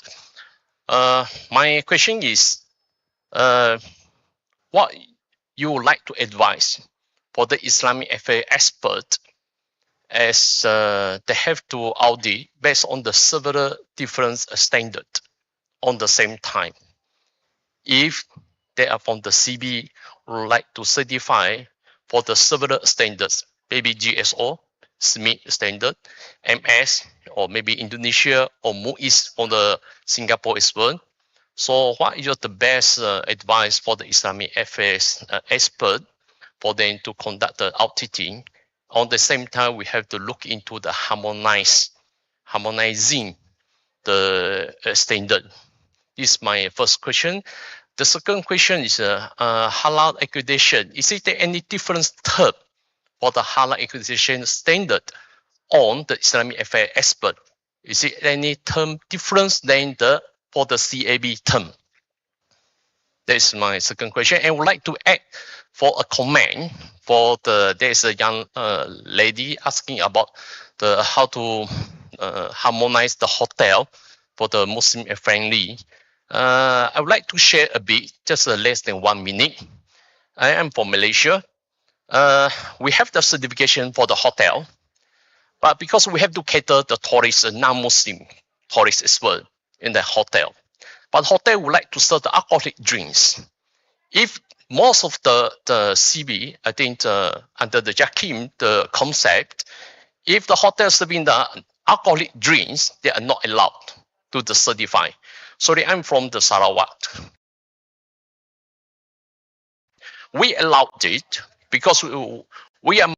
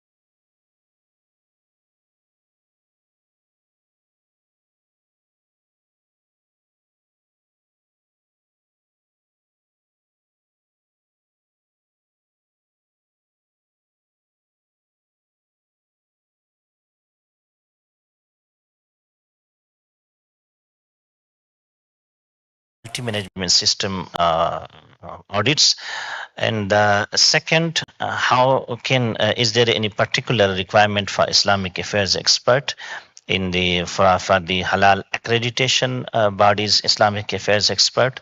If the question is that, so is per my information till now, there is no particular developed requirements or competency criteria for Islamic affairs expert in the AB standards, just like OIC CIMIC 3, GSO Part 3 and other standards. Yes, as per my information, this is in process and under development in the GSO sectors, and yes, definitely in CIMIC as well.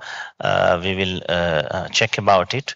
So until we have the same quality and the same criteria of competence of the Islamic affairs experts in the Halal CB, in Halal AB sectors. Thank you.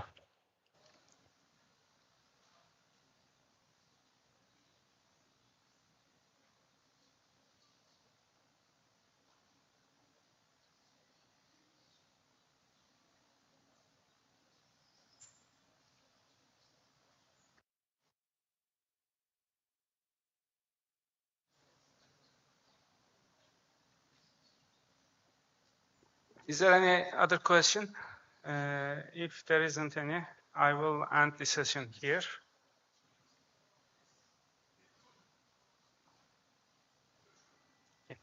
Thank you again for your presentations and also for your participation and attendance. Esselamu Aleyküm ve Rahmetullahi ve Berekatuhu.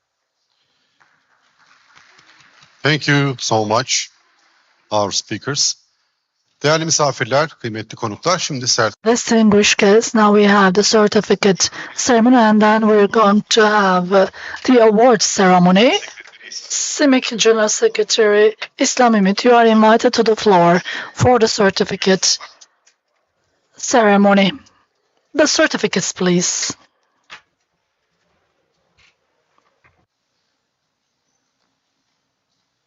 Mustafa Süleyman Beşti.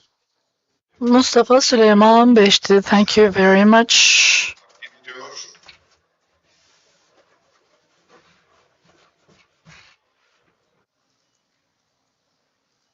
Profesör Doktor Ömer Akgüntekin hocamıza çok teşekkür ediyoruz efendim katılımları, katkıları için.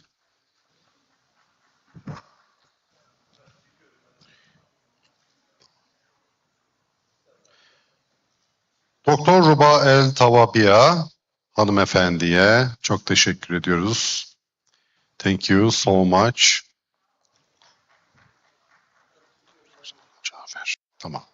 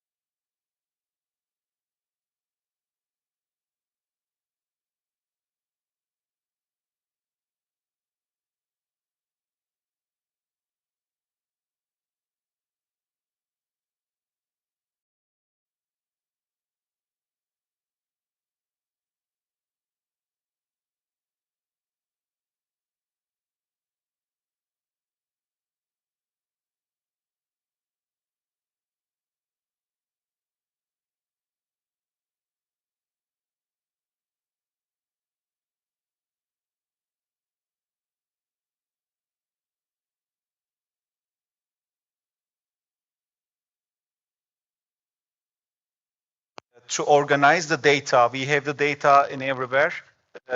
To take the data and trace it is very important. So thank you also for the contribution to this very crucial item as traceability. Thank you. So the next speaker is the Mevlana Mohammed Said Navlaki from Sanha, from South Africa. He will give the speech about the development of halal certification across different regions of the globe, faith, trust, and the architecture of a global halal economy. So, because you are not the last speaker, you have 10 minutes. Thank you. Okay. How you want? Okay.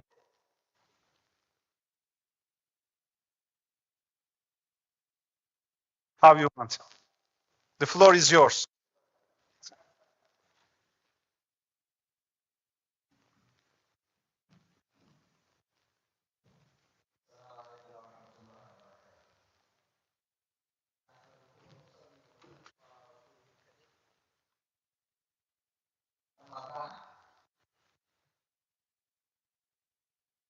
Firstly, I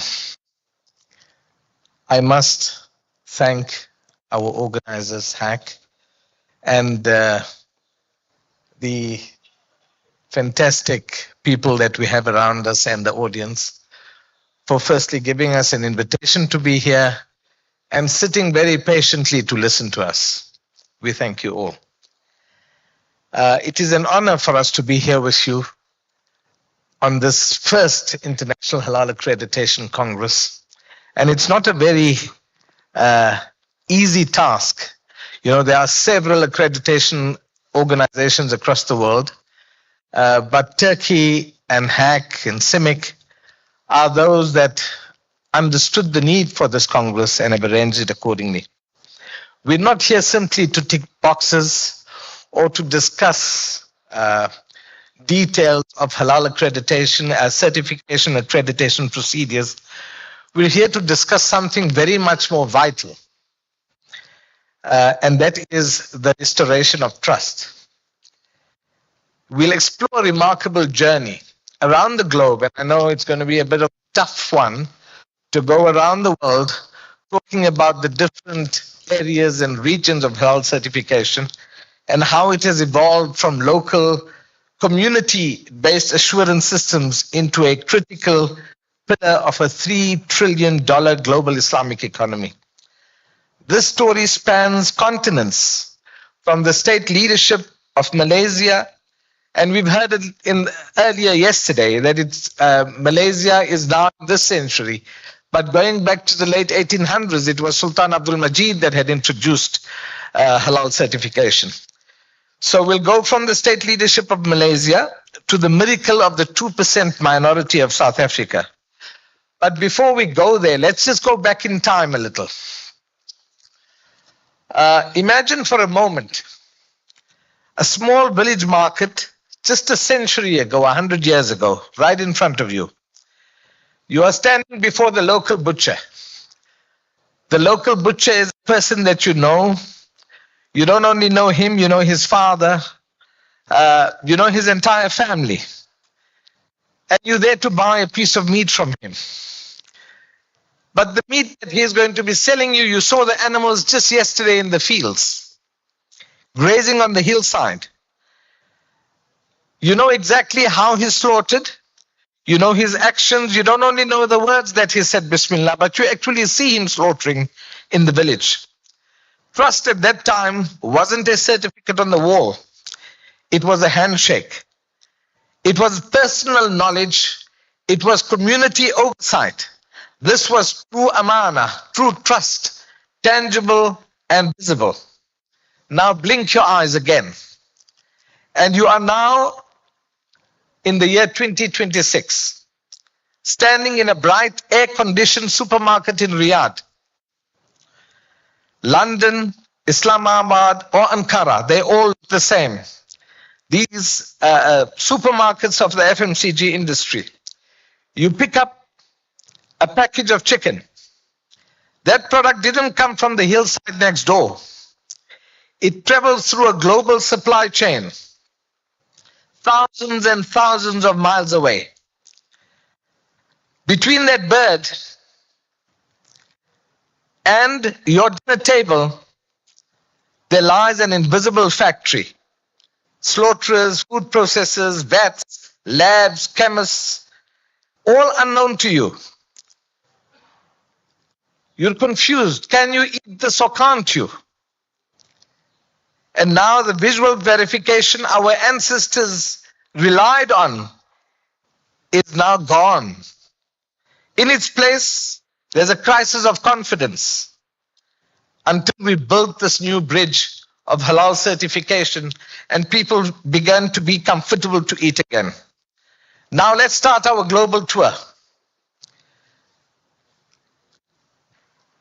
We go to Southeast Asia, where in the last 4 decades, it was this region that paid attention to this important facet of halal certification.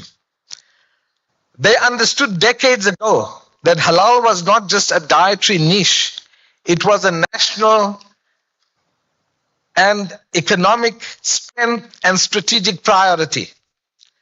This region provided the visionary response in the 70s already. Malaysia and Indonesia, Jakim proactively moved trust from the village to the state. If we look at Indonesia, they codified halal into law. For 230 million souls, halal is no longer an option. They proved that for halal to survive the 21st century, it must be integrated into the highest levels of national governance. Now we move to the Gulf states. While Southeast Asia focused on fortifying its global network, the Gulf states leveraged their massive procurement muscle as the world's primary destination for halal imports. The GCC nations are actually the guardians of the gate. They understood that market power is a spiritual tool. By enforcing strict, non-negotiable standards, the SFDA, SASO, IAC, INAS, MUIAT, they forced global giants in Chicago and Sao Paulo to respect their values. They sent auditors to the Brazilian rainforest and the Australian outback. Moving on to the paradox of the minority. We'll skip that.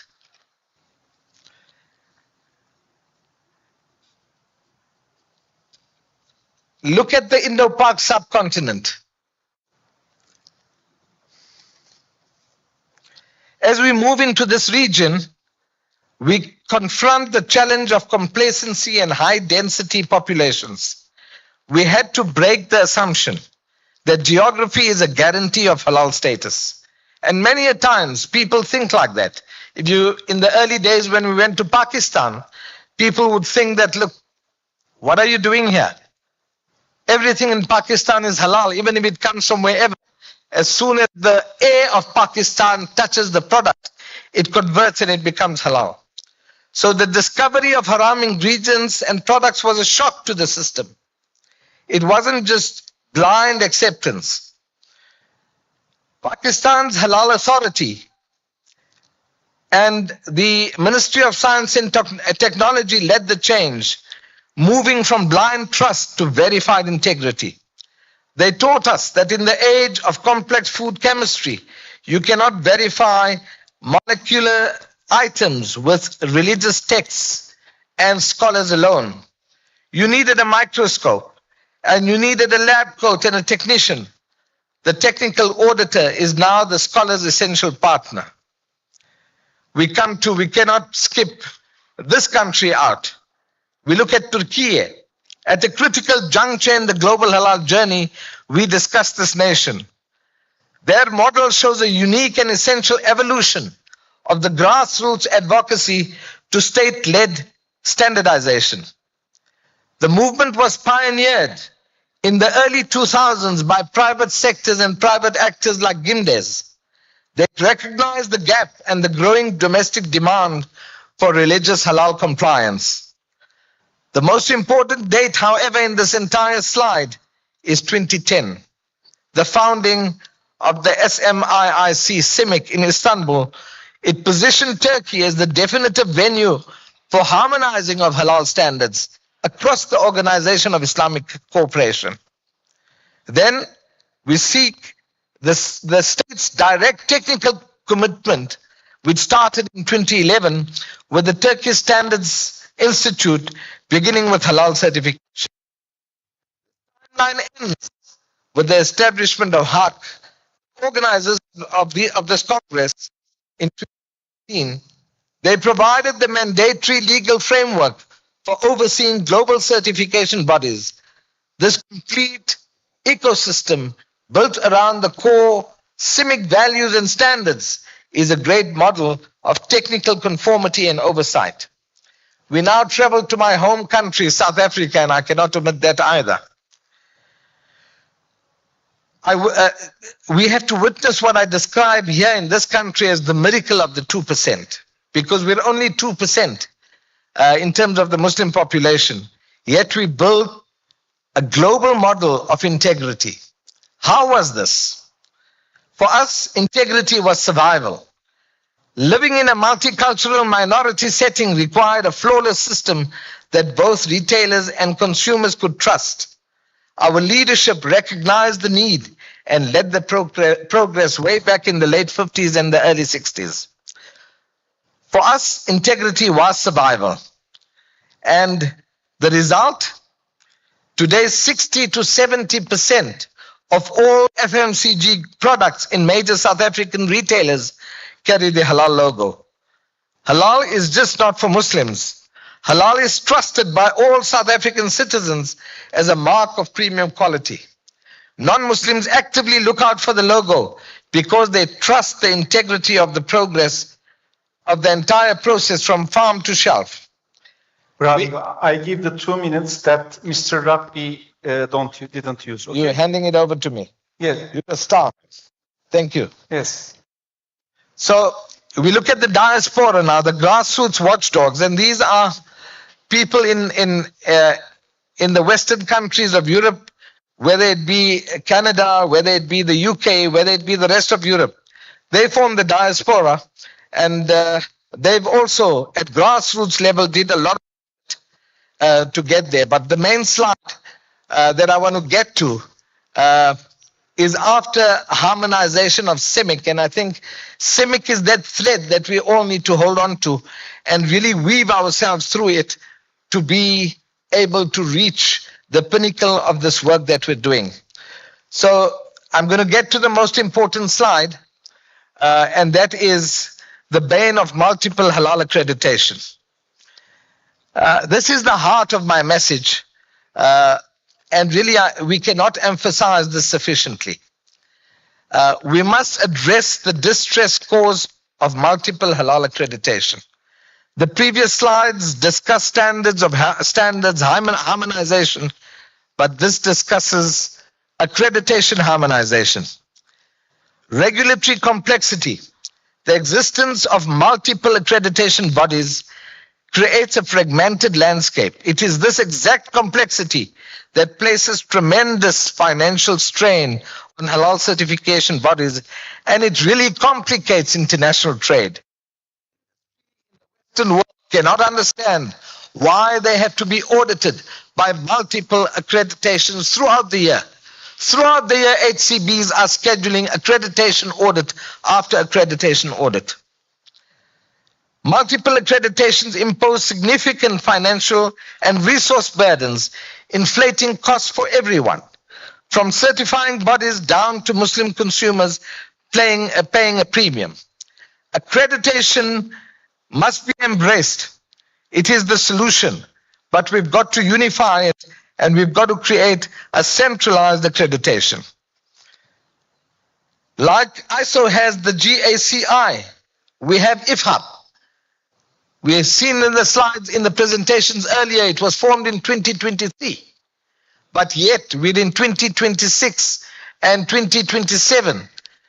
Offices have been established, but we are not seeing results yet.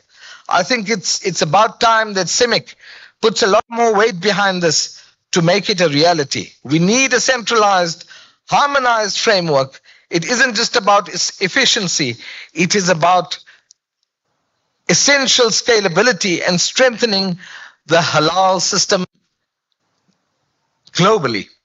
And finally, this weight of amana, we cannot lose sight of. Every sector and every section of this global halal ecosystem must focus on this. We must step back from the spreadsheets that we use, from the forms and documentation that we use, and return to where we began. We are just not administrators. We are just not auditors. We are keepers of the sacred trust. The minute we lose focus of that sacred trust, we've lost the objective of the activity that we do. When a mother feeds her family a certified halal product, she is trusting us with her family's spiritual well-being. The consumer picks up that package and trusts that we're doing the work they can no longer do. Our task is to ensure that the chain of trust never breaks. Let us work together with ihsan, with excellence, and also with ihsan of CIMIC, so that we could reach our goal together. If we hold hands and walk this path, we will achieve the impossible. Jazakumullahu khair. Wassalamu alaikum wa rahmatullahi wa barakatuh.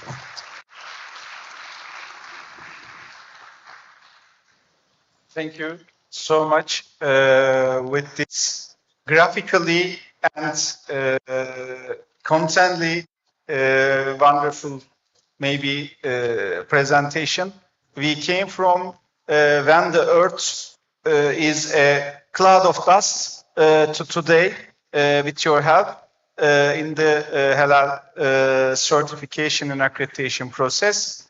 I think the message goes very well to the place. Thank you.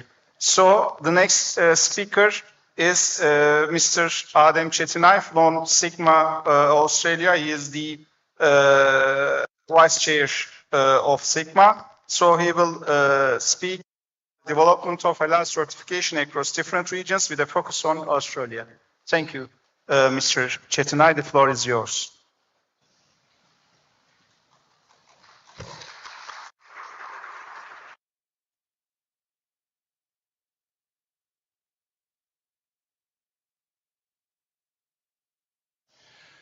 Thank you, Dr. Mehta. I'm thinking of taking 5 minutes of Walid's time as well, so be prepared. Bismillahirrahmanirrahim. First of all, I'd like to thank Mr. Zafer Soylu for his kind invitation, the chairman of Halal Accreditation Agency, and also to Dr. Mehta and his team for this wonderful organization. It's been a great 2 days. It's atmosphere, marvelous location here, so well done to those involved. I was asked to discuss the development of in Australia. We've got 4 different people from different continents, and we're talking about similar things, but my focus is going to be about what goes on in Australia, because it's slightly different. There is some government involvement in there, and I'll discuss that today. So the first slide will look at the key stages in the timeline. So between the 1960s and 70s, which was the early stage of halal certification, it was basic halal slaughter practices primarily driven by the need to meet the export demand from the Middle Eastern markets. Between 74 and the early 80s, government involvement started, particularly in halal supervision for export meat, which marked the beginning of formal oversight. During the 1990s, there was more formal recognition of Islamic organization as halal certifiers, which allowed them to play an official role in supporting export requirements. In 1997, a major milestone was actually reached with the establishment of the Australian Government Authorised Halal Program, which is known as AGAHP, which created a structural national system for halal export certification. During the 2000s, the framework was further strengthened. Export establishments were regulated by DAF, which is the Department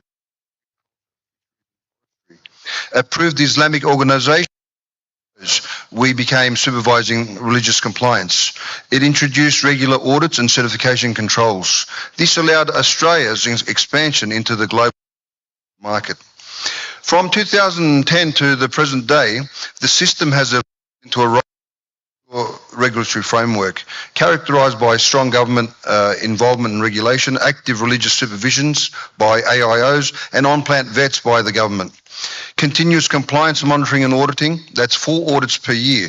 So the SMIC standard requires 1 audit mandatory for abattoirs, but in Australia we actually have a minimum of 4, so 1 every quarter. So it's further nutted down. So ongoing growth in the halal market access also.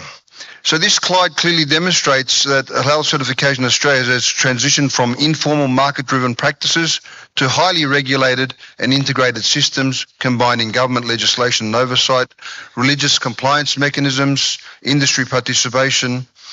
This evolution actually is positioned as a trusted global supplier of halal certified meat products.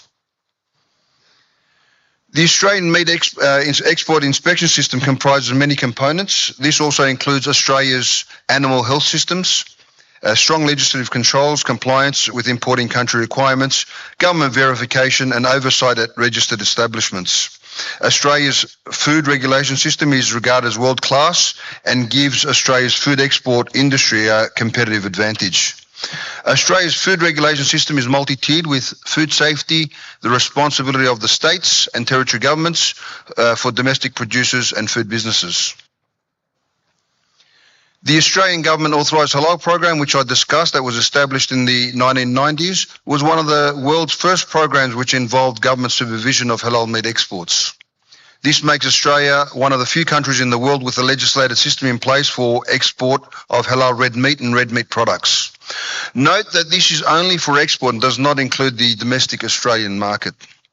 Australia's export legislation provides the legal framework for the preparation, identification, processing, storage, segregation and certification of halal red meat and meat products for export. Export registered establishments, the halal certification bodies, otherwise known as, like I said, the approved Islamic organizations, and DAF, all play an integral role or a part in halal slaughter and processing for exports from Australia. Legislative responsibilities for the production of halal red meat intended for export are shared between DAF, the AIOs, and export registered red meat establishments. So we, as the halal certification bodies, the AIOs, we have the responsibility for the religious aspect of the production of halal meat, including slaughter. The HCBs must be approved by the importing country to provide halal certification for red meat and meat products, as you all know. They must also hold an approved arrangement with DAF, which includes training and supervision of Muslim slaughtermen, supervision and auditing of establishments. So the AIOs issue Australian government halal certificates, which is a joint function with DAF, and conduct the audits of registered export meat establishments. DAF reviews and endorses the approved arrangements of the halal certification bodies and the establishments. DAF also performs audits, verification of non-religious operations of the establishment, including AIO compliance. So that's important, non-religious components. So they do not get involved in any religious aspect of the process at all. Export registered red meat establishment approved arrangement, which addresses the halal production of red meat, relevant importing country requirements. The AA must also include details of the HCBs certifying the establishment's product. Only halal species are permitted for slaughter where an approved arrangement covers halal. So that's important. It's dedicated halal only, these abattoirs. Segregation of halal and non-conforming product must also be described within the establishment's approved arrangement. That's also approved by us, the halal certification body. So it's like their manual, isn't it, the halal program. The establishment must ensure that all product is segregated and completely and correctly during production, storage and transport. Only halal red meat and meat products that are compliant with the AGHP, in addition to importing country requirements, are eligible for an official Australian government halal certificate. The halal meat official mark must be applied to halal meat intended for export. So every halal meat intended for export will have that generic halal logo on there. the mark must be applied before the halal meat is removed from the export registered red meat establishment where it was actually slaughtered. So it must have that mark first. The official halal meat mark is actually legislated with the mark applied using controlled official government stamps. Legislation requires that the mark be defaced where halal integrity is lost. So obviously if there's an issue with that carton or box, that mark is defaced. So it's crossed off, ripped off, defaced as whatever it's in the halal program. The number of the export establishment where the operations, where the abattoir was, is actually put on there where the letter A is. So you might see a number there like 106. So that'll be the establishment's actual number. The official halal meat is only applied obviously where DAF and OAIs are satisfied that the red meat meets all halal certification requirements. This slide about MyCore basically is the requirements set by the Australia's Agricultural Export Trading Partners. These are requirements that exporters and the Department of Agriculture must meet for products and commodities to be accepted for import into specific overseas countries. Exporters must meet requirements for products and commodities to be accepted for import into specific overseas countries. Exporters must comply with the Export Control Act and also associated rules when exporting commodities from Australia. So this really helps exporters understand the requirements for each country. So rather than having to dig through themselves, they have a system developed, so whatever the important requirement is for that particular country, it'll help the exporter navigate through all the documents and all the things that are actually required. The final slide, so I won't have to take into Walid's time, hopefully. Just a bit of background on us, Supreme Islamic Council of Halal Meat in Australia. We were actually established legally in 1992. Before that, it was probably more informal, the local mosques actually doing some of that work. So at the moment, we've got 10 Islamic societies that are members of our organization, of our association. So we are actually recognized and accredited from all the halal markets around the world that have got schemes such as Saudi Arabia, the UAE, Turkey, Indonesia, Malaysia, Singapore, just to name a few. We are a not-for-profit organization, so we're working for the community, and all profits are donated back to the community and community organizations. Thank you for your time and thank you for listening.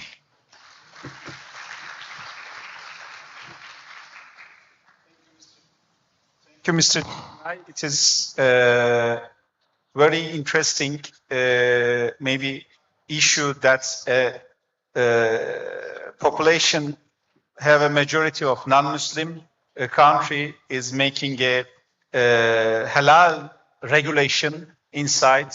So it is a unique example, not so much in the world that we can see. Okay.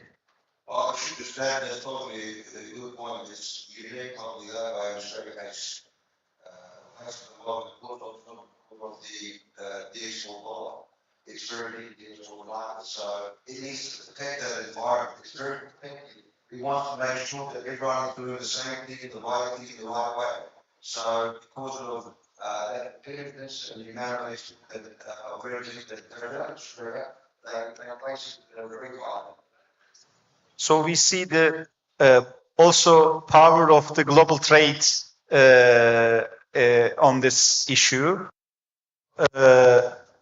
Thank you for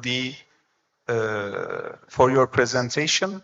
Now we begin from the Europe, go to the South Africa, and then Australia. So our world tour will end today at Brazil. So Mr. Walid Ora will be the speaker coming from the CDR as the CEO of the CDR. Will give a speech. Before his speech, I want to emphasize that we cannot take all our accredited CBs here to talk, as you referred. So all CBs are our CBs. We have to choose from different continents and for the speak, and in the same continents, does not mean that we differ. So all the CBs that are accredited are our CBs, but we have to have 4 different continents and 4 people to speak. So because of this, it's like that. We do not have the floor for 20 or 30 CBs. Maybe one day we can have the Congress that take all the CBs to speak here one day maybe, but today it is only 4 CBs from 4 different continents. So I think the last of the whole Congress, all are tired, I see from the faces, but feeling that a happy tiredness maybe.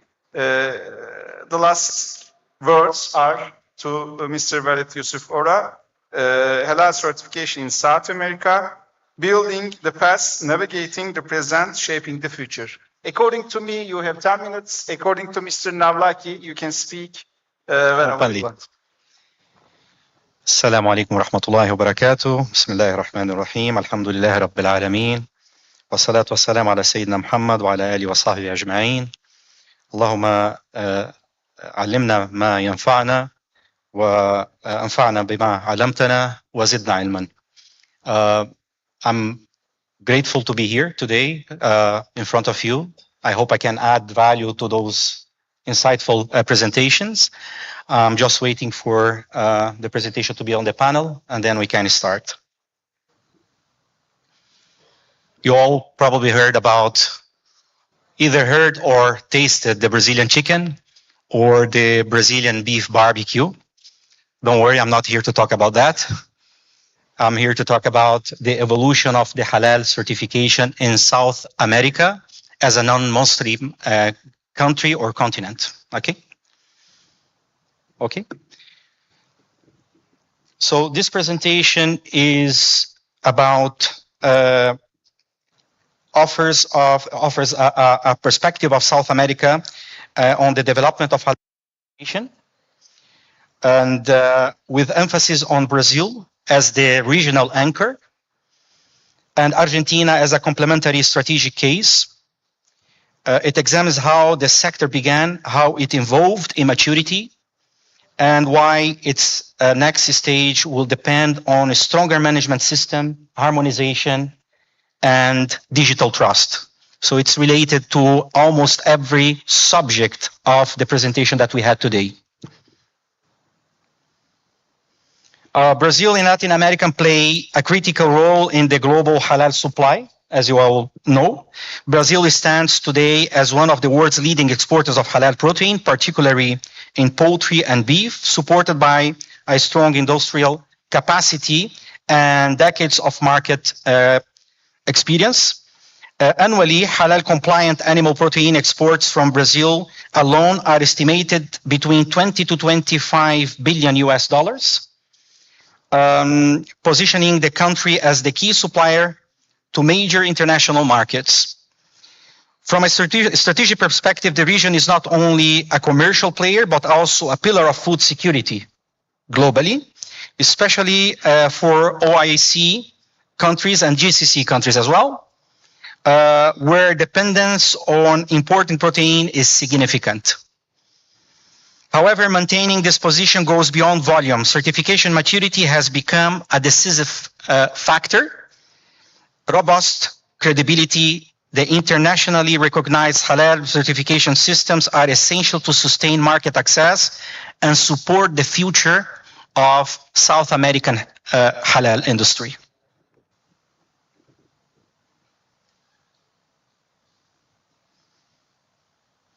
So going to the past, in brief, the Brazilian halal journey has a concrete historical arc. Available literature places the first halal poultry exports in the mid-1970s, according to our competitors in the market, FAMBRAS.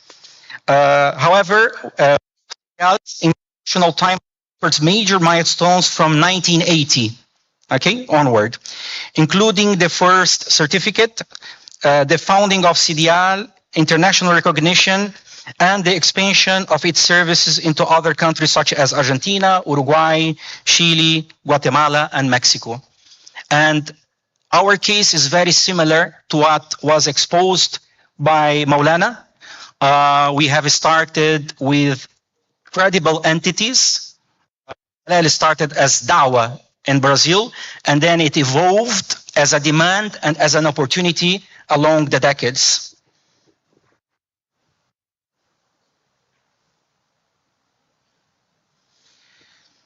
In the earliest phase, halal in South America was primarily operational. The focus was not yet on certification architecture, but on whether slaughter routines met Islamic requirements in a way imported markets could trust. So nothing to do with norms.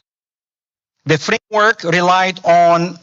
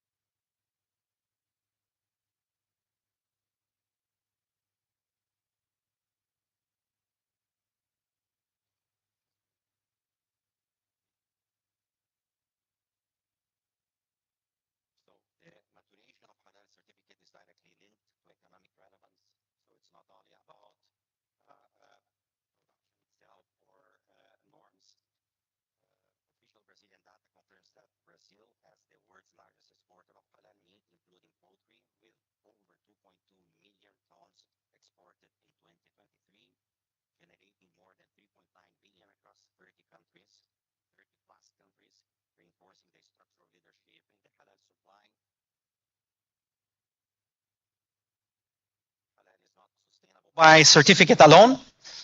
Uh, it it depends on technical auditing, religion.